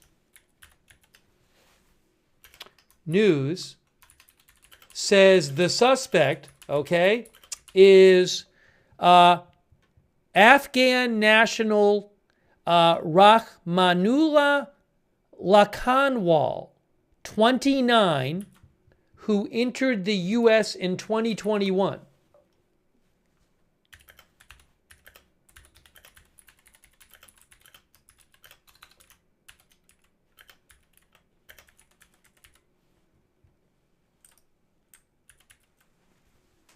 I'm going to say that one more time. CBS News is reporting, and I have put it in the ticker as well. CBS News is reporting that the suspect is 29-year-old Afghan national, Afghanistan citizen, Rahmanullah Lakhanwal, and says he entered the U.S. in 2021. See if anybody else reports that name as well.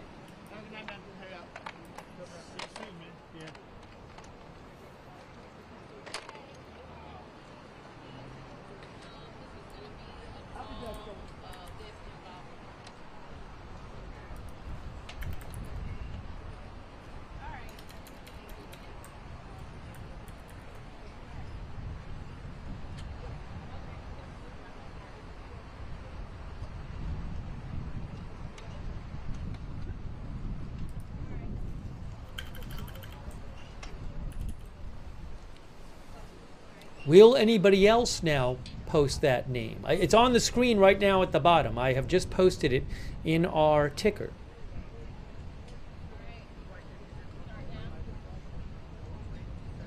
So big update from CBS News.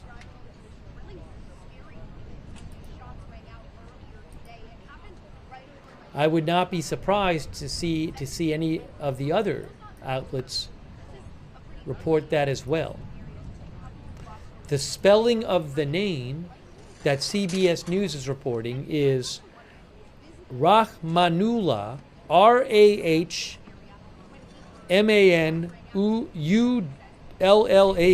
Rahmanullah Lakanwal, Lakanwal,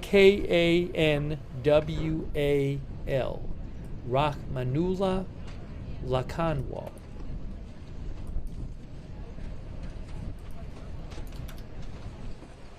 There is a LinkedIn profile for somebody of that name, but it could be a different person. So I would be careful with names. For all I know, there's a LinkedIn profile of somebody with that name who is in Afghanistan. It looks like somebody who lives in Afghanistan. So I wouldn't assume that the LinkedIn profile you might Google is him. Just to be clear, you got to be careful with this stuff. I mean, for all you know, there's a lot of people with that name in Afghanistan. I don't know, but I don't assume that you Google it and you get the person. There is a Facebook profile of somebody too, but it's pretty Bayer, like, and it's pretty much in Arabic. I think it's in Arabic. I might be wrong about that. Anyways, my point is, it is certainly not obvious to me that any of the top links I get when I Google it is him. We might have lost our shot. We might have lost our live shot. Well, if we did, we did. We'll go to me for the moment. And if I get the live shot back, I'll let you know. Hopefully they get it back, but I don't know. I'm seeing it one place. All right, that live shot is ended. I assume if there's a press conference, we'll get live video of that. But they ended their stream, Reuters, from the area. So, just to repeat, the shooter, according to CBS News, the suspect is Rahmanullah Lakanwal, Afghan national who entered the U.S. in 2021.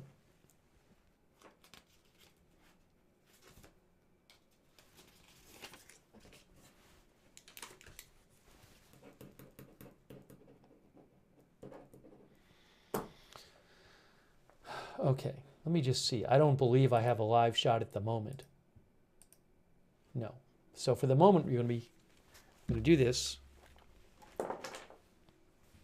But I am interested in seeing if any of the other outlets report that same name.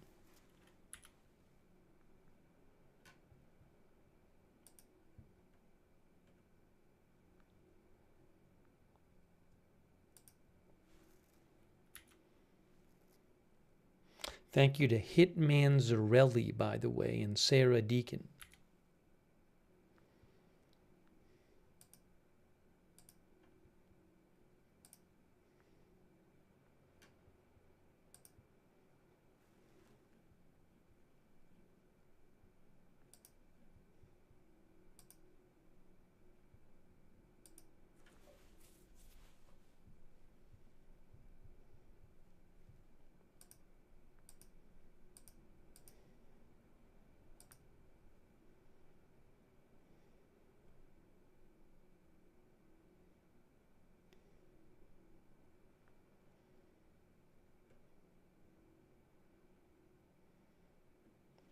They are the only outlet so far I've seen reporting a name.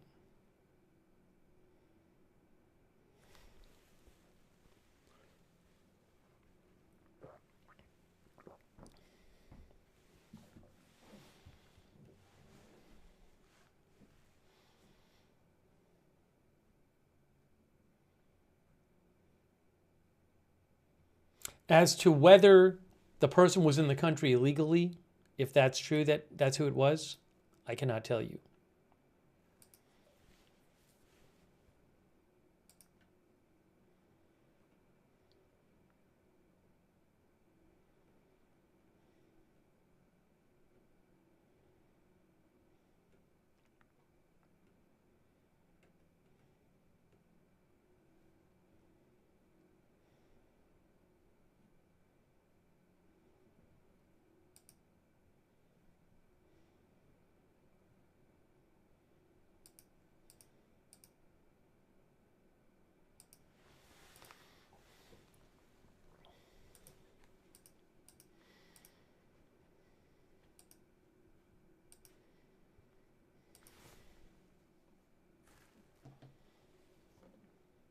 Oopsie. There we go.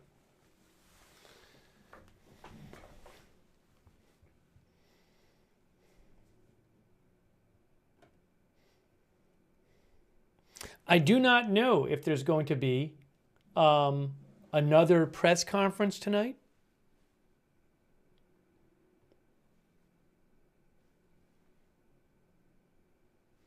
Our viewer Dieselby thinks if they know when he entered, he probably entered legally.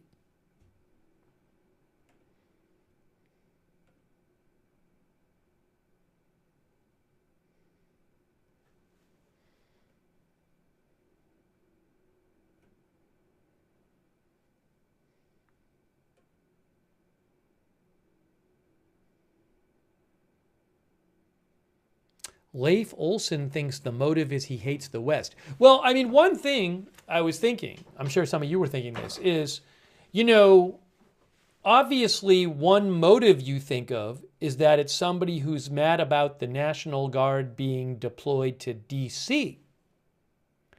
But if there's another motive somebody could have, which is that they just hate the United States, you know, for whatever reason, and then and they carry out some attack on a symbol, and it's not, and that their motive is not specifically about the National Guard in D.C. There could be lots of other motives too, obviously. I don't know what the person's motive is, but we certainly don't know for sure the motive right now.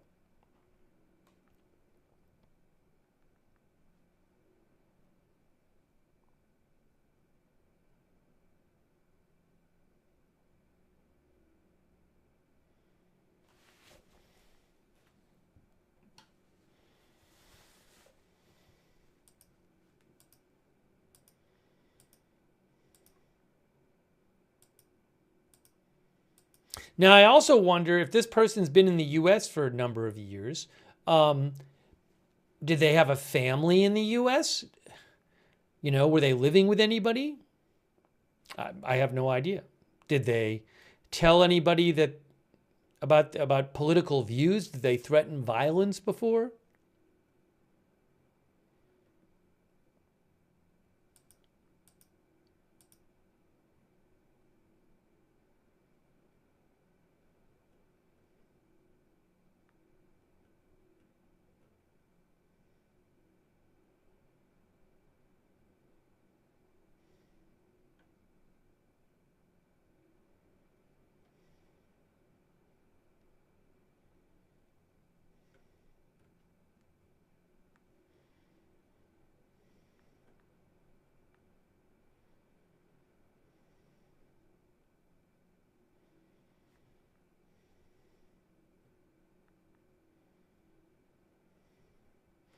One of our viewers, Klizj, says, I hope it is not the first in a series of attacks.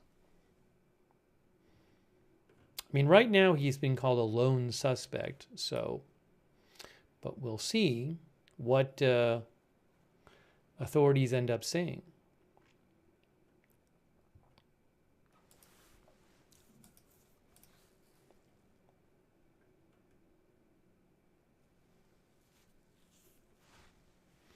Jonathan's back thinks this is a reason for Trump to say Afghanistan people need to be arrested.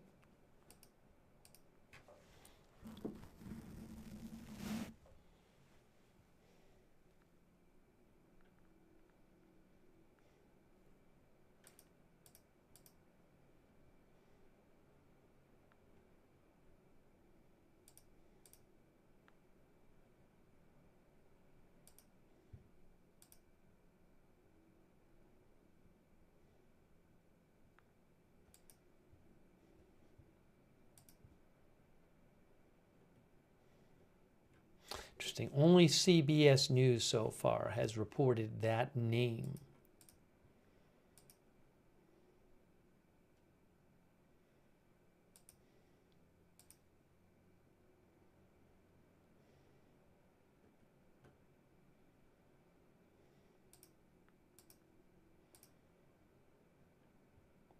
News Nation also reports that the shooter is an Afghan national.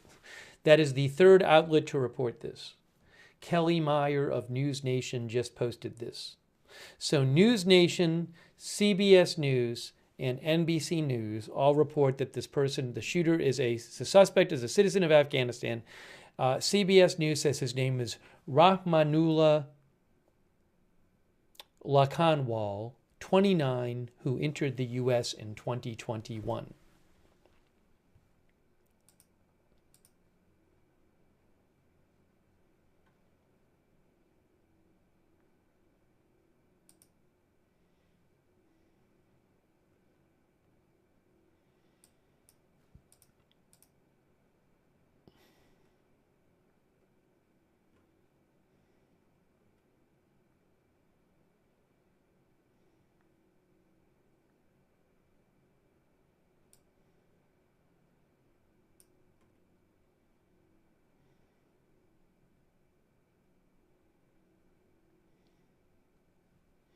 One of our viewers, Becca Lilly, said she saw somebody on social media with that name who worked for USAID, and it was wondered if it was somebody who had been upset about the USAID cuts. Look, I have no idea. I don't have any kind of reliable reporting about the person's social media or anything, so I haven't seen any social media accounts where I can point to and say that's the one. Right now, it's open. I mean, we don't have a motive from. So thanks, Becca, for writing in. We don't have a motive right now given from law enforcement. We'll have to see what they say.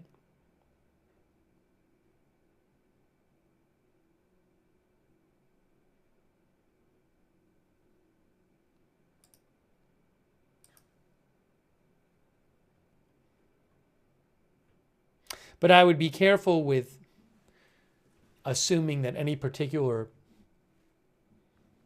social media page belongs to this person. I mean, obviously, if you found something where somebody was talking about the attack today, well, that's different. But I would be careful about drawing assumptions about the social media pages.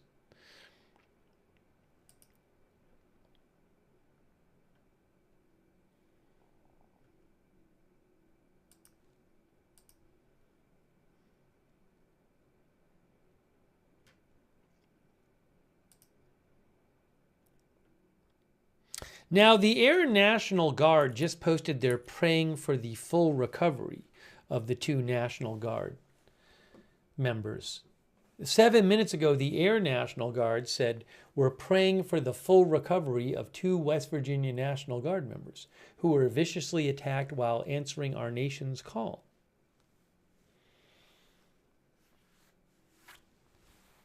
Which again suggests they're alive. At one point, the governor of West Virginia today said they were dead, but then he walked that back.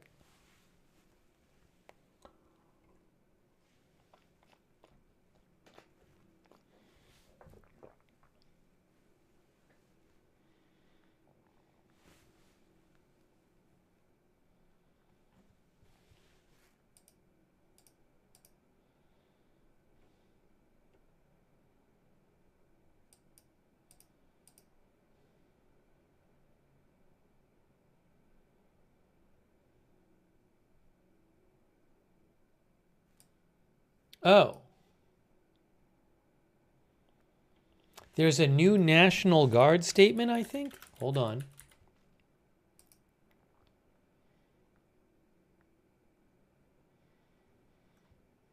I just saw a new National Guard statement. Let me just pull it up if I can see if I can find the original.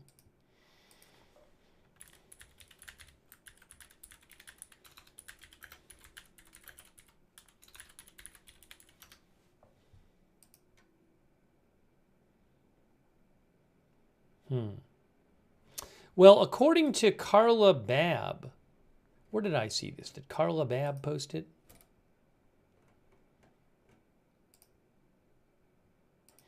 Carla Babb, who is with Newsmax, she says a new statement from the National Guard as of 7 p.m., as of 18 minutes ago. She said the National Guard said at approximately 2:15 p.m., 2 guardsmen from the West Virginia National Guard were wounded in a shooting near the Farragut Square metro station. The guardsmen are currently hospitalized in critical condition. We are working closely with the Metropolitan Police Department and partner law enforcement agencies. We will provide additional information as it becomes available. So according to Carla Babb, who I think is reliable, that is what the National Guard said as of about 20 minutes ago.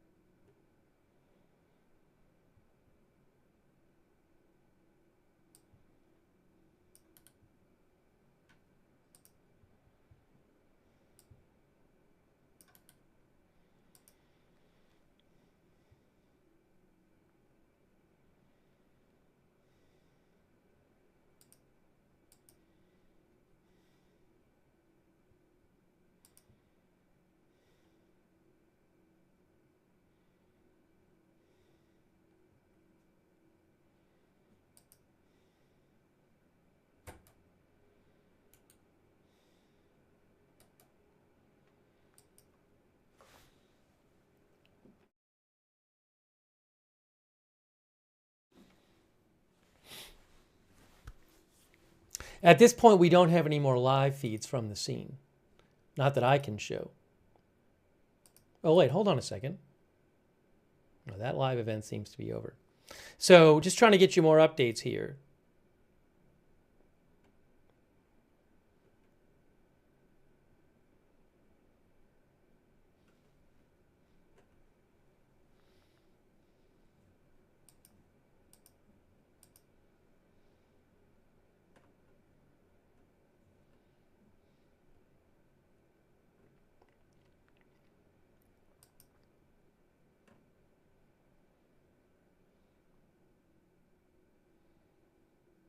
Oh, AZ Intel mentioned that Fox News has the same update.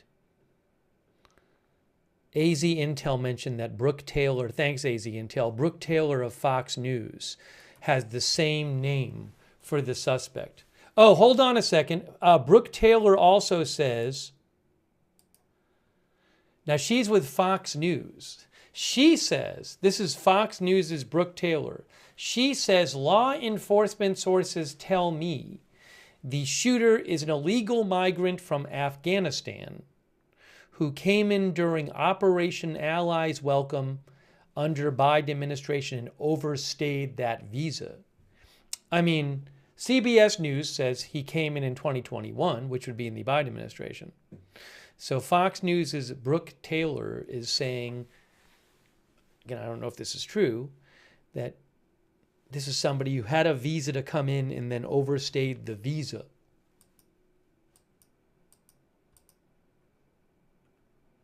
Thanks to AZ Intel, who I follow, for messaging me about that.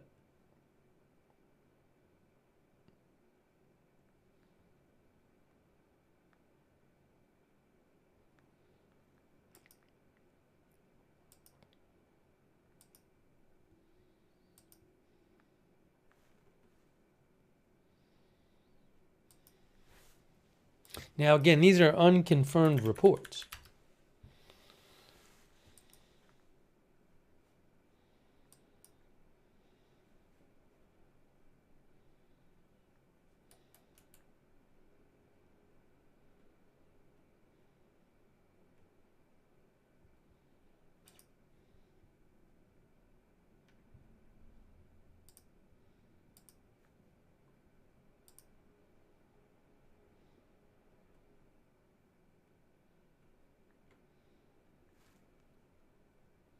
CNN also reports it is a 29-year-old who appears to have immigrated from Afghanistan.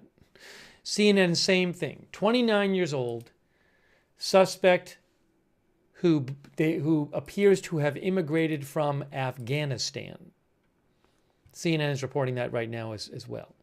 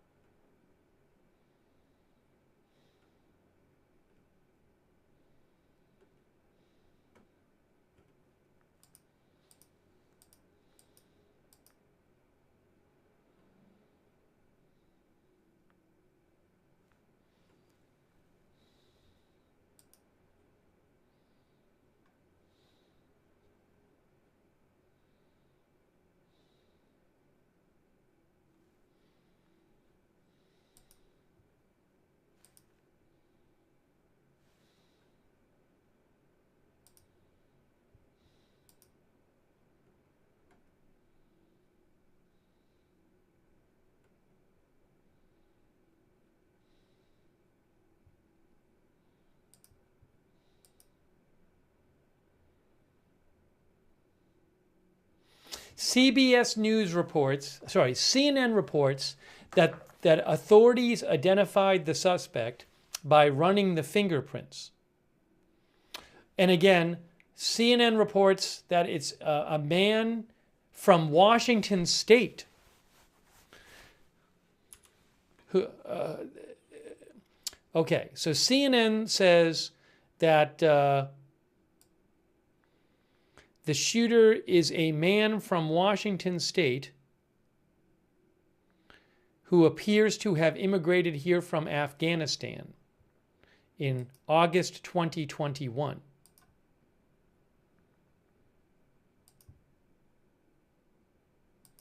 The Washington State is interesting. Did he travel to D.C. to do this, if that's true?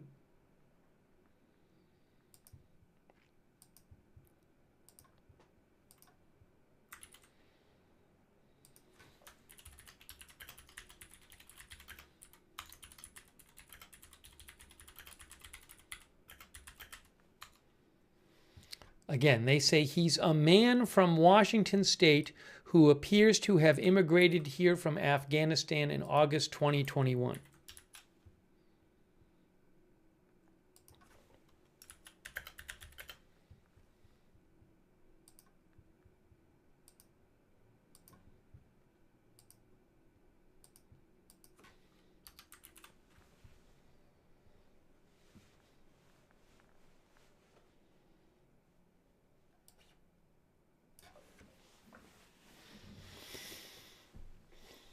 So, again, did that person come to D.C. recently?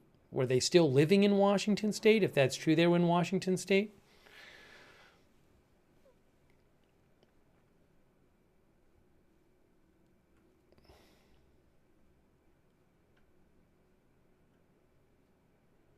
I would think we might get something more official soon. I mean, at this point, we have all these different news outlets saying this person is a Afghan national, and multiple news outlets have identified him by name.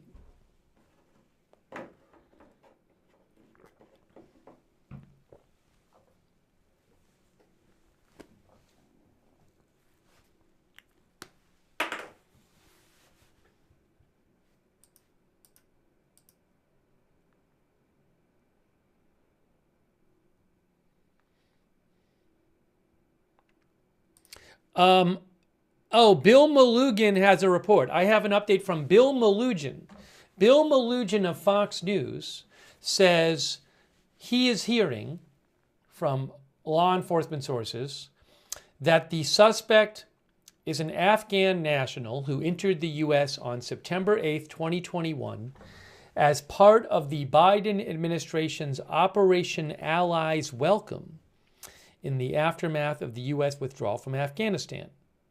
Bill Malugin from Fox News says, I'm told his permission to be in the U.S. expired in September of this year, and he is now in the country illegally.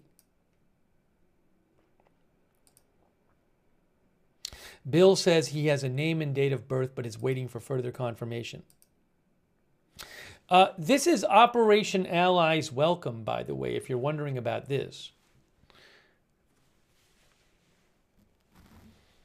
On August 29, 2021, President Biden directed the Department of Homeland Security to lead and coordinate ongoing efforts across the federal government to support vulnerable Afghans, including those who worked alongside Americans in Afghanistan for the past 2 decades as they safely resettle in the United States.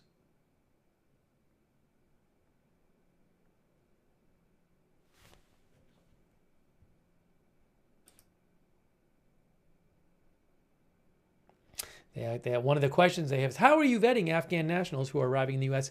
How do you know they don't pose security risks? This is an old Department of Homeland Security page. The screening and vetting process involves biometric and biographic screenings, and also counterterrorism professionals performing screenings, additional intelligence community partners, biometric and biographic, biography, your life. Also, additional inspection upon arrival and a secondary inspection as the circumstances require.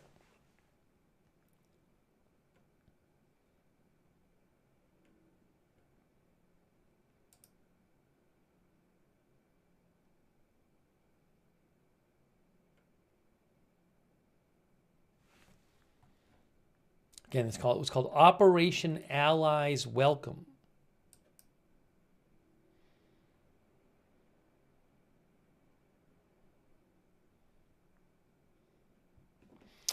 And this is a page from U.S. Northern Command, and it talks about Operation Allies Welcome.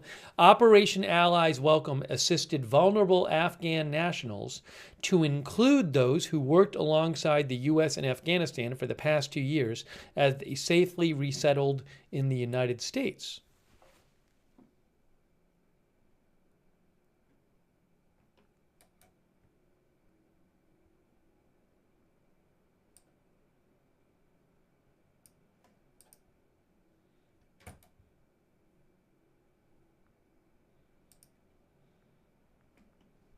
Is this the same thing? Wikipedia says Operation Allies Refuge was an evacuation effort carried out by the U.S. during the 2021 Taliban offensive. Well, that might be different than Operation Allies Welcome. That's Operation Allies Refuge.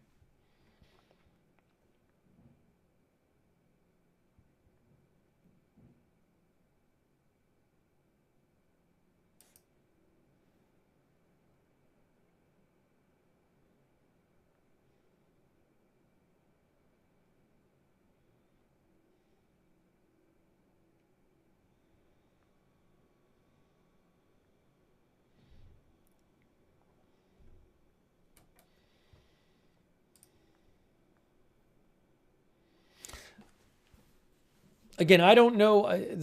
One basic idea of this program was to help resettle vulnerable Afghans. Well, some of the Afghans resettled were those who assisted the U.S. during the past 2 decades before they pulled out of Afghanistan.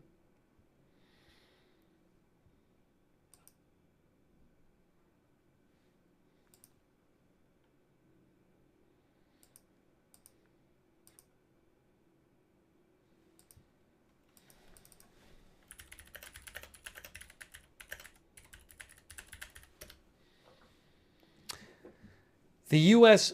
completed withdrawal from Afghanistan, according to this article online I'm seeing, at the end of August 2021. Bill Malugin said that the suspect he's hearing came to the U.S. on September 8th, 2021, which would be shortly after that.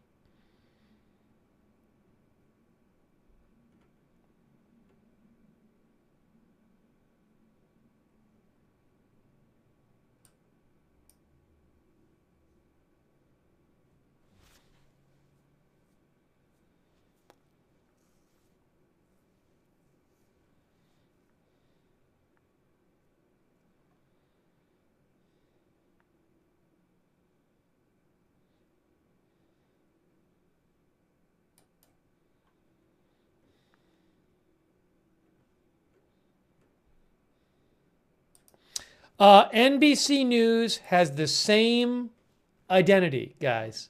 NBC News, Tom Winter, same identity posted. NBC News. They say that the suspect is Rahmanullah Lakanwal. He is 29 years old. His last address was Washington State. But NBC News has also said that the suspect is an Afghan national.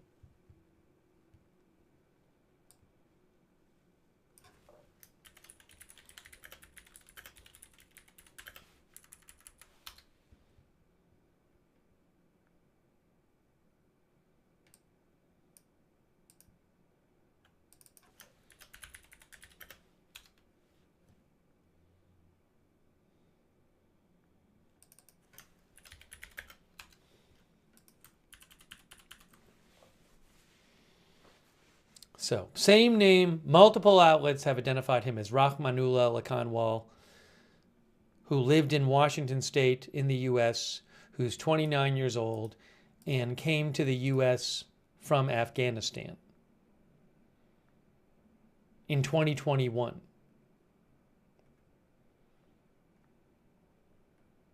Now, none of these is an official identification, but I mean, I've been telling you these reports as they come in, so they do match each other.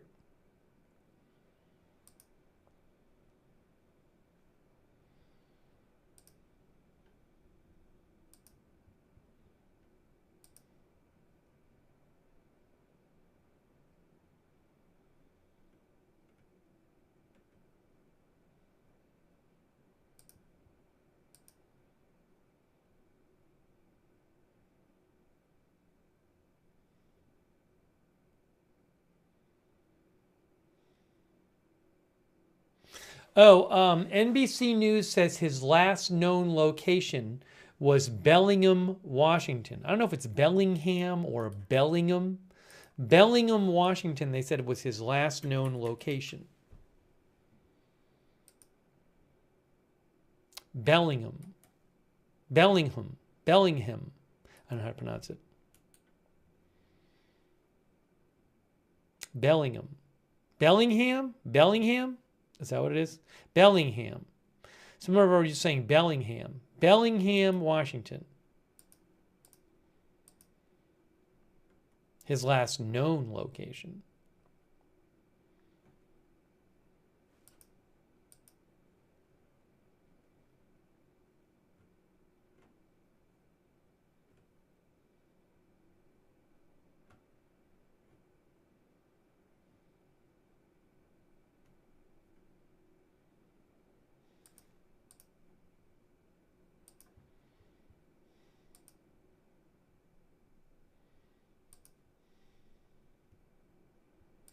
I mean, at this point, I'd be surprised if we don't get some kind of official identification of him soon, because it's just being reported so widely.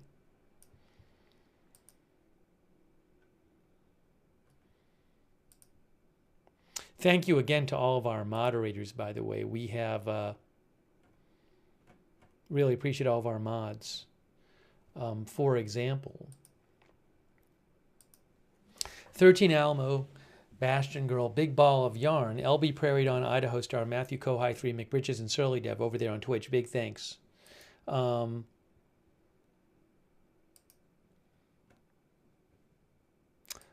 thank you to Margaret Riley and Kay Lowry Body. And thank you, Margaret, for the stars. Thank you, Margaret. I very much appreciate that. Thanks for the stars, Margaret. And thanks, Margaret and Kay Lowry Body, for modding. And also Chuck Mosca and Jennifer Ellers for subscribing over there on Facebook. Thank you. And Linda Belk, Larry, and Misha for moderating on X. Thank you.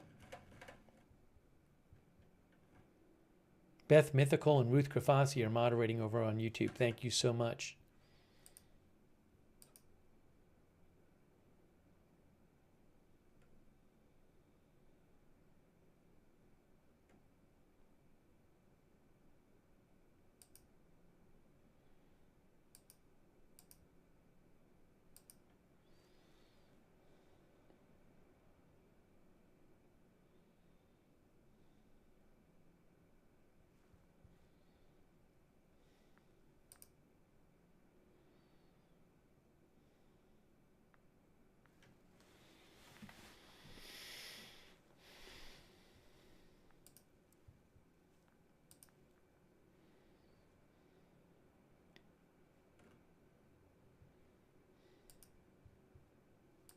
It is 7:38 Eastern time. I don't know if we're going to get like another press conference tonight. I haven't heard anything about it.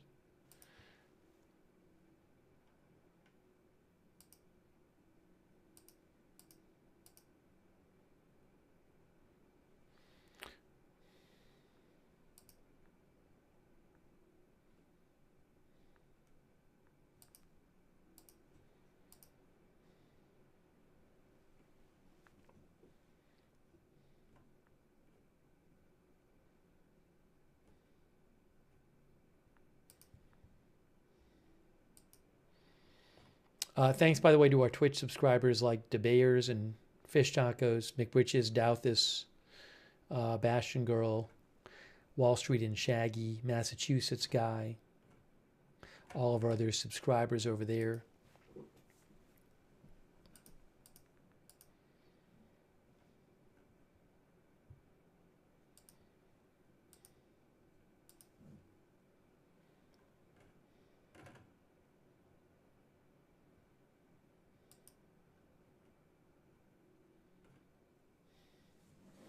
One other thing that hasn't been confirmed is ABC News said the two people shot were one woman and one man, the two National Guards members. That has not been confirmed either.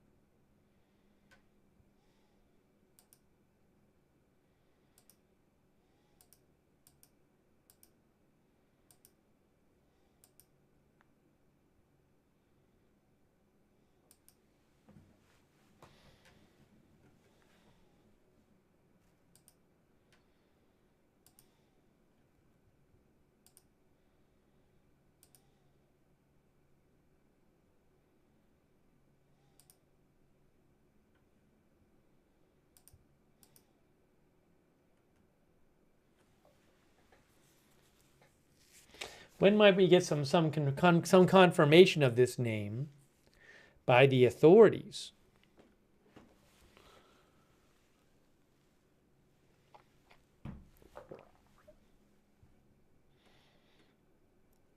Thanks, Blue Taster, who said all Afghan nationals had to pass a psychological evaluation.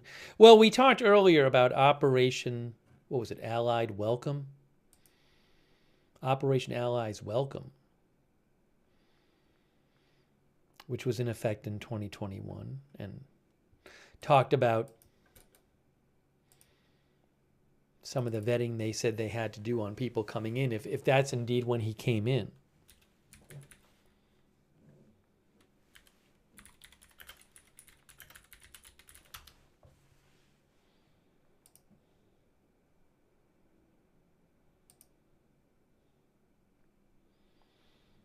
They talked about doing biometric and biographic screenings.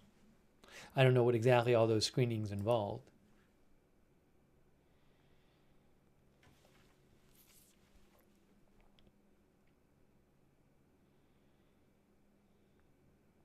Biometric and biographic screenings conducted by intelligence, law enforcement, and counterterrorism professionals from DHS and DoD, as well as the FBI, National Counterterrorism Center, and additional intelligence partners.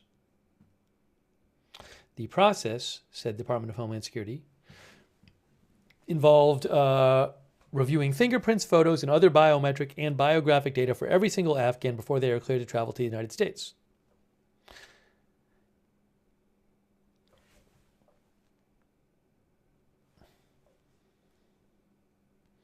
And Bill Malugin of Fox reported that this person's visa ran out in September of this year, just a couple months ago.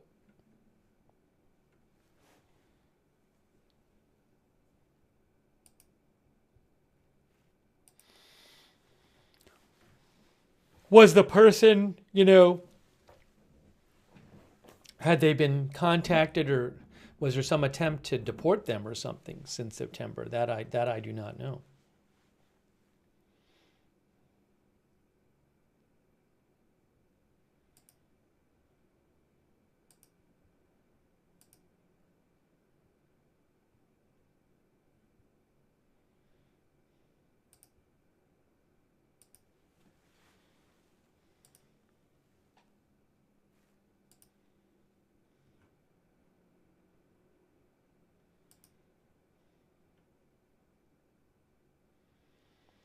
ZZGGYY says people will speculate about the motive. We haven't heard any reporting on that.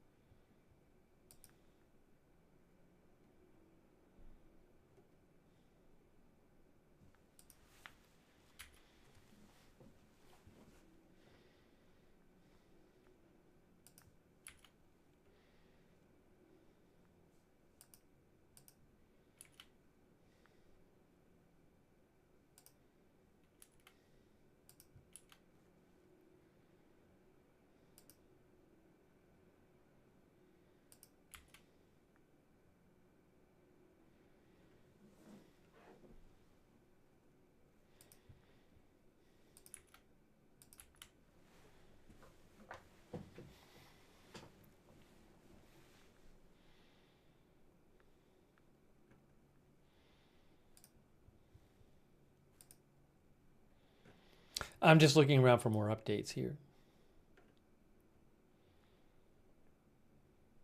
Oh,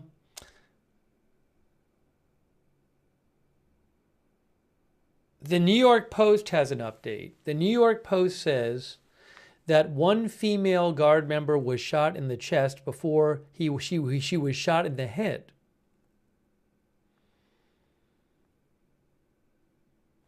Also, they say The New York Post is saying that they have the same name of the shooter as other outlets do. Rachmanullah Lakanwal, 29. They say that he came back to the U.S. as part of the 2021 Afghanistan withdrawal. They say he has a Washington State address in the U.S., the New York Post. They say he entered the country under Operation Allies Welcome and resettled in Bellingham, Washington. Also, the Post says more than 100,000 Afghans were brought into the U.S. as part of Operation Allies Welcome.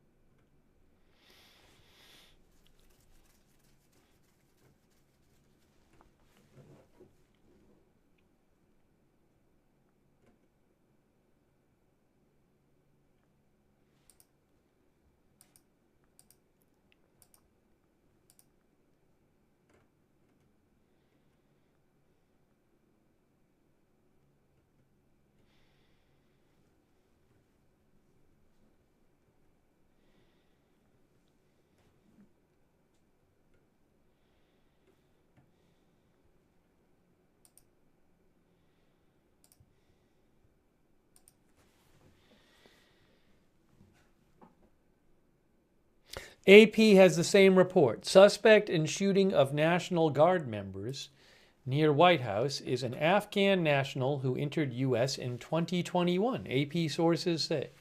Same as the others. All these news outlets have similar reporting. Nothing official, though, from the government.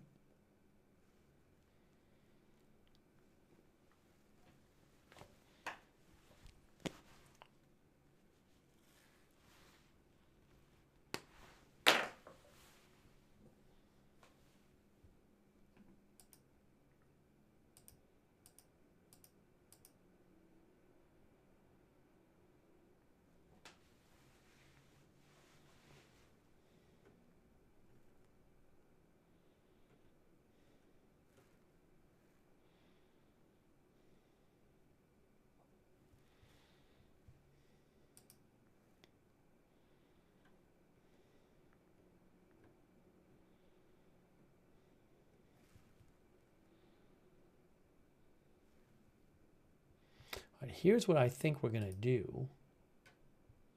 What I think I'm going to do is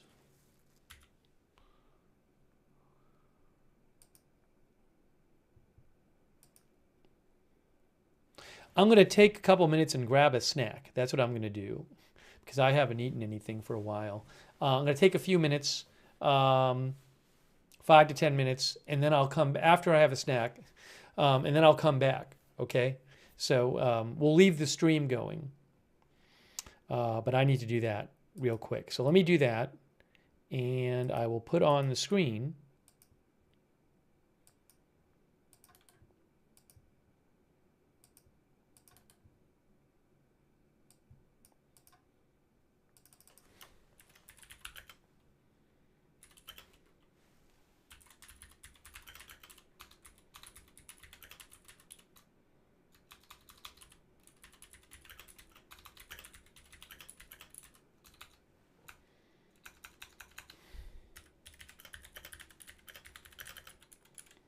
Then I'll be back in a few minutes.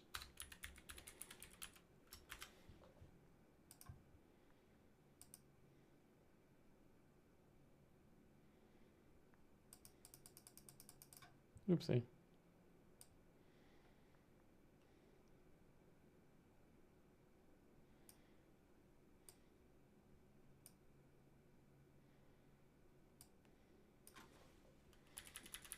All right, let me do that. You can see I'll leave this up right here. Just make sure these pictures here. Hold on a second here.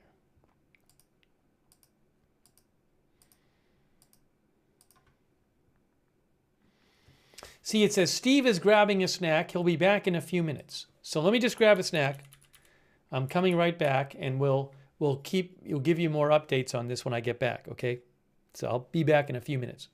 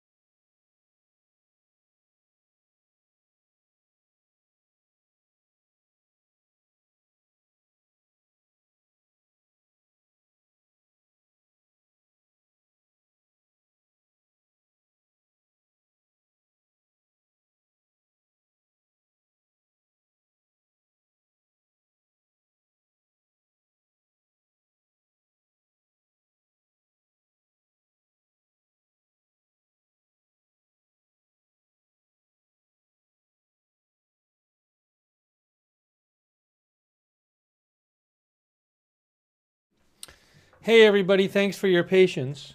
So we have been here covering this story. Oops, you know what? I need about 10 seconds. Hold on.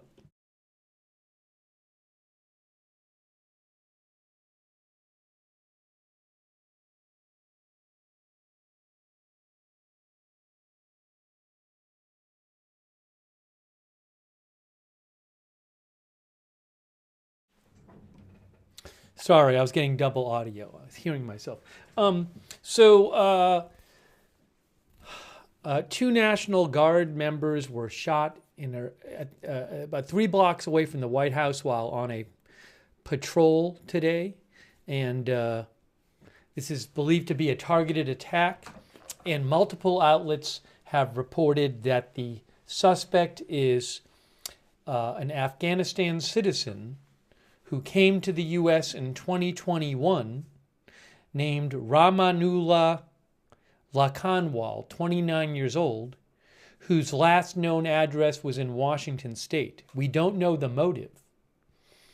But those 2 National Guardsmen are in critical condition. The suspect was shot reportedly multiple times and was severely wounded, but is alive.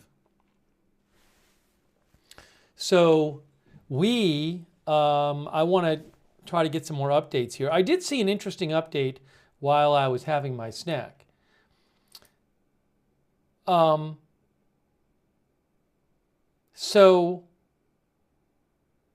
hold on. The governor of West Virginia posted a statement, I think.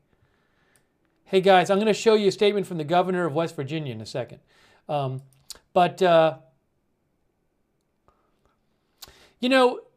CNN is reporting that... Oh, did they delete this? Where is it?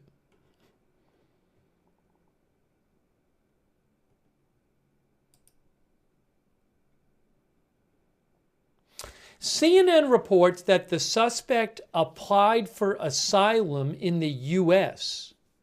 and it was granted earlier this year. Now, that could have been granted under the Biden administration, or if that's true, it could have been under the Biden administration or the Trump administration. Because remember, Trump didn't take office until later in January. But again, CNN is reporting that the suspect applied for asylum in 2024 and it was granted earlier this year. That would seem to suggest he was in the country legally. But Fox News' Bill Malugin reported that he was in the country illegally because his permission to be here expired in September of this year. So I don't know what's true. Maybe we'll hear something from law enforcement or from the U.S. federal government soon.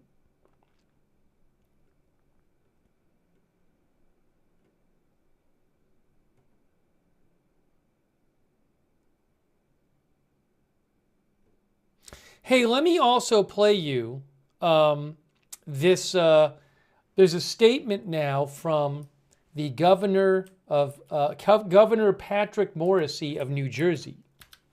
So let's watch. He issued a statement. This is from Governor Patrick Morrisey of New Jersey.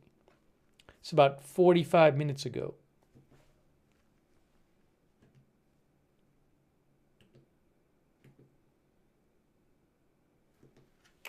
So that's Patrick Morrisey, the governor of New Jersey, issued a short statement. I haven't even heard this yet. Let's listen to his statement.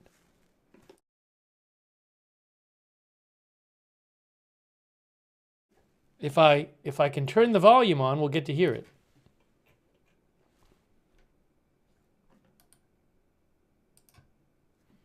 Now let's try this again.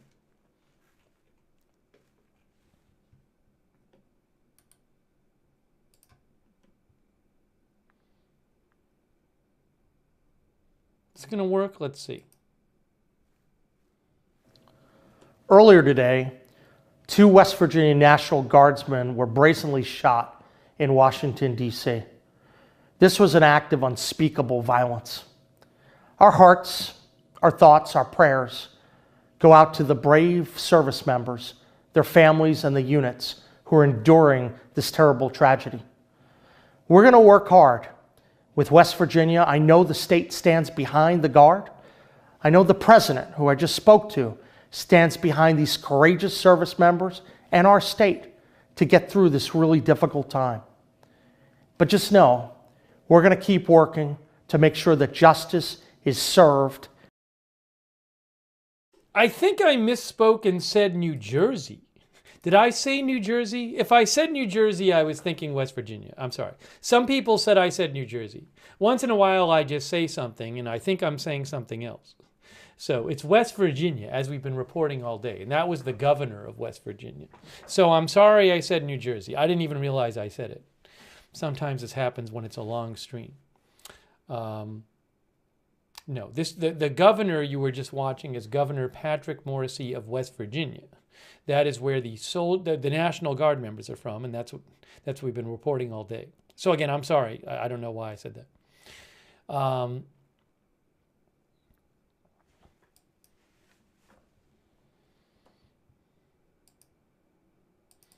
Okay.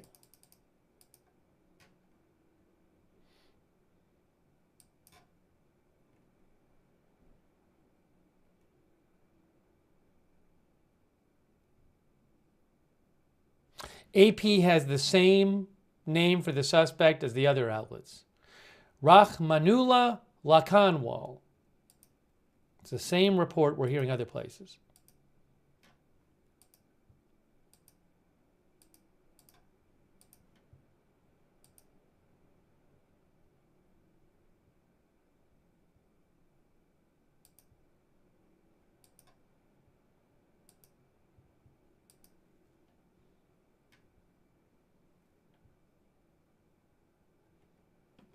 See, it says right here.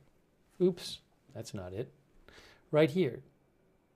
The suspect has been identified by law enforcement officials as Rahmanullah Lakanwal, believed to be an Afghan national who entered the U.S. in September 21 and has been living in Washington state.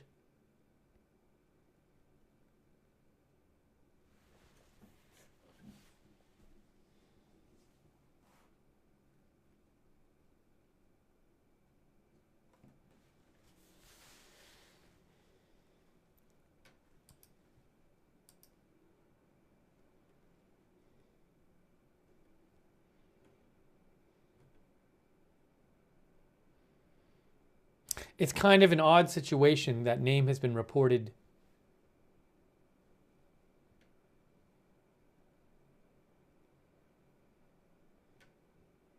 so many places, but it hasn't been confirmed by the government.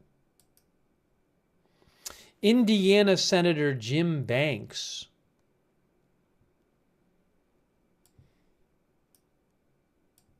posted this. He's a Republican, Jim Banks. Jim Banks said, in 2021, I sounded the alarm about Biden's reckless flood of unvetted Afghan nationals into our country. The program, according to the Department of Homeland Security, the program did vet them, by the way. Today, one of them shot 2 National Guardsmen in our nation's capital. This is what happens when you have open borders with terrorists. He also said, Jim Banks, Republican senator from Indiana, he says, Joe Biden rushed tens of thousands of Afghans into our nation. Today we faced horrible consequences for this. I call on Secretary Kristi Noem to immediately locate and vet all of the Afghans led in by Joe Biden as part of Operation Allies Welcome.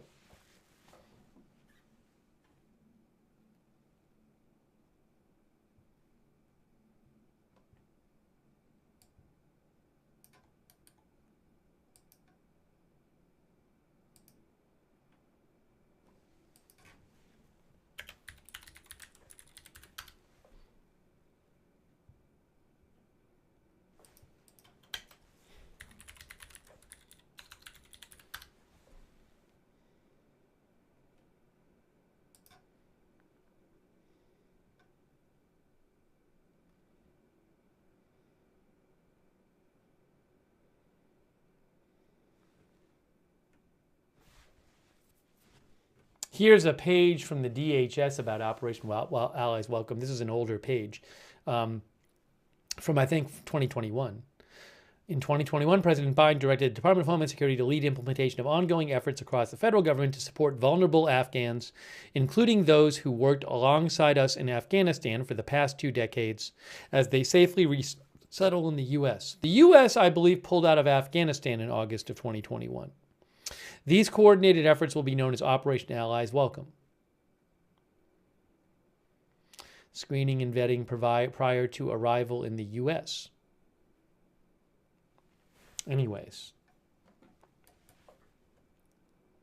One article we read said that the New York Post article said there were over 100,000. Oh, I got something else. Hold on a second. I have it right here. Oh, no.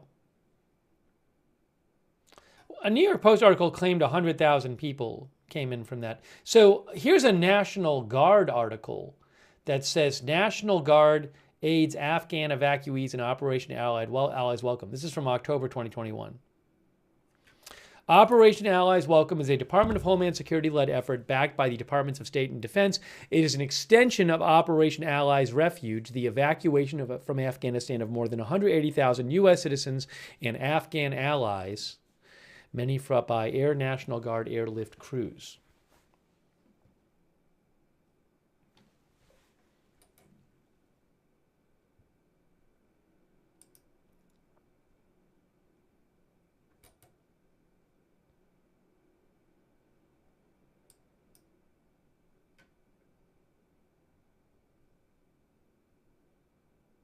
Oh, and then in 2022, there's this Homeland Security document that says, to date, approximately 88,500 Afghan nationals have arrived in the U.S. as part of Operation Allies Welcome.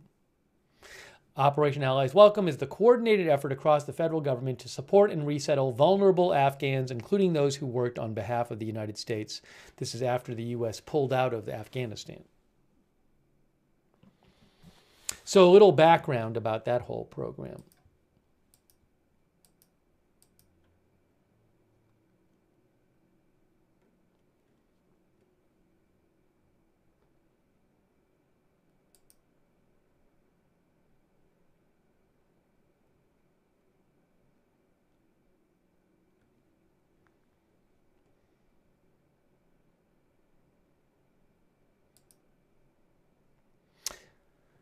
As I mentioned, Fox News is reporting that he came under Operation Allies Welcome, and Fox News is saying his permission to be in the country expired in September of this year. Maybe we'll get something official from the government on this.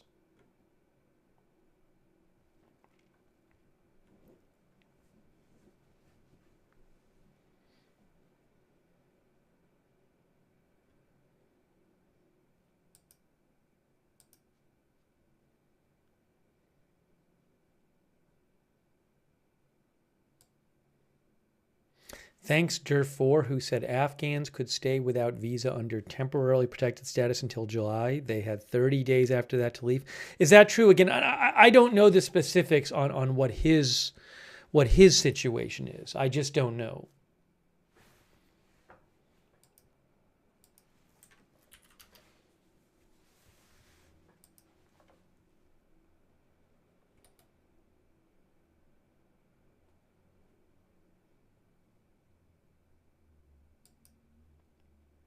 I'm seeing online something about temporary protected status for Afghans expiring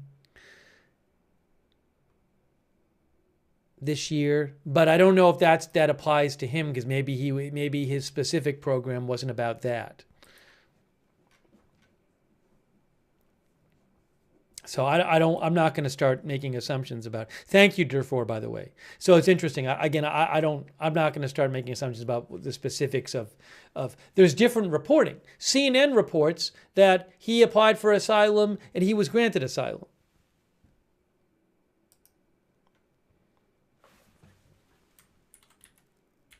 Yes, and.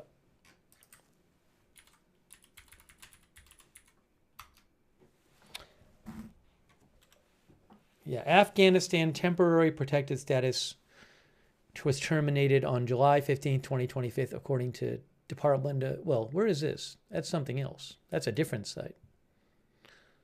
Well, I'm seeing multiple sites say that. Anyways, I'm not going to worry about it right now. But we'll have to see. I'm guessing we'll get some more detail and clarification from the federal government soon. Thank you so much, Jerfor, and also Glue Taster. Thank you. Glue Taster said they had to vet in Qatar and had to pass a psychological evaluation. Oh, Glue Taster said I worked on Operation Allies Welcome. Thanks, Glue Taster. I just saw that. Also, inhalation aerosol in Camus and sharing this and that in Army Vet Guy.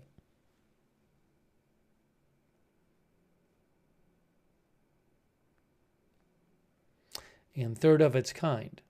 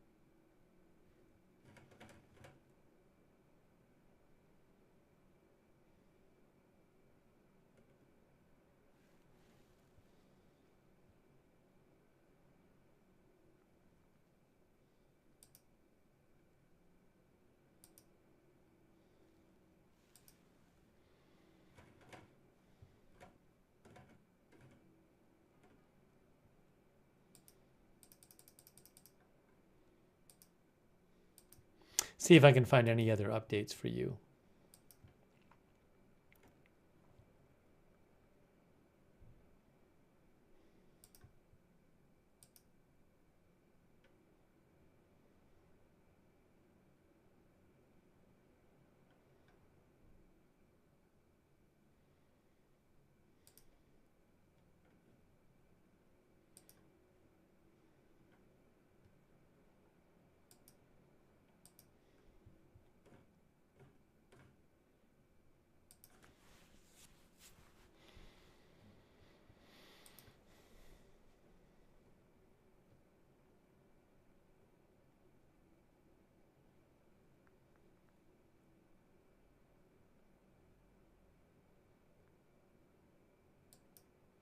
The New York Post is also reporting that the suspect, overstayed his visa.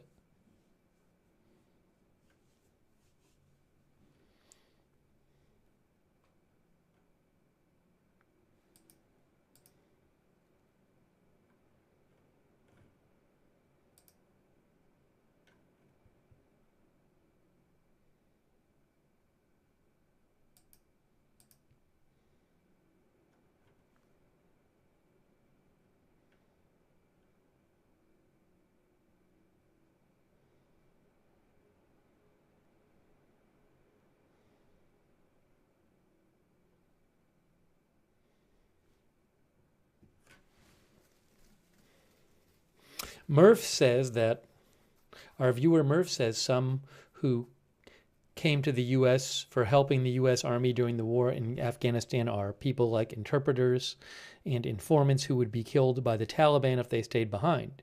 Murph thinks this man had radical ideology or was angry about possibly being deported. That's what Murph thinks. We'll have to see. Thanks, Murph, for writing, and we'll have to see what what the investigation uncovers about motive.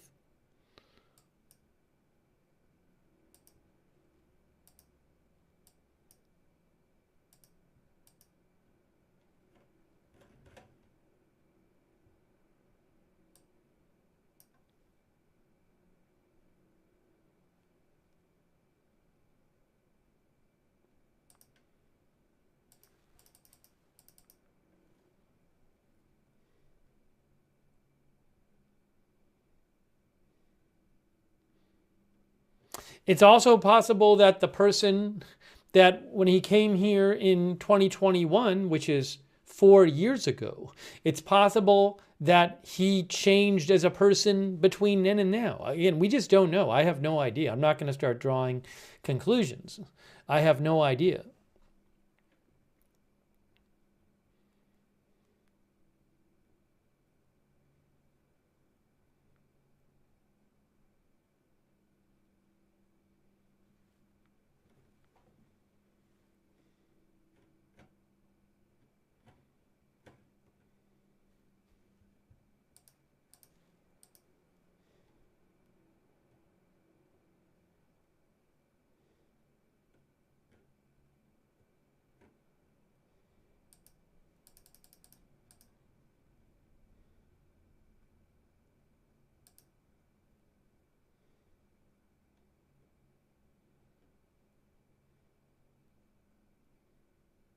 It's odd. We don't have, I can't even tell you if there's going to be another federal government update tonight. I have no idea. I just don't know.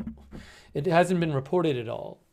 The last we heard anything was from the government was the press conference, which was hours ago.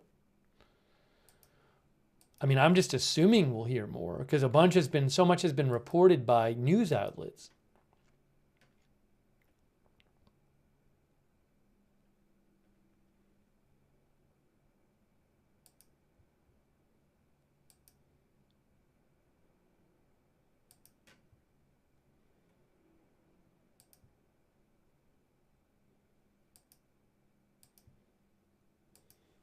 Mark says, speculation at the moment, few facts. Antidot says, I wait for more information. A couple of our viewers in the chat are claiming he shouted Allahu Akbar, but I saw one claim about that online, which was not very well sourced. So that certainly I have not seen reliable sources I would consider reliable report that. And also, we cover breaking news all the time when initial reports turn out to be false. So, that's pretty a regular occurrence with breaking news.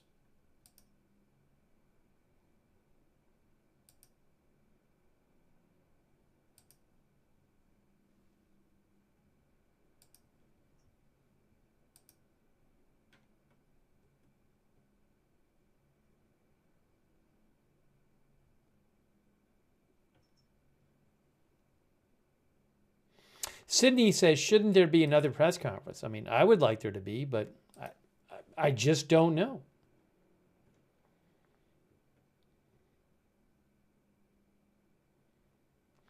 Washington Post has another outlet reporting the same name. They say the suspected shooter has been identified as an Afghan national who entered the U.S. in 2021.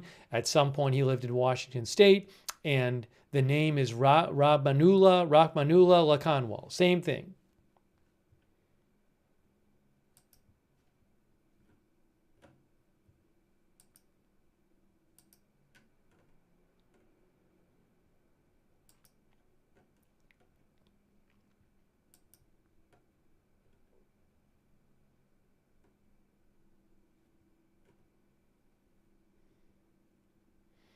Andy Taylor thinks it's clearly terrorism. He's our viewer.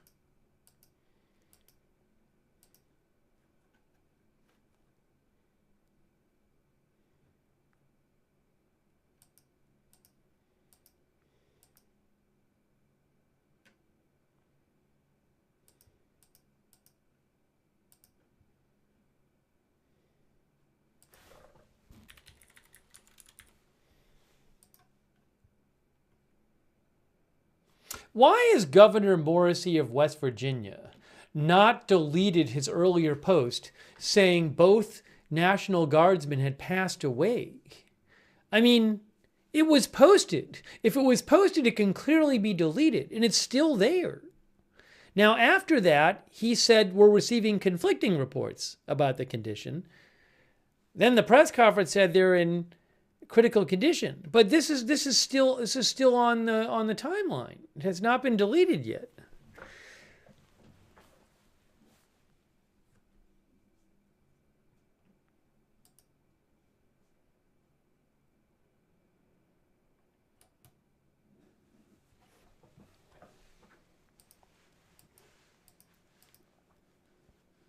Tangerine Creamsicle says he's not tech savvy. I mean, I'm guessing somebody in the office could do it, in his office.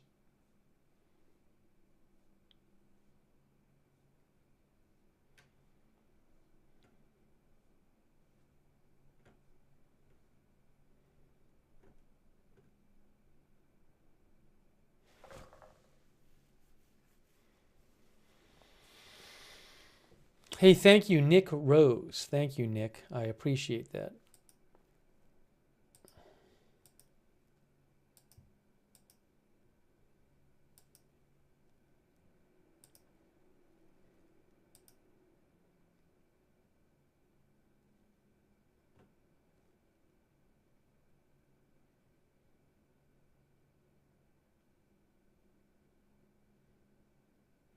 Why was it reported they died? Because the West Virginia governor had posted that. That's what I think where a lot of the reports came from. But then he walked it back.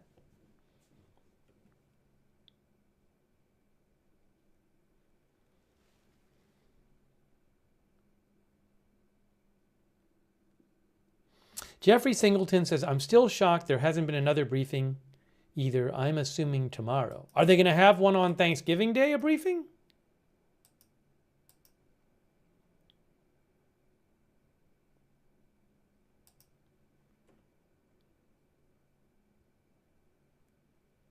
Oh, this is interesting.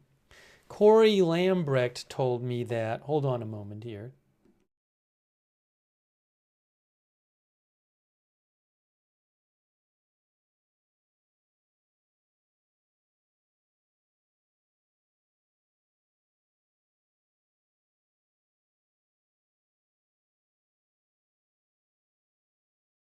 One second.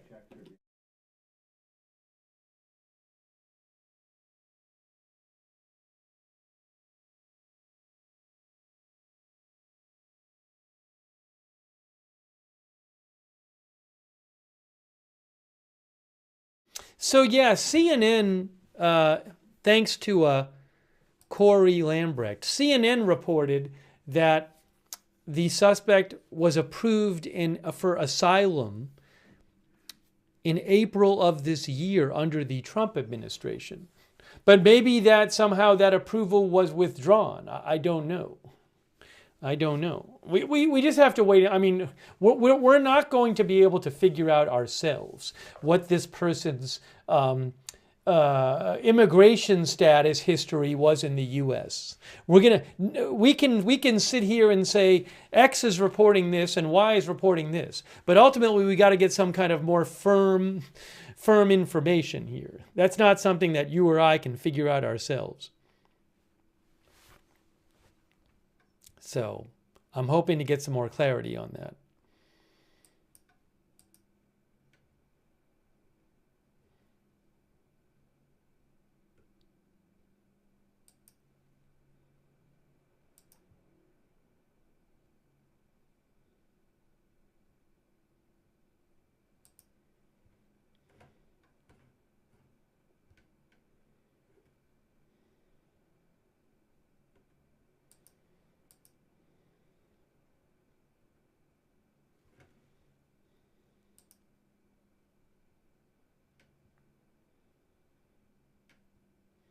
But I mean, I just am assuming we'll hear more. That's why I'm still live, because it just seems like we would hear more from the government.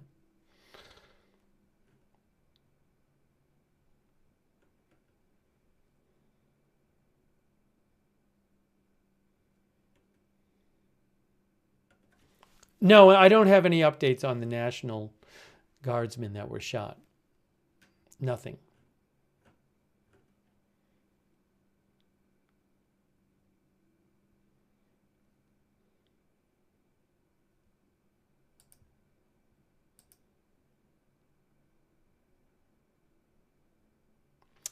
New York Times, same identification.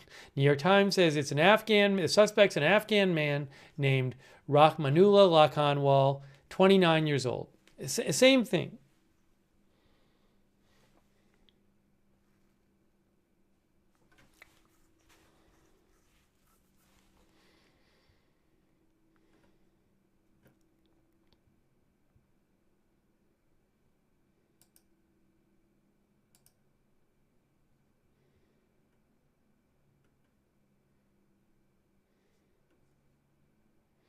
Our viewer Tobilicus thinks that he might have been made non-legal in the Trump administration. He reacted to that.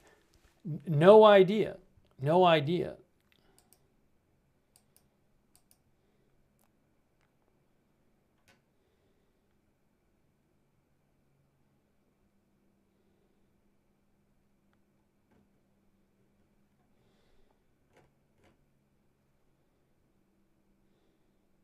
Ada Gedden says, I think if there's an important update, there'll be a briefing tomorrow. Well, remember, the government hasn't even concluded who the person is. We're just getting all this from different news outlets. I feel like maybe Kash Patel will post something about the suspect.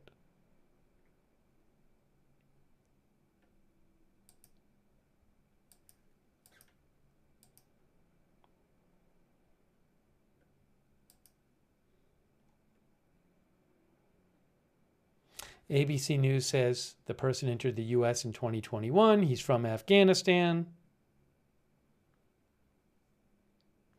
Oh, ABC News says law enforcement officials and the U.S. Attorney's Office in D.C.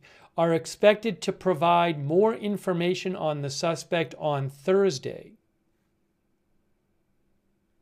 Again, ABC says law enforcement officials and the U.S. Attorney's Office in D.C.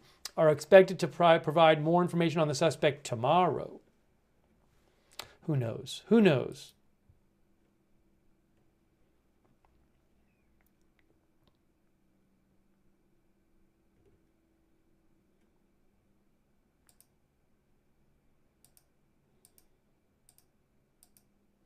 I mean, I'm certainly guessing that the name will turn out to be accurate because so many outlets have reported that.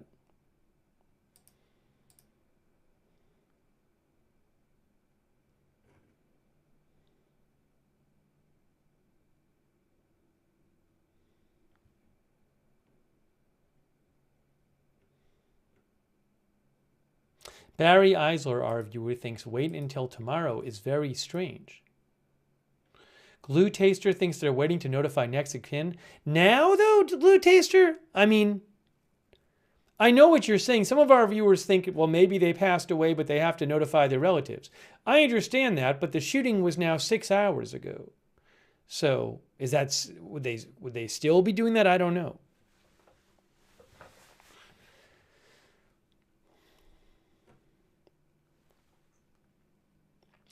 David Colley, our viewer, says, there's not enough info yet to pass judgments. I know we want everything right now, but give it some time.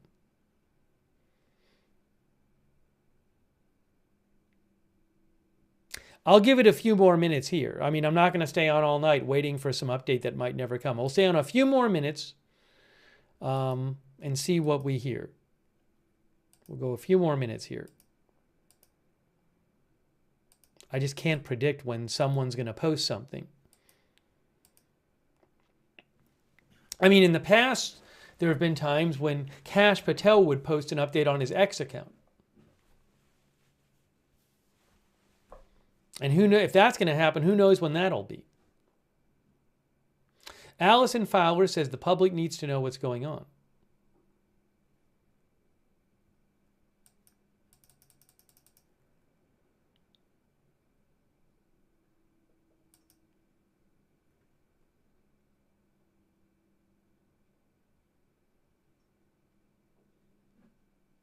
AZ Intel mentioned that the Florida State Attorney General gave the name, but my assumption is that I don't know where he got this information. This doesn't mean he got it from the federal government. He might have seen this on the news. So, thanks AZ for mentioning this. This is the state of Florida Attorney General. So again, there's no sourcing here of this name of this person. Maybe he just saw one of the news reports. So, that's not a federal government official.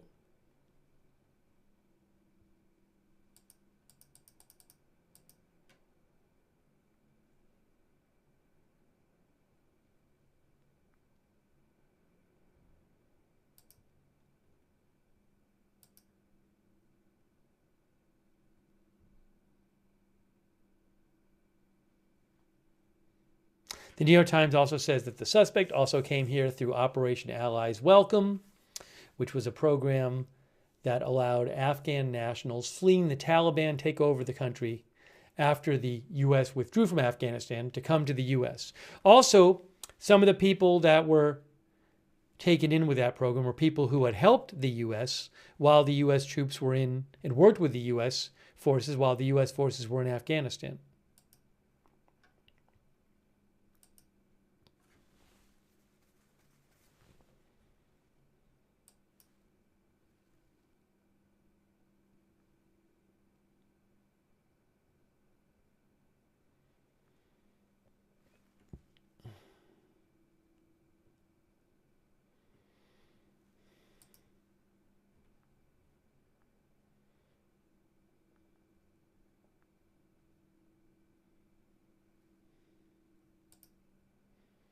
Jazzy Renee says they were interpreters helping. Maybe some of them I would think might have been interpreters helping.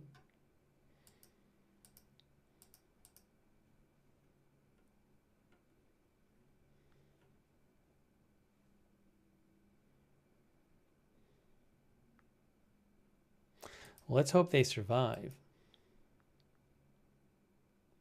Oh, police recover a gun. CNN says police have recovered the handgun that was used. They point out that if you're not, it's unclear whether the gunman could have legally bought the gun here. Oh, also officials told CNN that video from the nearby metro station showed the shooting as it happened.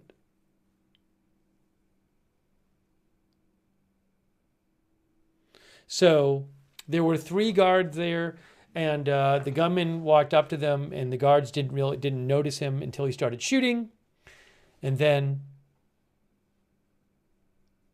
CNN says the gunman stood over the first victim and tried to fire another round, and that's when the 3rd guard member returned fire at the alleged shooter. So again, I think some of our viewers are saying this before, but I haven't been watching CNN with sound on all day.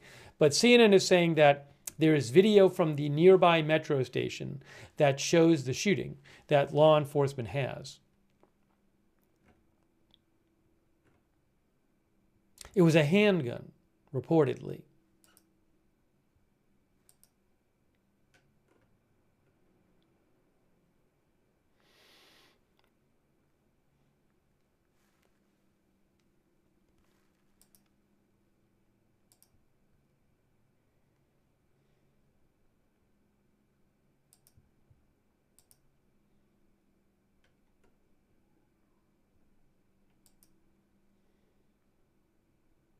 Thank you, Russell Spataro and Glue Taster.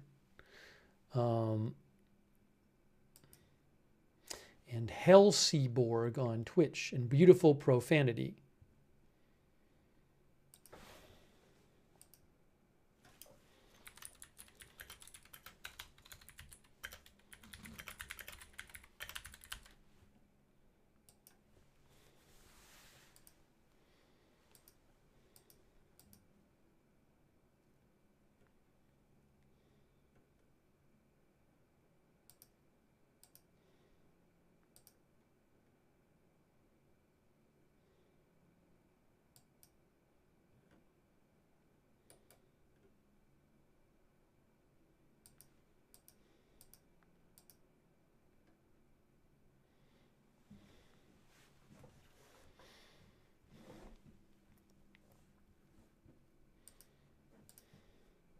We're going to wait a few more minutes and see if there's any more updates here.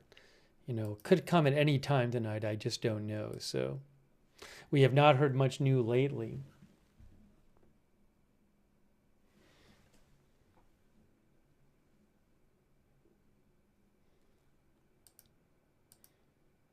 But remember, all this reporting about where the suspect is from and what his name is and all that, that's not coming from the government. That's coming from news outlets, coming from leaks to news outlets.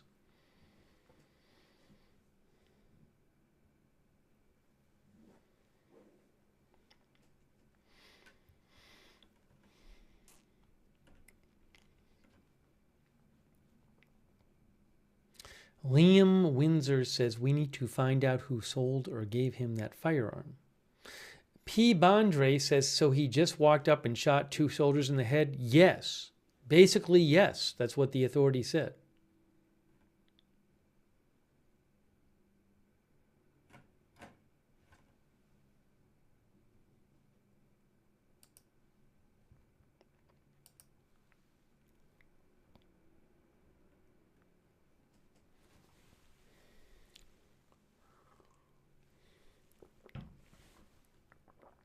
The soldiers were armed. I believe that was said in the press conference. The soldiers were armed.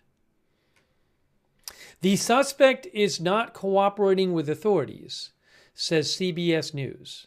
So both CBS News and CNN have reported today that the suspect is not cooperating with authorities.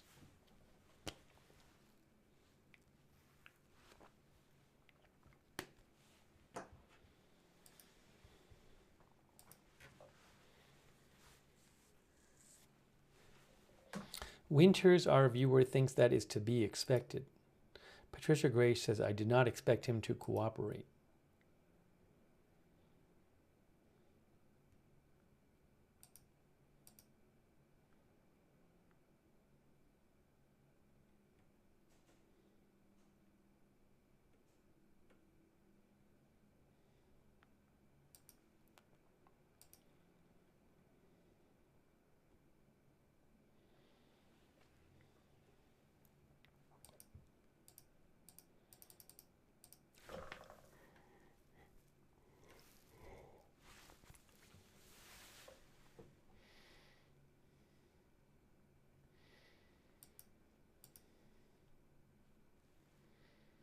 Some of our viewers are wondering if he speaks English. I can't speak to that. I'm not sure.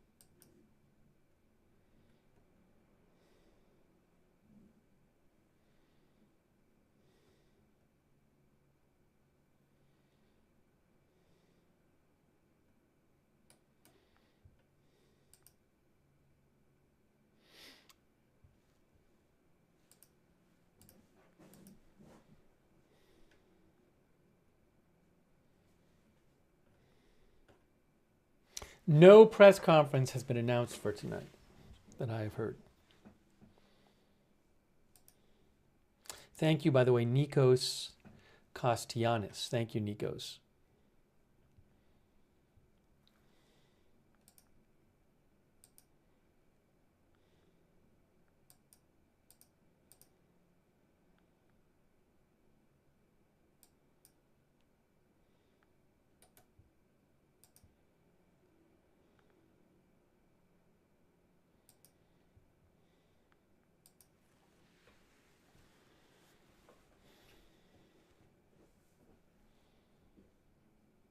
Have you ever seen them do a late press conference? I mean, they could. It's just, again, nothing. We haven't heard anything since from the government since the press conference hours ago. So what can I say? I just don't know. I don't know if something will get posted. I have no idea what the information release schedule of the government is. I cannot tell you. I wish I did, but I don't.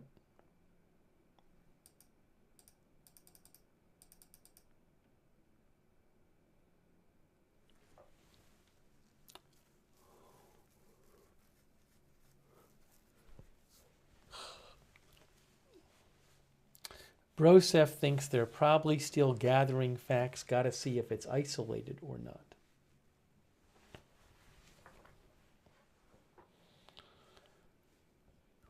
Joe says, obviously there is an ongoing investigation.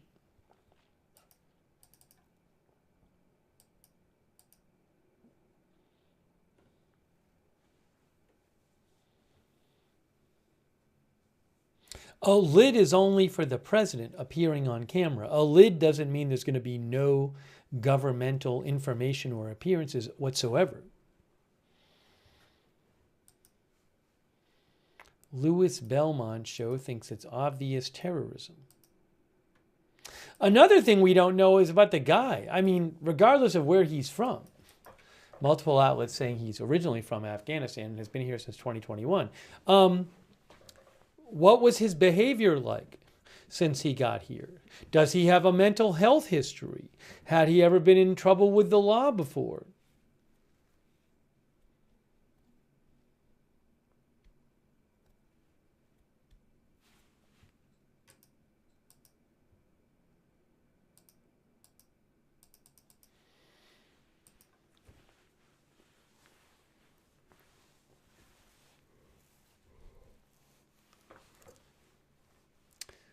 Thomas Darwin says that third guard person probably saved a life. Thank you, Gator Fitz.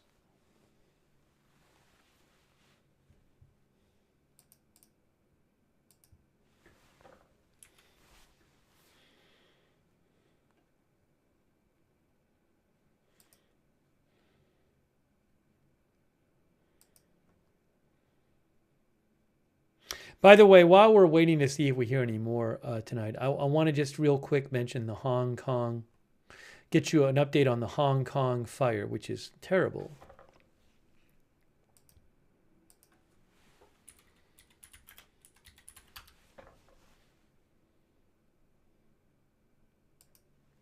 Look at this. Hong Kong police arrest 3 as apartment fire death toll rises to 44 and hundreds missing. Hundreds missing.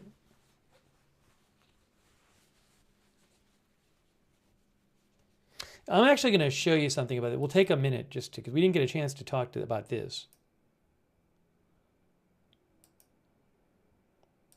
I think 279 are missing. Reuters says a huge fire still burning in a Hong Kong apartment complex killed at least 44 and left almost 300 missing. It may have been spread by unsafe scaffolding and foam materials used during maintenance work. Then all these apartment buildings were covered in scaffolding. The fire erupted Wednesday afternoon. 4 buildings were on fire. Oh no, it looks like 7 buildings. It looks like 7 blocks, 7 buildings were on fire. Videos from the scene showed flames still leaping from at least 2 of the 32-story towers and heavy smoke billowing from several. Police said in addition to the buildings being covered with protective mesh sheets and plastic that may not meet fire standards, they discovered some windows on one unaffected building were sealed with foam material installed by a construction company carrying out maintenance work. We have a reason to believe that the company's responsible parties were grossly negligent, which led to this accident and caused the fire to spread uncontrollably, resulting in major casualties, said a police superintendent. 3 men from the construction company had been arrested. The green construction mesh and bamboo scaffolding used on the buildings are a mainstay of traditional Chinese architecture, but have been subject to a phase-out in Hong Kong for safety reasons since March. The latest fire has prompted comparisons to the Grenfell Tower inferno that killed 72 people in London in 2017. That fire was blamed on firms fitting the exterior with flammable cladding, as well as failings by the government and construction industry. Let me just show you a little video here again while we're waiting for updates on this. There's a video that goes along with that article about the fire. So we were going to cover this, and we didn't even get a chance because we had to rush on and cover the shooting. But real quick, let me just show you, just take a second and show you this video from Reuters about what happened in Hong Kong with this fire in multiple apartment buildings there. I'm going to press play in a second.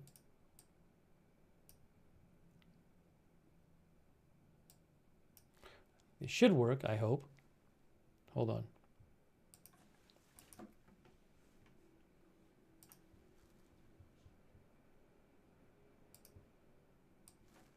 All right, here, check this out. Check out the Reuters video here. Hold on, I have to reset it. And hundreds still missing in the Hong Kong district. Dozens of people are dead and hundreds still missing in the Hong Kong district of Tai Po after a massive fire across several high-rises on Wednesday.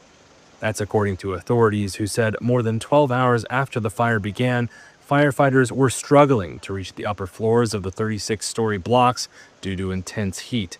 65-year-old Jason Kong lives in one of them and says he was watching his home burn after police barred him from returning, forcing him to leave his 10-year-old dog behind. One neighbor said he still could not find his wife. Some said they are safe. I know some are still inside the building. Why is there no one saving them? Are we waiting for them? How should we deal with this?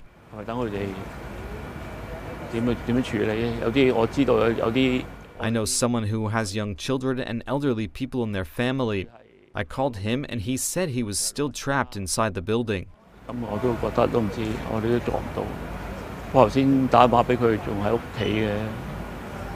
Hong Kong leader John Lee told reporters a firefighter was among those killed and that 900 people were in shelters. The priority is to extinguish the fire and rescue the residents who are trapped. The second is to support the injured. The third is to support and recover.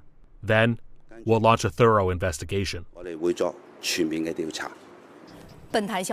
From the mainland, China's President Xi Jinping urged an all-out effort to extinguish the fire and to minimize casualties and losses, according to China's state broadcaster CCTV. The towers are part of a dense residential complex called Wangfuk Court, which includes 8 blocks and some 2,000 apartments. The cause of the blaze was not immediately known. However, the flames were fanned by the trademark green construction mesh and bamboo scaffolding often seen in casing construction in Hong Kong. The government had begun phasing out bamboo scaffolding in March for safety reasons. Online posts showed that Wangfuk Court had been undergoing renovations for a year. The fire marks Hong Kong's worst since November 1996, when 41 people died in a commercial building in the heart of the city's Kowloon area. That fire was later found to be caused by welding during internal renovations. You could see there, as I mentioned, it's like all these buildings were covered in this bamboo scaffolding and the mesh. See, I mean, look at all the buildings. When I first saw this last night, I didn't know if this was just under construction, but no, people were living there. But you can see this, the buildings are just covered in this stuff, in bamboo scaffolding and that mesh stuff. So that could have. I mean, the report said, I believe, that fanned the spread of it.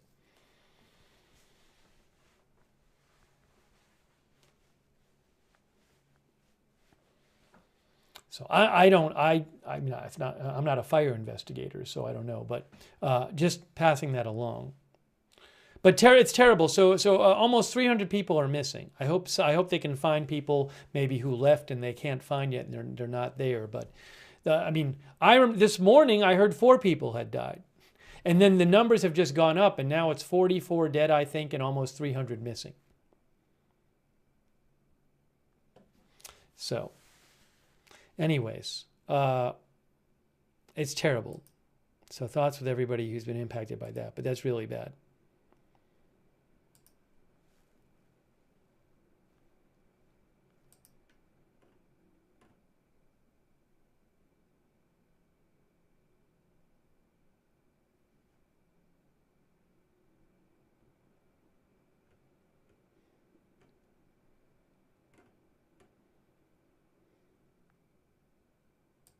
J.D. Vance just posted saying,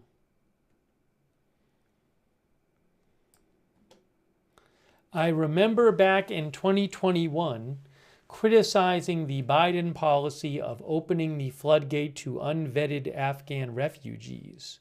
Friends sent me messages calling me a racist. It was a clarifying moment. They shouldn't have been in our country.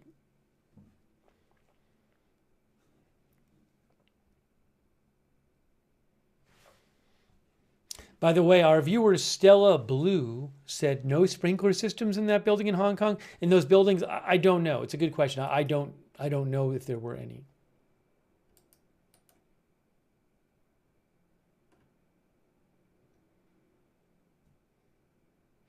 John, our viewer, said hope in Hong Kong they improve their standards to prevent similar future tragedy.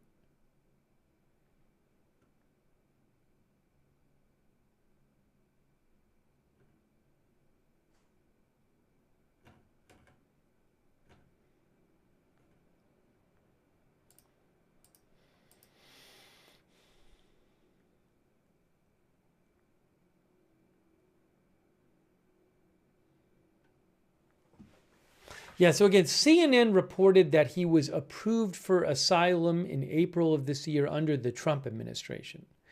I don't know, even if that's true, I don't know if maybe his approval to be in the country was withdrawn at some point.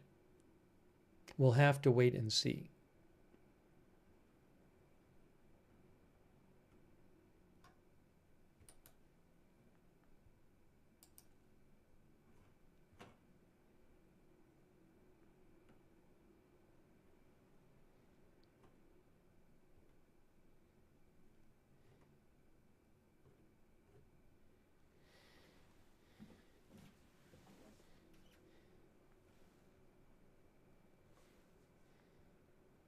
Did he say anything before they attacked them? We don't know. We just don't know.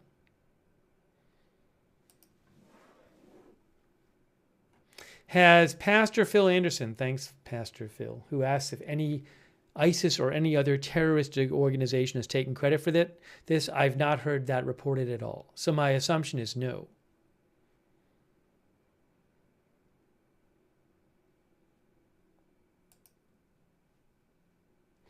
Nicole Saganga of CBS News says both National Guard members were described as critically wounded, with one, she's hearing one is in very serious condition. Now, we've had it reported, it's been, in the press conference a couple hours ago said they're both critical condition. Nicole Saganga is saying one of them is in very serious condition. So maybe one's worse than the other, I don't know.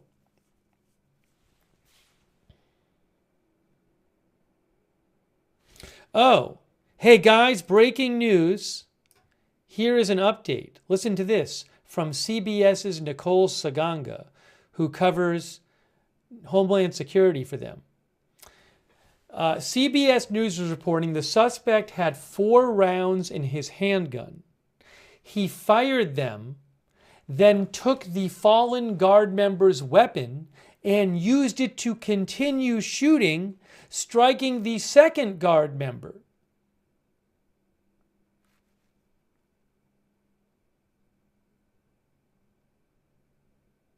So again, He had CBS News is reporting he had a handgun with 4 rounds. He fires it at the first person.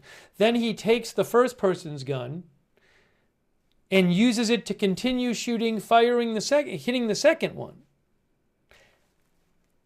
I mean, I can't confirm this, but this is being reported by CBS News.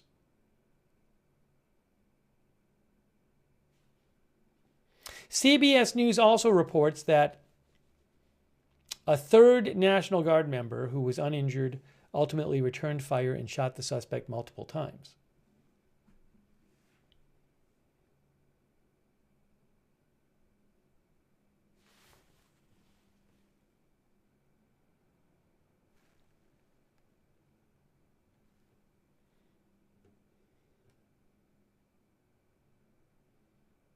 Some people are claiming the president is going to speak. Where are you seeing that the president is going to speak?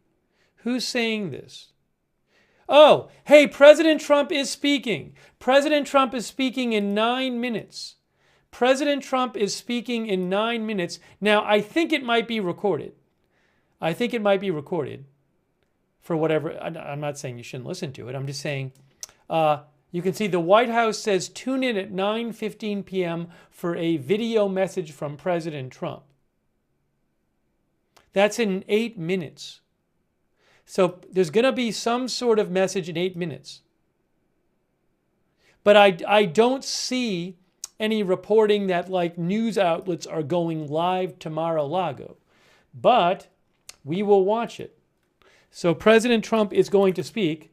Coming up, well, I'm glad I stayed on the air. Look, they're live. The White House is, the feed is live. We will begin shortly. There we go. Well, I'm glad we stayed on the air for it.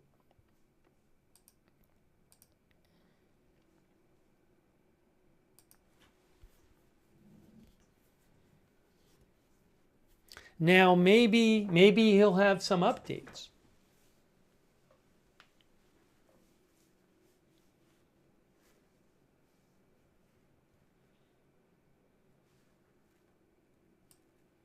I had not heard any reporting that was going to happen.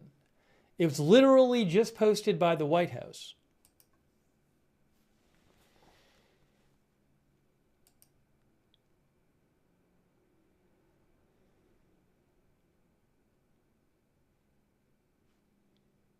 Angela Jones says, I had a feeling we were going to hear from him.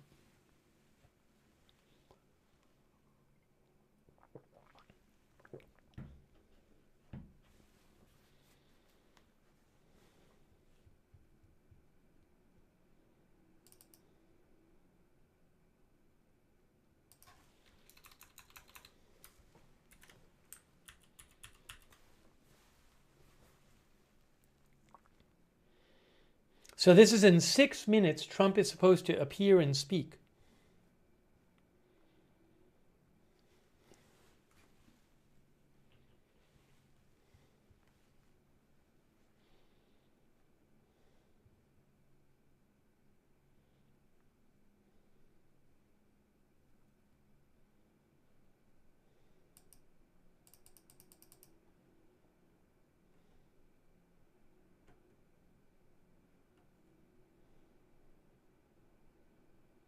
Yeah, I don't think this is going to be, well, I don't think it's not going to be live and covered by news outlets because none of the news agencies are saying that they have a camera there. So in theory, it could be live from Mar-a-Lago. It could also be recorded from Mar-a-Lago. He's in Florida.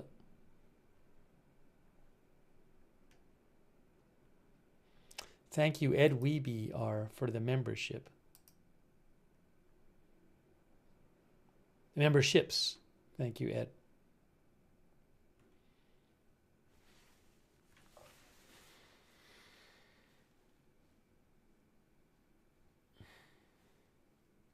He's supposed to speak at 9:15 in 4 minutes, possibly recorded.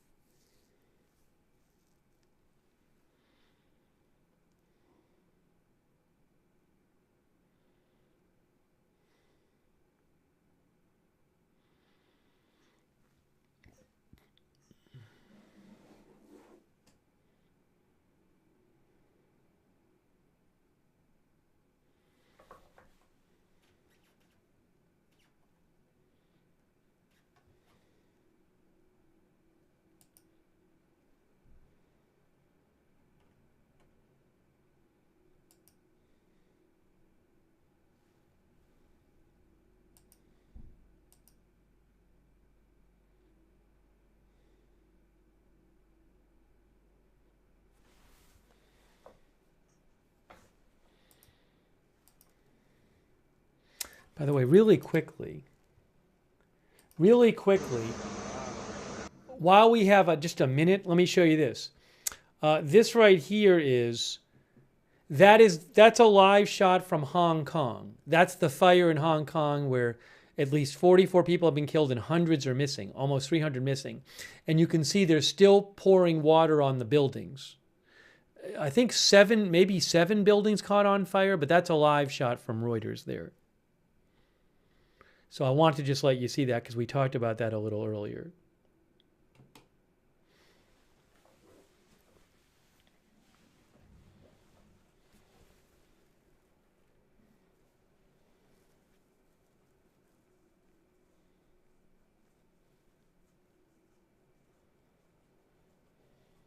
Thanks PH Survivor 92 and John NH5BK.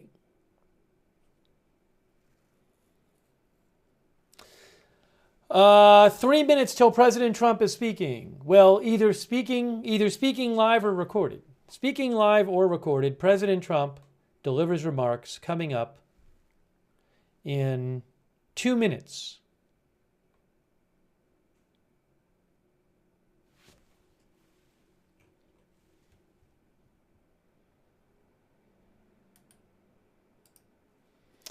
I have the audio on. Ooh, you know what I didn't do? I didn't do this. There we go. Okay, it's better.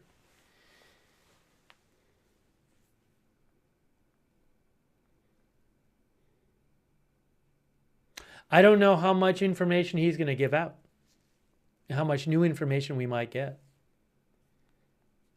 It's interesting he's doing it this way and not just posting on Truth Social. Oh, President Trump on Truth Social said, I will be speaking on the horrific attack on our great National Guard warriors at 9:15 sharp. Thank you for your attention to this matter. God bless America. So he posted that 7 minutes ago, right around when we heard about this. He posted on his Truth Social that he's going to be speaking on what he calls the horrific attack on our great National Guard, 9:15 sharp. Well, that's in 1 minute. So President Trump will be speaking, again, I don't know if it's going to be live or recorded, but in 1 minute.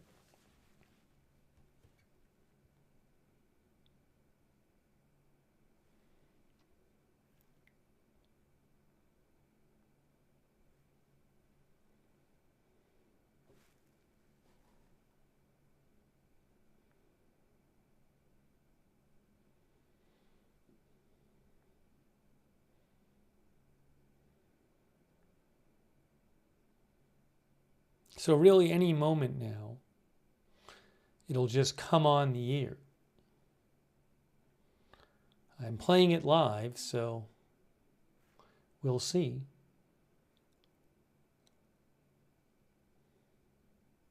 All right, it's 9:15, so any moment now, all we can do now is wait.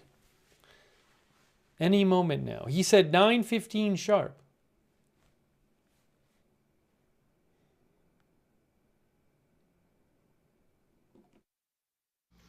My great fellow Americans, earlier today on the eve of the Thanksgiving holiday, 2 members of the National Guard serving in Washington, D.C. were shot at point-blank range in a monstrous ambush-style attack just steps away from the White House. They had been deputized as part of the most successful public safety and national security mission in the history of our nation's capital, the D.C. Safe and Beautiful Task Force, which has achieved an unprecedented reduction in violent crime and crimes of all type. This heinous assault was an act of evil, an act of hatred, and an act of terror. It was a crime against our entire nation. It was a crime against humanity. The hearts of all Americans tonight are with those 2 members of the West Virginia National Guard and their families. The love of our entire country is pouring out for them, and we are lifting them up in our prayers. As we are filled with anguish and grief for those who were shot, we're also filled with righteous anger and ferocious resolve. As President of the United States, I am determined to ensure that the animal who perpetrated this atrocity pays the steepest possible price.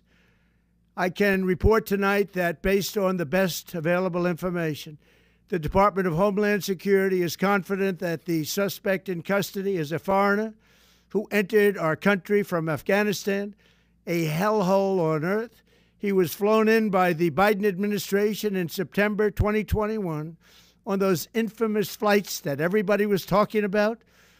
Nobody knew who was coming in. Nobody knew anything about it. His status was extended under legislation signed by President Biden, a disastrous president, the worst in the history of our country. This attack underscores the single greatest national security threat facing our nation. The last administration let in 20 million unknown and unvetted foreigners from all over the world, from places that you don't want to even know about. No country can tolerate such a risk to our very survival.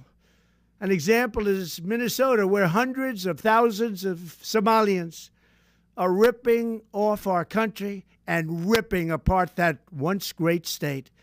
Billions of dollars are lost, and gangs of Somalians come from a country that doesn't even have a government, no laws, no water, no military, no nothing. As their representatives in our country preach to us about our Constitution and how our country is no good. We're not going to put up with these kind of assaults on law and order by people who shouldn't even be in our country. We must now re-examine every single alien who has entered our country from Afghanistan under Biden, and we must take all necessary measures to ensure the removal of any alien from any country who does not belong here or add benefit to our country. If they can't love our country, we don't want them. America will never bend and never yield in the face of terror. And at the same time, we will not be deterred from the mission these service members were so nobly fulfilling. That is why tonight I can announce that I have directed the Department of War to mobilize an additional 500 troops to help protect our capital city. We will make America totally safe again, and we will bring the perpetrator of this barbaric attack to swift and certain justice if the bullets going in the opposite direction haven't already done that. During this time of the year, when we gather at home with loved ones, these two patriots were wearing the uniform of our country, patrolling the streets of our capital. They had taken a selfless oath to defend our nation against all enemies, foreign and domestic. And that is exactly what they were doing when they were gunned down in a savage attack. I want to express my extraordinary gratitude to every member of the United States military who is deployed tonight at home and abroad. I also want to thank the Secret Service and the D.C. Metropolitan Police Department for their work today. This Thanksgiving, I ask every family to say a prayer for the two great heroes who were so horribly shot, and for their loved ones. Please say a prayer. May God bless them and comfort them, and may God bless and protect the United States of America. Thank you and good night. Okay, so that was President Trump. He did confirm that the suspect came to the U.S. from Afghanistan in 2021. So we did get that confirmed. He blamed the Biden administration for bringing him in. I'm trying to think if there was any more. I mean, the thing about 500 more National Guardsmen being requested to go to D.C., Pete Hegseth already said that earlier today, that was happening. So I don't know that we got any huge updates. I mean, he did say he wants the authorities to re-examine everyone who has come in from Afghanistan. And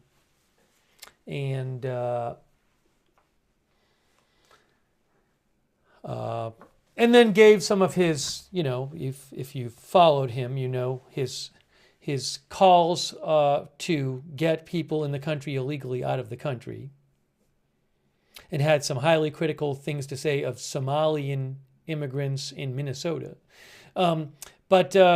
Yeah, I mean, he did confirm that the suspect came in from Afghanistan to the country in 2021.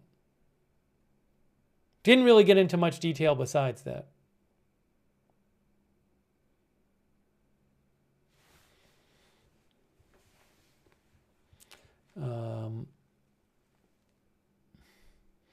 Valley Tell says, sounds to me like he has Minnesota in his sights.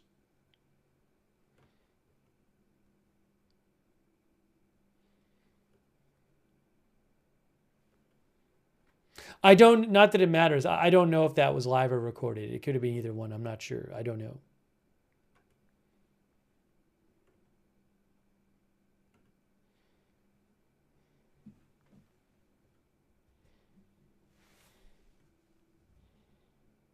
I mean, a positive is everything that we're hearing is that the 2 National Guardsmen are still alive, which is great. Because the governor of governor of West Virginia had earlier today said they were dead, but then he walked that back. Thank you, Bez from Oz, who thought it was an AI speech. Wow. Thank you, Lisa GF 4800 and Lilspeth. Thank you.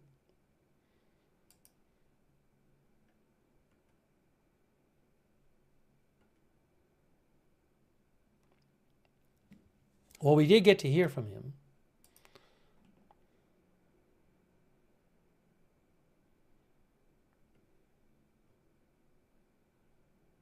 Breaking news. Kristi Noem posted something about it. Now that President Trump has spoke, we have a news update, a post from Kristi Noem. Let's look at this. Right here. Kristi Noem, Department of Homeland Security Secretary. The suspect who shot our brave National Guardsmen is an Afghan national who was one of the many, she claims, unvetted, mass paroled into the U.S. under Operation Allies Welcome on September 8th, 2021, under the Biden administration. I will not utter the depraved individual's name. He should be starved of the glory he so desperately wants. These men and women of the National Guard are mothers, fathers, sisters, daughters, children of God, carrying out the same basic public safety and immigration laws enshrined in law for decades. The politicians and media who continue to vilify our men and women in uniform need to take a long, hard look in the mirror. Byron and I will be praying hard for these 2 National Guardsmen, their families, and every American who puts on uniform to defend our freedom. So that's her post, which came out right after Trump spoke, I think.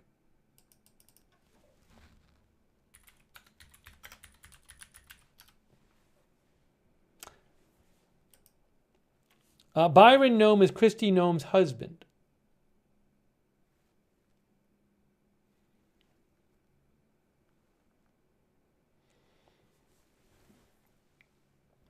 All right, did anybody else post anything after President Trump spoke?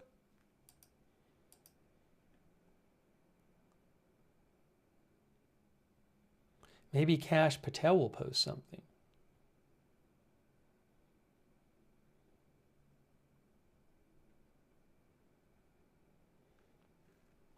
All right, so we've now heard from President Trump and we heard from Kristi Noem.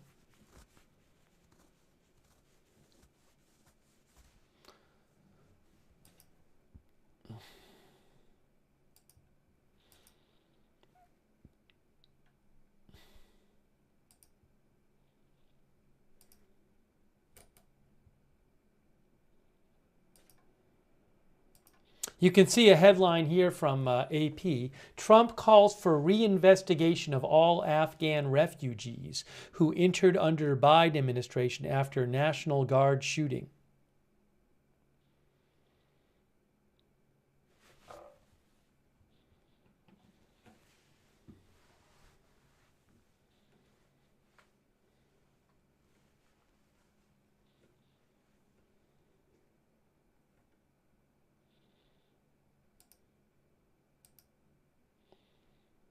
Thank you, by the way, to Tiger Woods FJ, who thought it was AI, the speech. Mr. Bebo, thank you.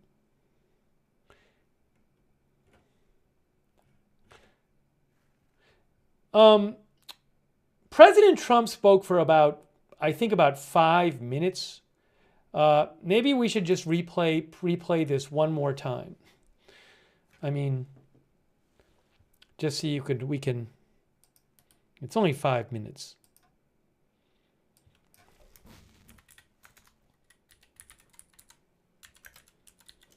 I'm just going to replay what President Trump had to say. Again, it's 5 minutes long. Here it is. Here's what President Trump had to say about a few minutes ago. Here it is, just in case you didn't see it or you want to see it again. Here, hold on. My great fellow Americans, earlier today on the eve of the Thanksgiving holiday, 2 members of the National Guard serving in Washington, D.C., were shot at point-blank range in a monstrous ambush-style attack just steps away from the White House.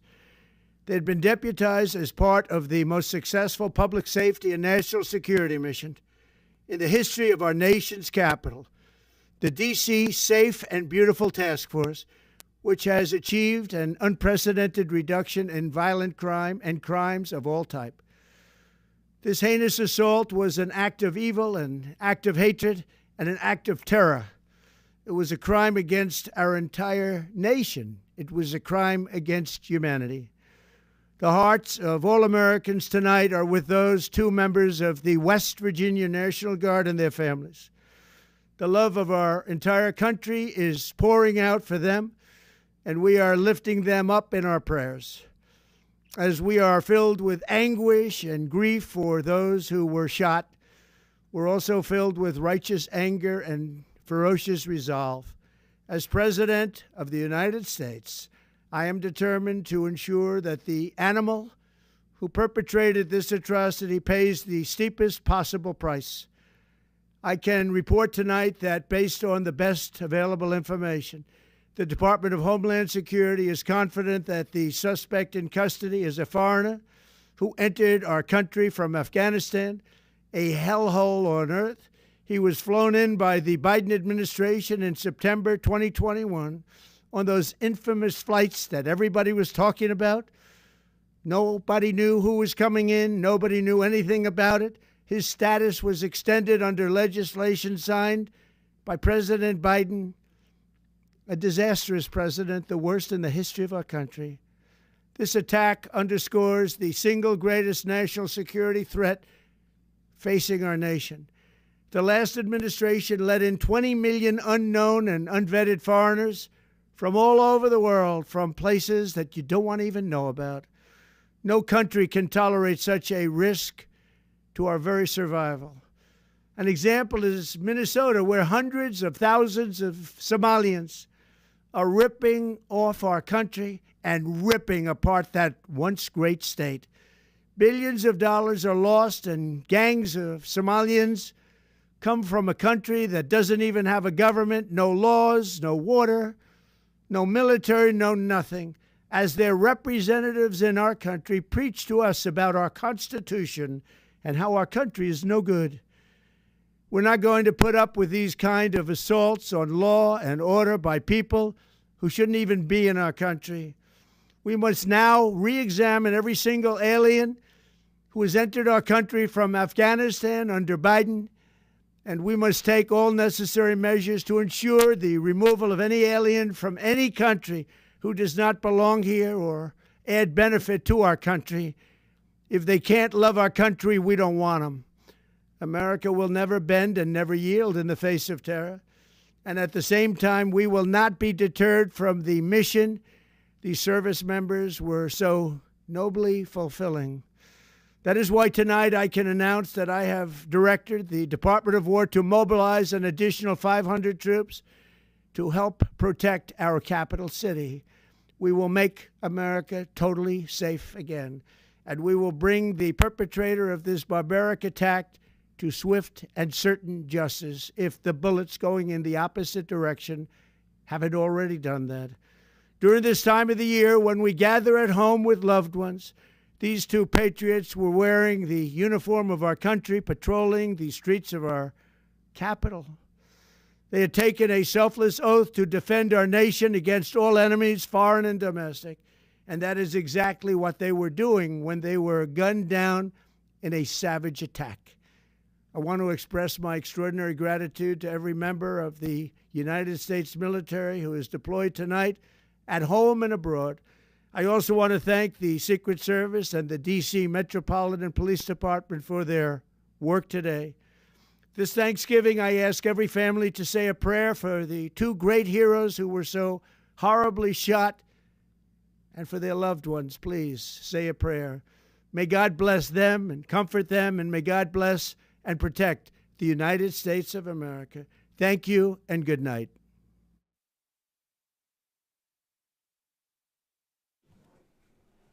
Okay. I don't know what exactly the re-examining of all the people who came into Afghanistan during the Biden presidency, what that specifically will involve. But he did say it's going to happen. Let me just see if we have any other official government updates here.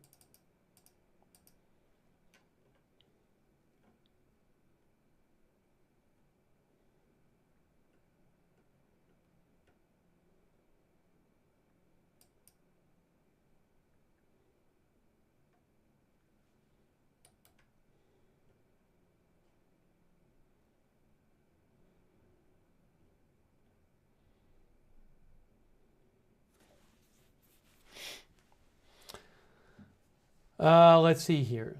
Jackson Star thinks it means deporting them all.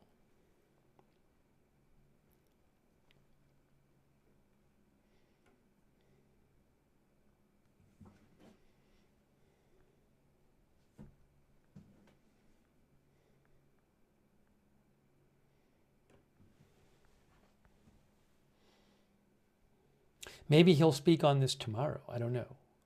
I don't know that we'll get more updates tonight. Christy Nome just posted, so we're not going to get more from her. Thank you, by the way, Jesus C. Menendez, who says it's time to ramp it up, ICE. We're depending on you to keep us safe.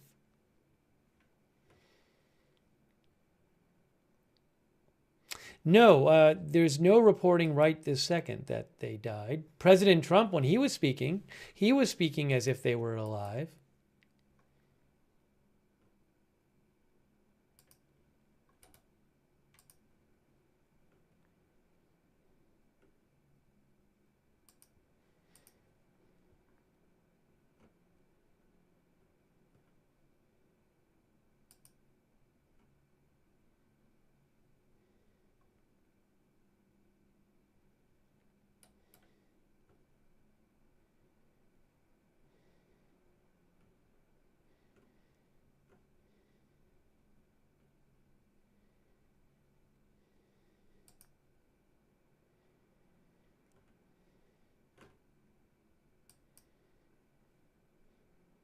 In case you missed it, Christy Nome said that the suspect who shot our brave National Guardsman is an Afghan national who is one of the many, she says, unvetted mass paroled into the United States under Operation Allies Welcome on September 8th, 2021. She said she will not utter his name. That suggests that at least for tonight, the federal government's not going to say his name.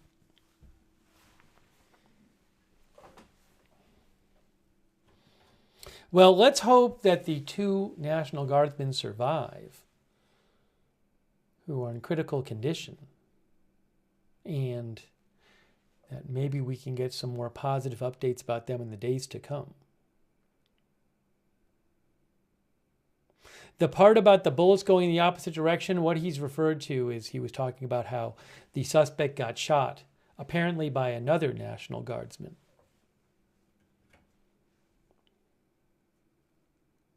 We already posted his name. His name is on the red ticker right now, Rahmanullah Rakanwal, which according to numerous news outlets.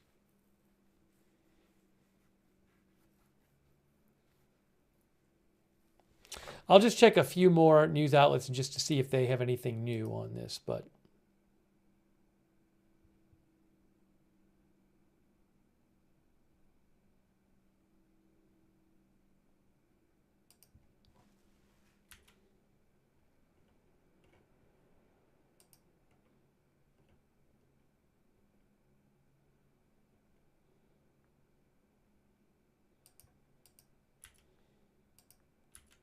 I'm guessing we'll get more info in the coming days. Remember, we still have nothing about this suspect in terms of did they motive? Did they write about this at all? Did they tell anyone that they were thinking of doing something like this? Has the person talked to authorities? Some reports say he has not been cooperative, but we just haven't heard any of that stuff.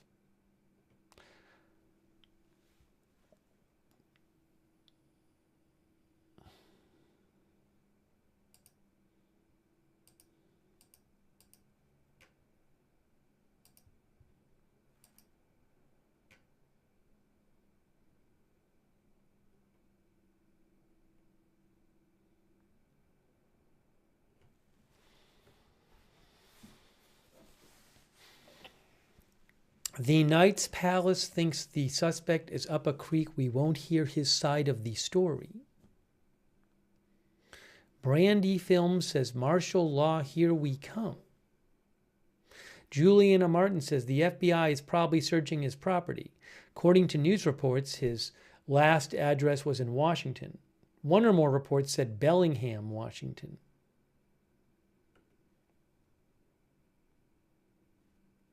Maybe we'll get eventually a timeline of like when did he travel recently to DC from Washington? We haven't heard anything about that.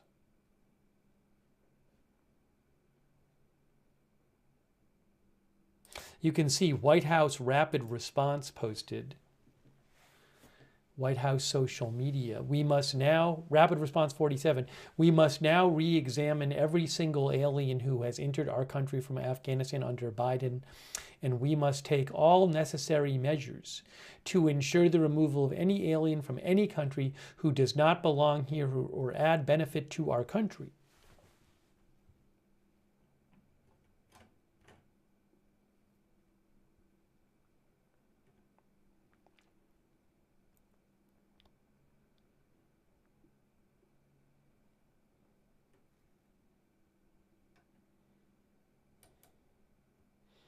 And as we mentioned, CNN is reporting that this person got asylum granted in April of this year. But I don't know if that conferred, permanent resident status, and whether whatever status he had might have been taken away after April, if that's the case. I just don't know. So we'll have to wait and see what we hear in the coming days. Yeah, CNN said he was granted he applied for asylum in 2024 and was granted it this year in April. Again, I don't know if that's true. I don't know the specifics. I don't know if something happened after that.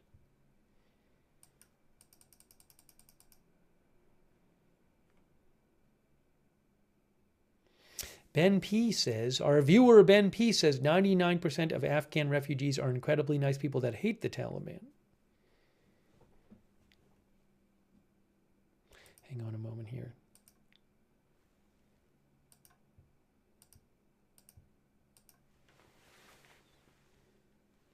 CC says it is a wild story.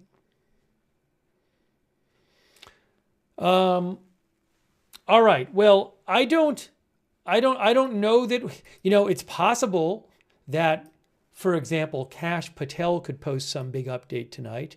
But given that we just heard from President Trump and that we've heard from Kristi Noem, I'm not expecting to hear from them tonight. My guess is that we would not tonight get some kind of detailed announcement about the motive, right? So I think what I'm going to do is I'm going to start wrapping up this live stream. As always, if there's huge news, we can always do another stream. And also, I will post updates on my X account, which should be linked in the chat or pinned to the chat, because I posted some photos and videos of the incident, or the aftermath, on my X account. So if you haven't seen them, you can go there and scroll down and see them. At Lookner on X, and I'll post updates there tonight if I see them. at Lookner on X. So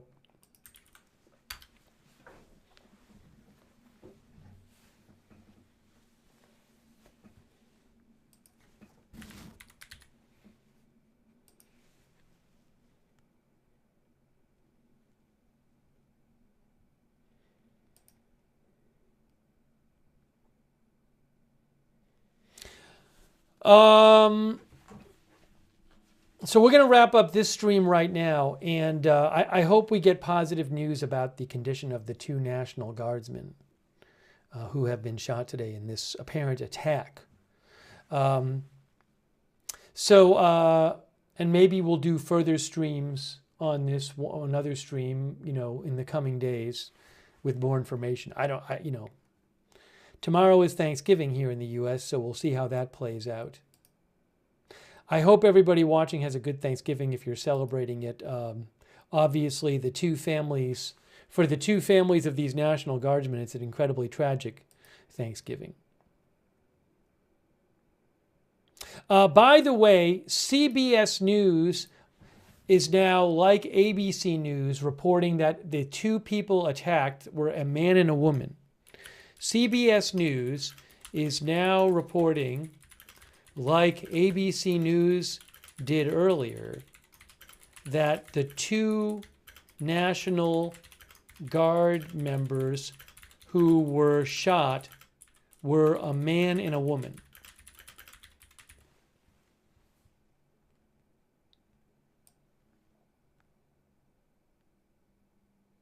So I'm just letting you know that, because I just saw that from CBS News. So CBS News and ABC News say it was a man and a woman who were shot.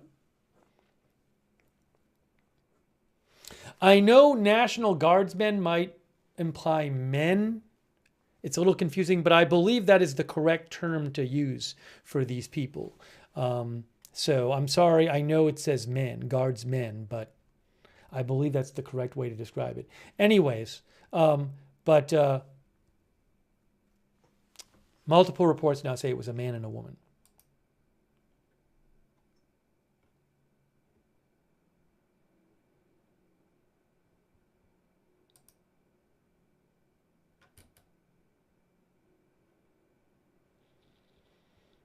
And as I mentioned earlier, CBS News is reporting that the suspect had a handgun with 4 rounds, fired those 4 rounds, then picked up the weapon of the guard they had shot, the National Guard member they had shot, and used it to shoot and hit the other National Guard member with the first National Guard member's weapon.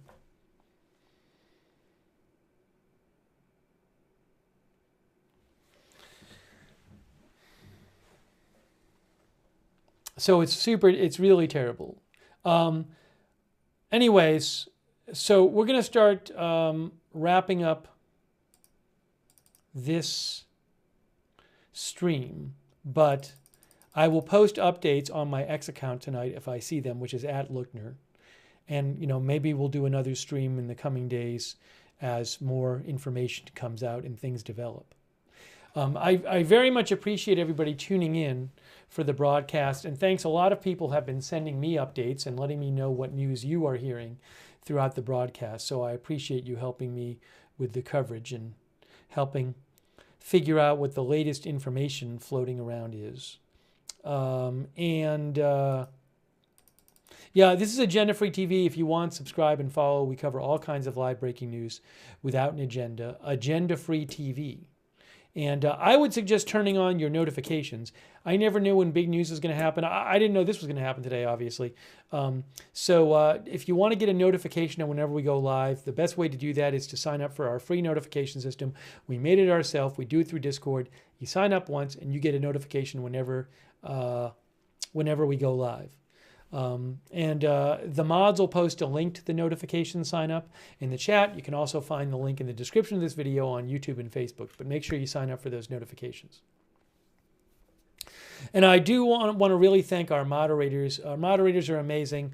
They are the reason that we can have chat rooms. They're the reason that we can have people with different views sharing those views with each other in the chats, because our mods keep it civil and respectful there. So thanks so much to our mods for being there during the broadcast. I really, really appreciate it. For example, on YouTube, people like Beth Mythical and Ruth Krafasi, and all of our other moderators who've been over there on YouTube. Thank you so much. On Twitch, all of our moderators over there who've been there during the broadcast, like Bastion Girl, Big Ball of Yarn, Idaho Star, Matthew Kohai 3, Sarah, Rift Tracks, and Surly Dev. Thank you. And all of our other Twitch moderators. Our Facebook moderators like Kay Lowry, Body, and Margaret Riley. Thanks for being there. And Linda Belk, Larry, and Misha on X. And I think I owe a couple other people thank yous here? Let's see.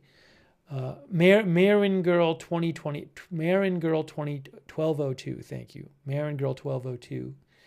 And CC, and thanks for supporting the channel. I appreciate very much everyone supporting the channel.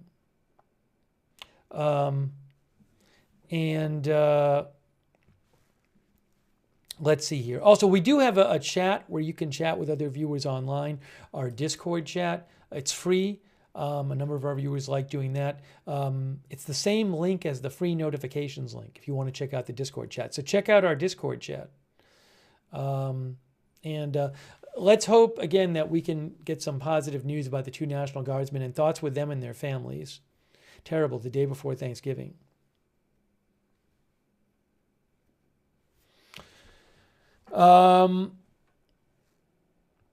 Another good way to find out when we're going live is to follow us on X at Agenda Free TV. I always post there when we're going live. I post updates about the channel there at Agenda Free TV on X.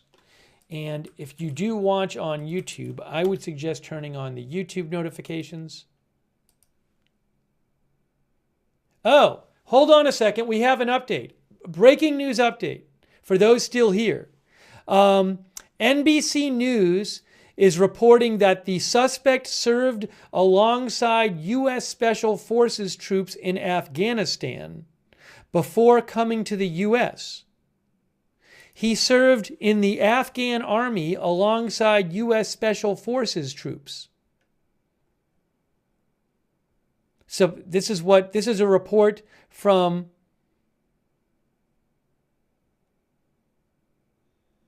and the relative says he doesn't know why this happened. All right, well, we're going to hold on a second so I can read you this report.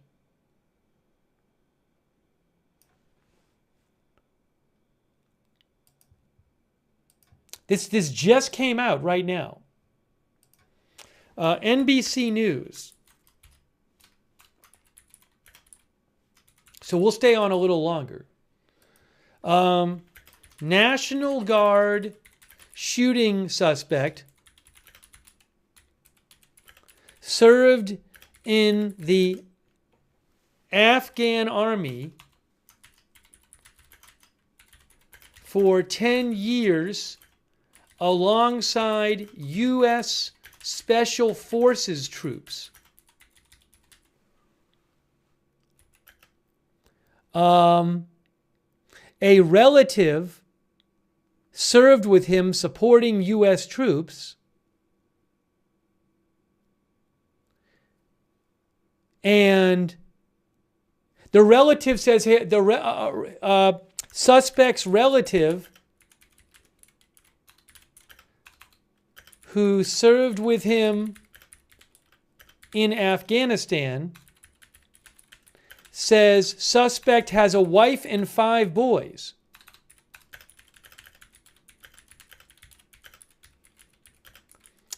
Hadn't spoken to him in months.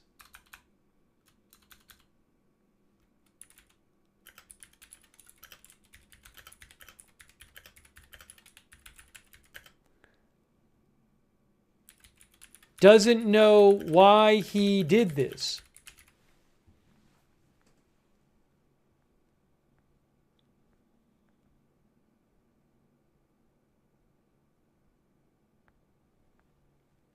Wow.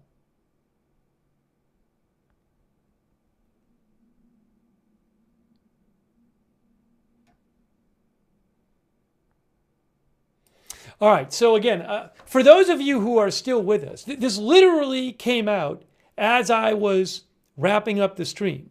So we'll stay on a few extra minutes for those who are with us. I'm going to go over this report from NBC News. This just came out right now. This just came out.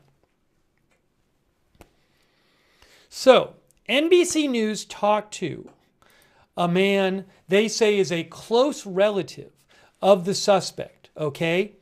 And the relative said that the suspect served 10 years in the Afghan army alongside U.S. Special Forces troops. Was at a base in Kandahar for part of that time. And said the suspect came to the U.S. after the Taliban took over.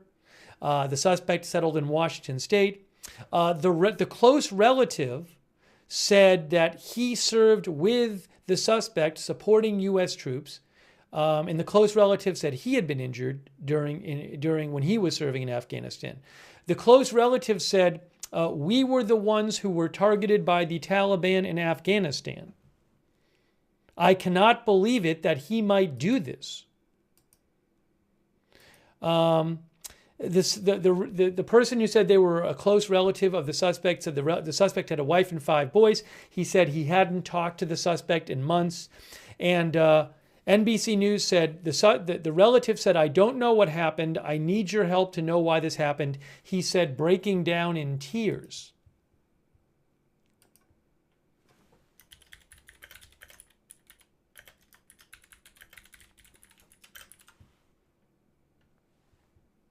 I just want to post this. I want to post a link to this.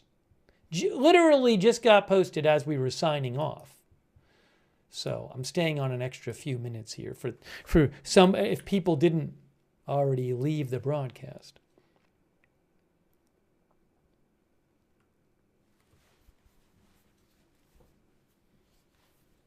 He would have been 10 years old. If he's 29 now and he came here in 2025, he would have been about 25 then. So, I mean, if he served 10 years in the Army and he left in 2021, then he would have served from 15 to 25. Now, you might say, did he really start at 15? Well, one answer is that he did. Another answer was that, well, maybe he started at 16 or 17 and served 8 or 9 years and not 10 years. Look, this assumes this is true. I can't verify this story. But it's not crazy to think that he served starting, 15 to 17, 8 to 10 years. I don't think. So it's not on the face of it disqualifying for this story. Look, my guess is if he was really in the Afghan army for a number of years and served alongside U.S. forces, that is something that will be able to be verified. I'm sure there is some sort of evidence of that, whether or not it happened. I don't have that right now. I don't expect it to be verified right now, but that is certainly would seem to be, I'm sure he has, if he came over in Operation Allies Welcome, I'm sure there is some sort of file about him and information the government has. And if he served for numerous years alongside U.S. forces, I'm sure the U.S. government is aware of that and has evidence of it. So we'll have to see. TurboCast says, now those kids won't have a father. Very sad. Again, the close relative says that he had a wife and 5 children. Look, something else I said before, and I don't know what happened here, but one scenario that could have happened is maybe this person, something changed with this person after he came to the U.S. I mean, people do sometimes have these really huge changes in their life. I don't know with this person, but what I said is, if this person got radicalized, maybe it was after he came over here, or if something else happened, or maybe it wasn't. I don't know, but I'm just saying it's possible that something happened to change him after he came here. We don't know, though. Yeah, as one of our viewers just said, Nuko in blackout. We don't. It does. Even if he does have a wife and 5 children, that report doesn't say whether they're here or not.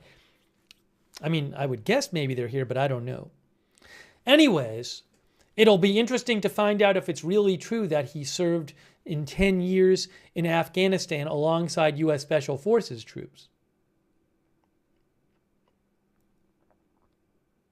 I'm guessing if that's true, you will start, media will go find people who knew him.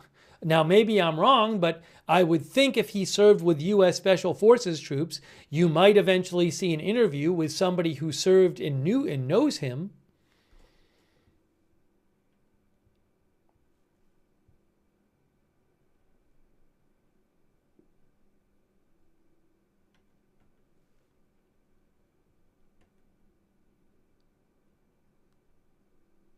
Anyway, very interesting. Again, I can't verify the report, but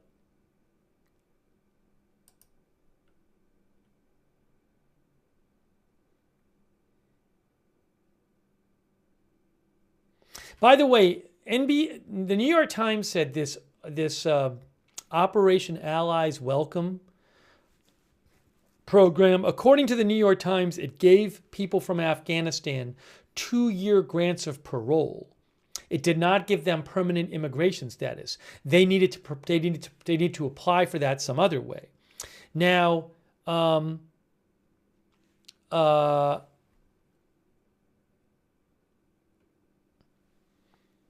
also they say around 77,000 Afghans entered the U.S. under that program, which was in place for about a year.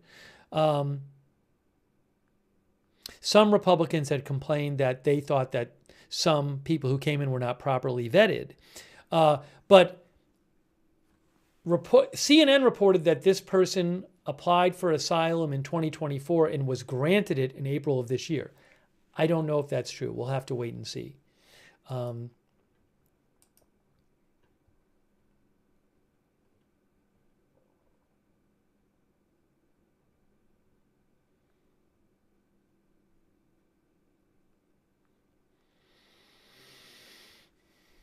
I was just seeing if anybody else had a report like NBC did NBC News about this person. It's the first I had heard about this.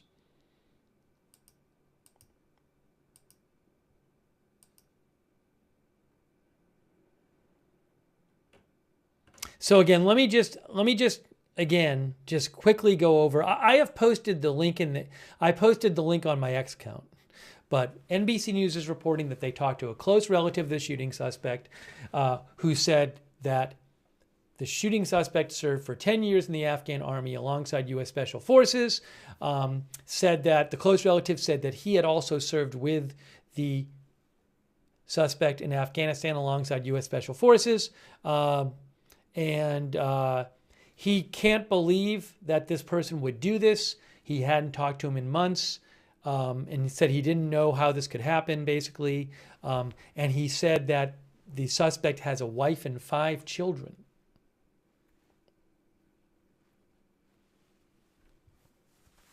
Ken Lance thinks this makes it so much worse for good Afghans working in the U.S. Hang on a moment here.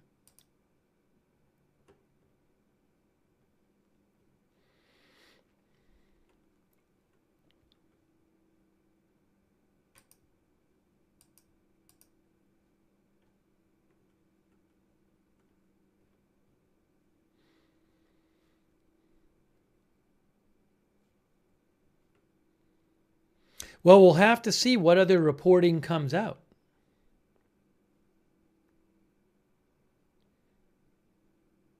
Teresa thinks he ruined his own family.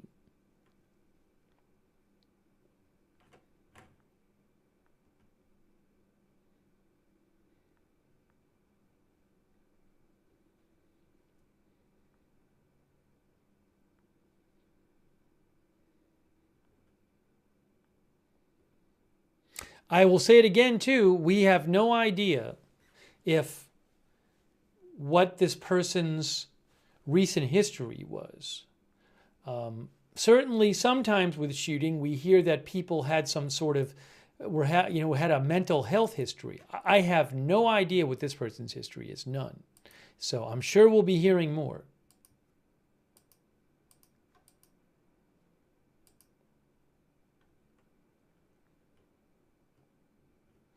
All right, anyway, so I'm glad at least I got to pass that along. Again, I don't know when new stuff is. I didn't think we were going to get a big report coming out like that. Again, I can't verify it, but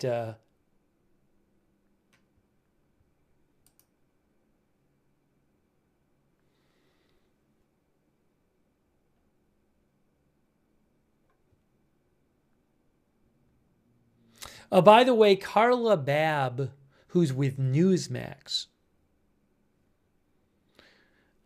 she said that there are some leaders and founders of veterans groups who have sent messages to Newsmax today. She said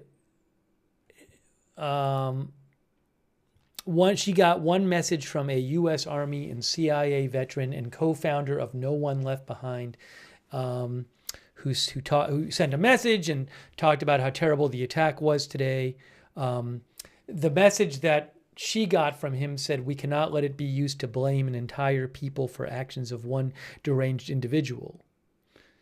And this person who wrote her talked about a number of many Afghans who served shoulder to shoulder with American military members throughout the duration of the Afghan war.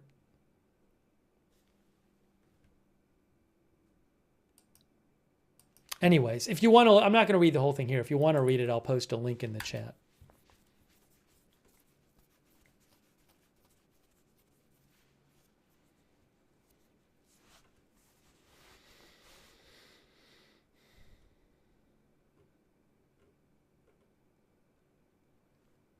All right, well, again, this is going to be a developing story over the coming days.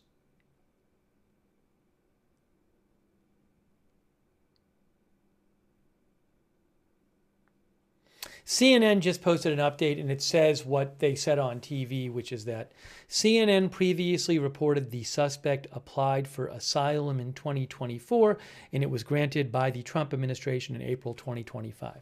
I don't know if that's true. I don't know if his status changed after that. We'll have to see what happens.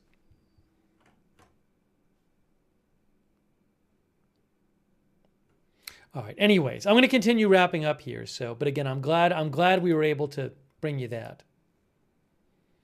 I was going to say also, if you're watching on YouTube, I would suggest turning on the YouTube notifications. That is a good way to find out on YouTube when we're live. If you want to do that, the way you turn on the YouTube notifications is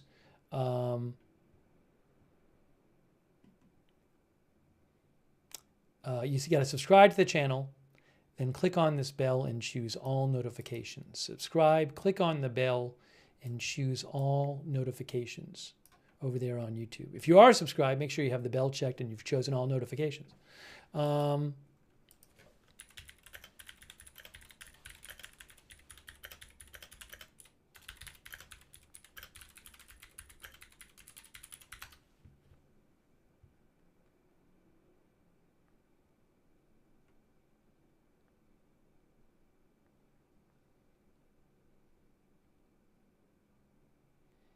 So one of our viewers mentioned asylum. I do want to, and one of our viewers said that they would have gotten their green card from getting asylum. So I'm not sure about that here. I just pulled this up from ucsis.gov, which appears to be, Citizenship and Immigration Services. Now, I think this is from 2019. I got this pamphlet here, but it says asylees. If you are an asylee, you are eligible to apply for lawful permanent resident status 1 year after being granted asylum if you have maintained residence the entire time, but you are not required to apply. So I don't know if this is current, but my point is, it certainly seems from this that the person, if the suspect was indeed granted asylum in April, that doesn't from what this is saying, it would not automatically follow that they are given permanent residency. Maybe it's something they had to apply for 1 year later. I don't know. Again, I don't want to get into all this now, but I'm just putting that out there.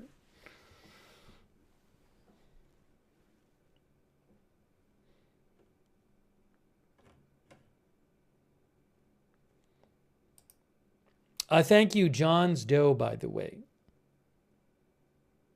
John's Doe says, I was in Bagram. Thank you for your service, John. John says, they didn't serve with us. They served for their country.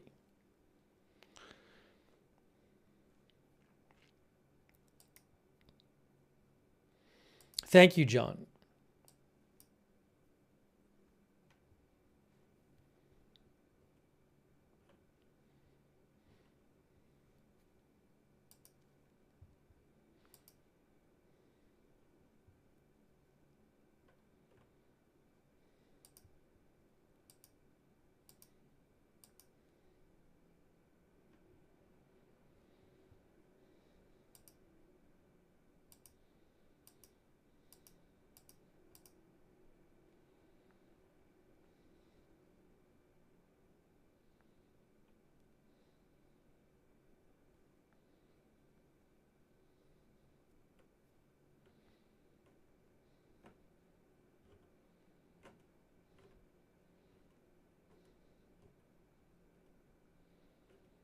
All right.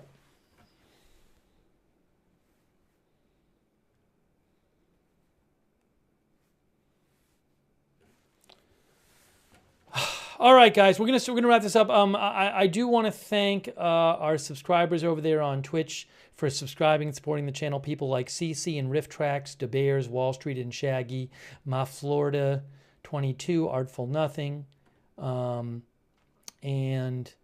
ZZGGYY, Sentient Cannabis, CC, Bastion Girl, and all of our other subscribers over there. Thanks, Foot of Chaos, for the subs on Twitch. Thank you.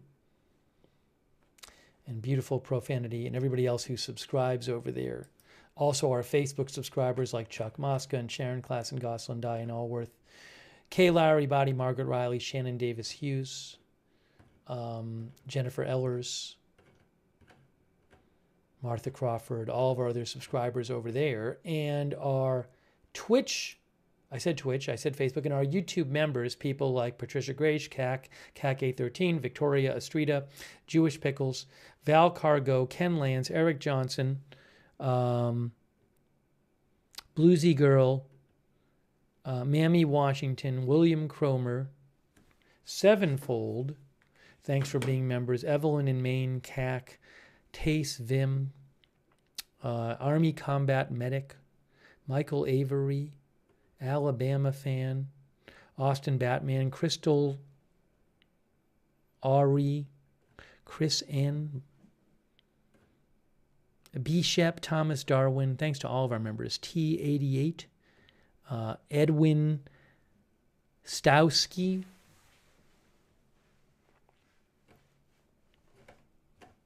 Wickedest Witch, thank you.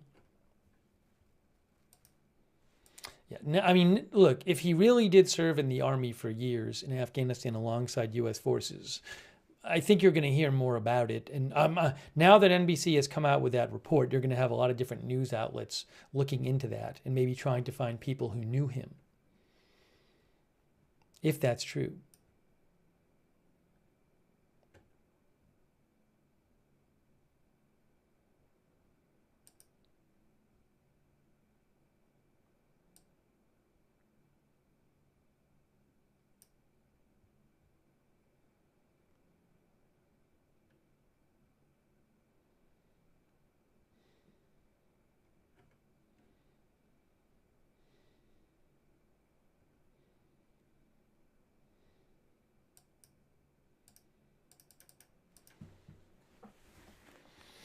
All right.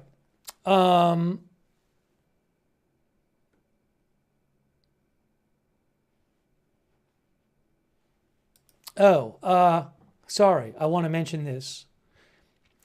Camilo Montoya Galvez mentioned this. The USCIS, which Citizenship and Immigration Services, just posted this.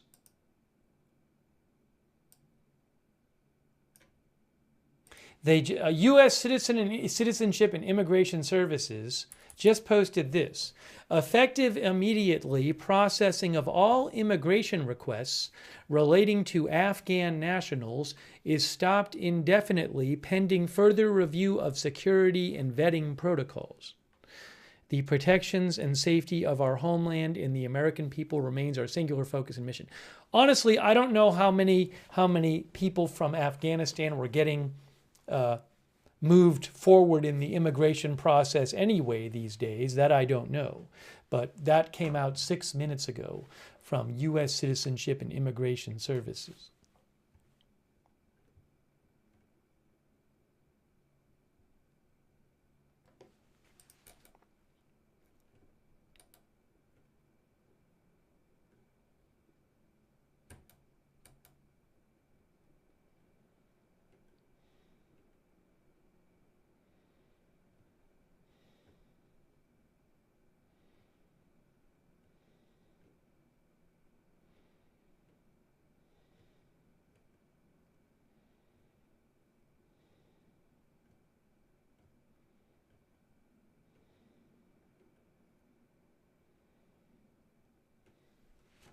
All right. I think we're going to wrap this up. I think it's time.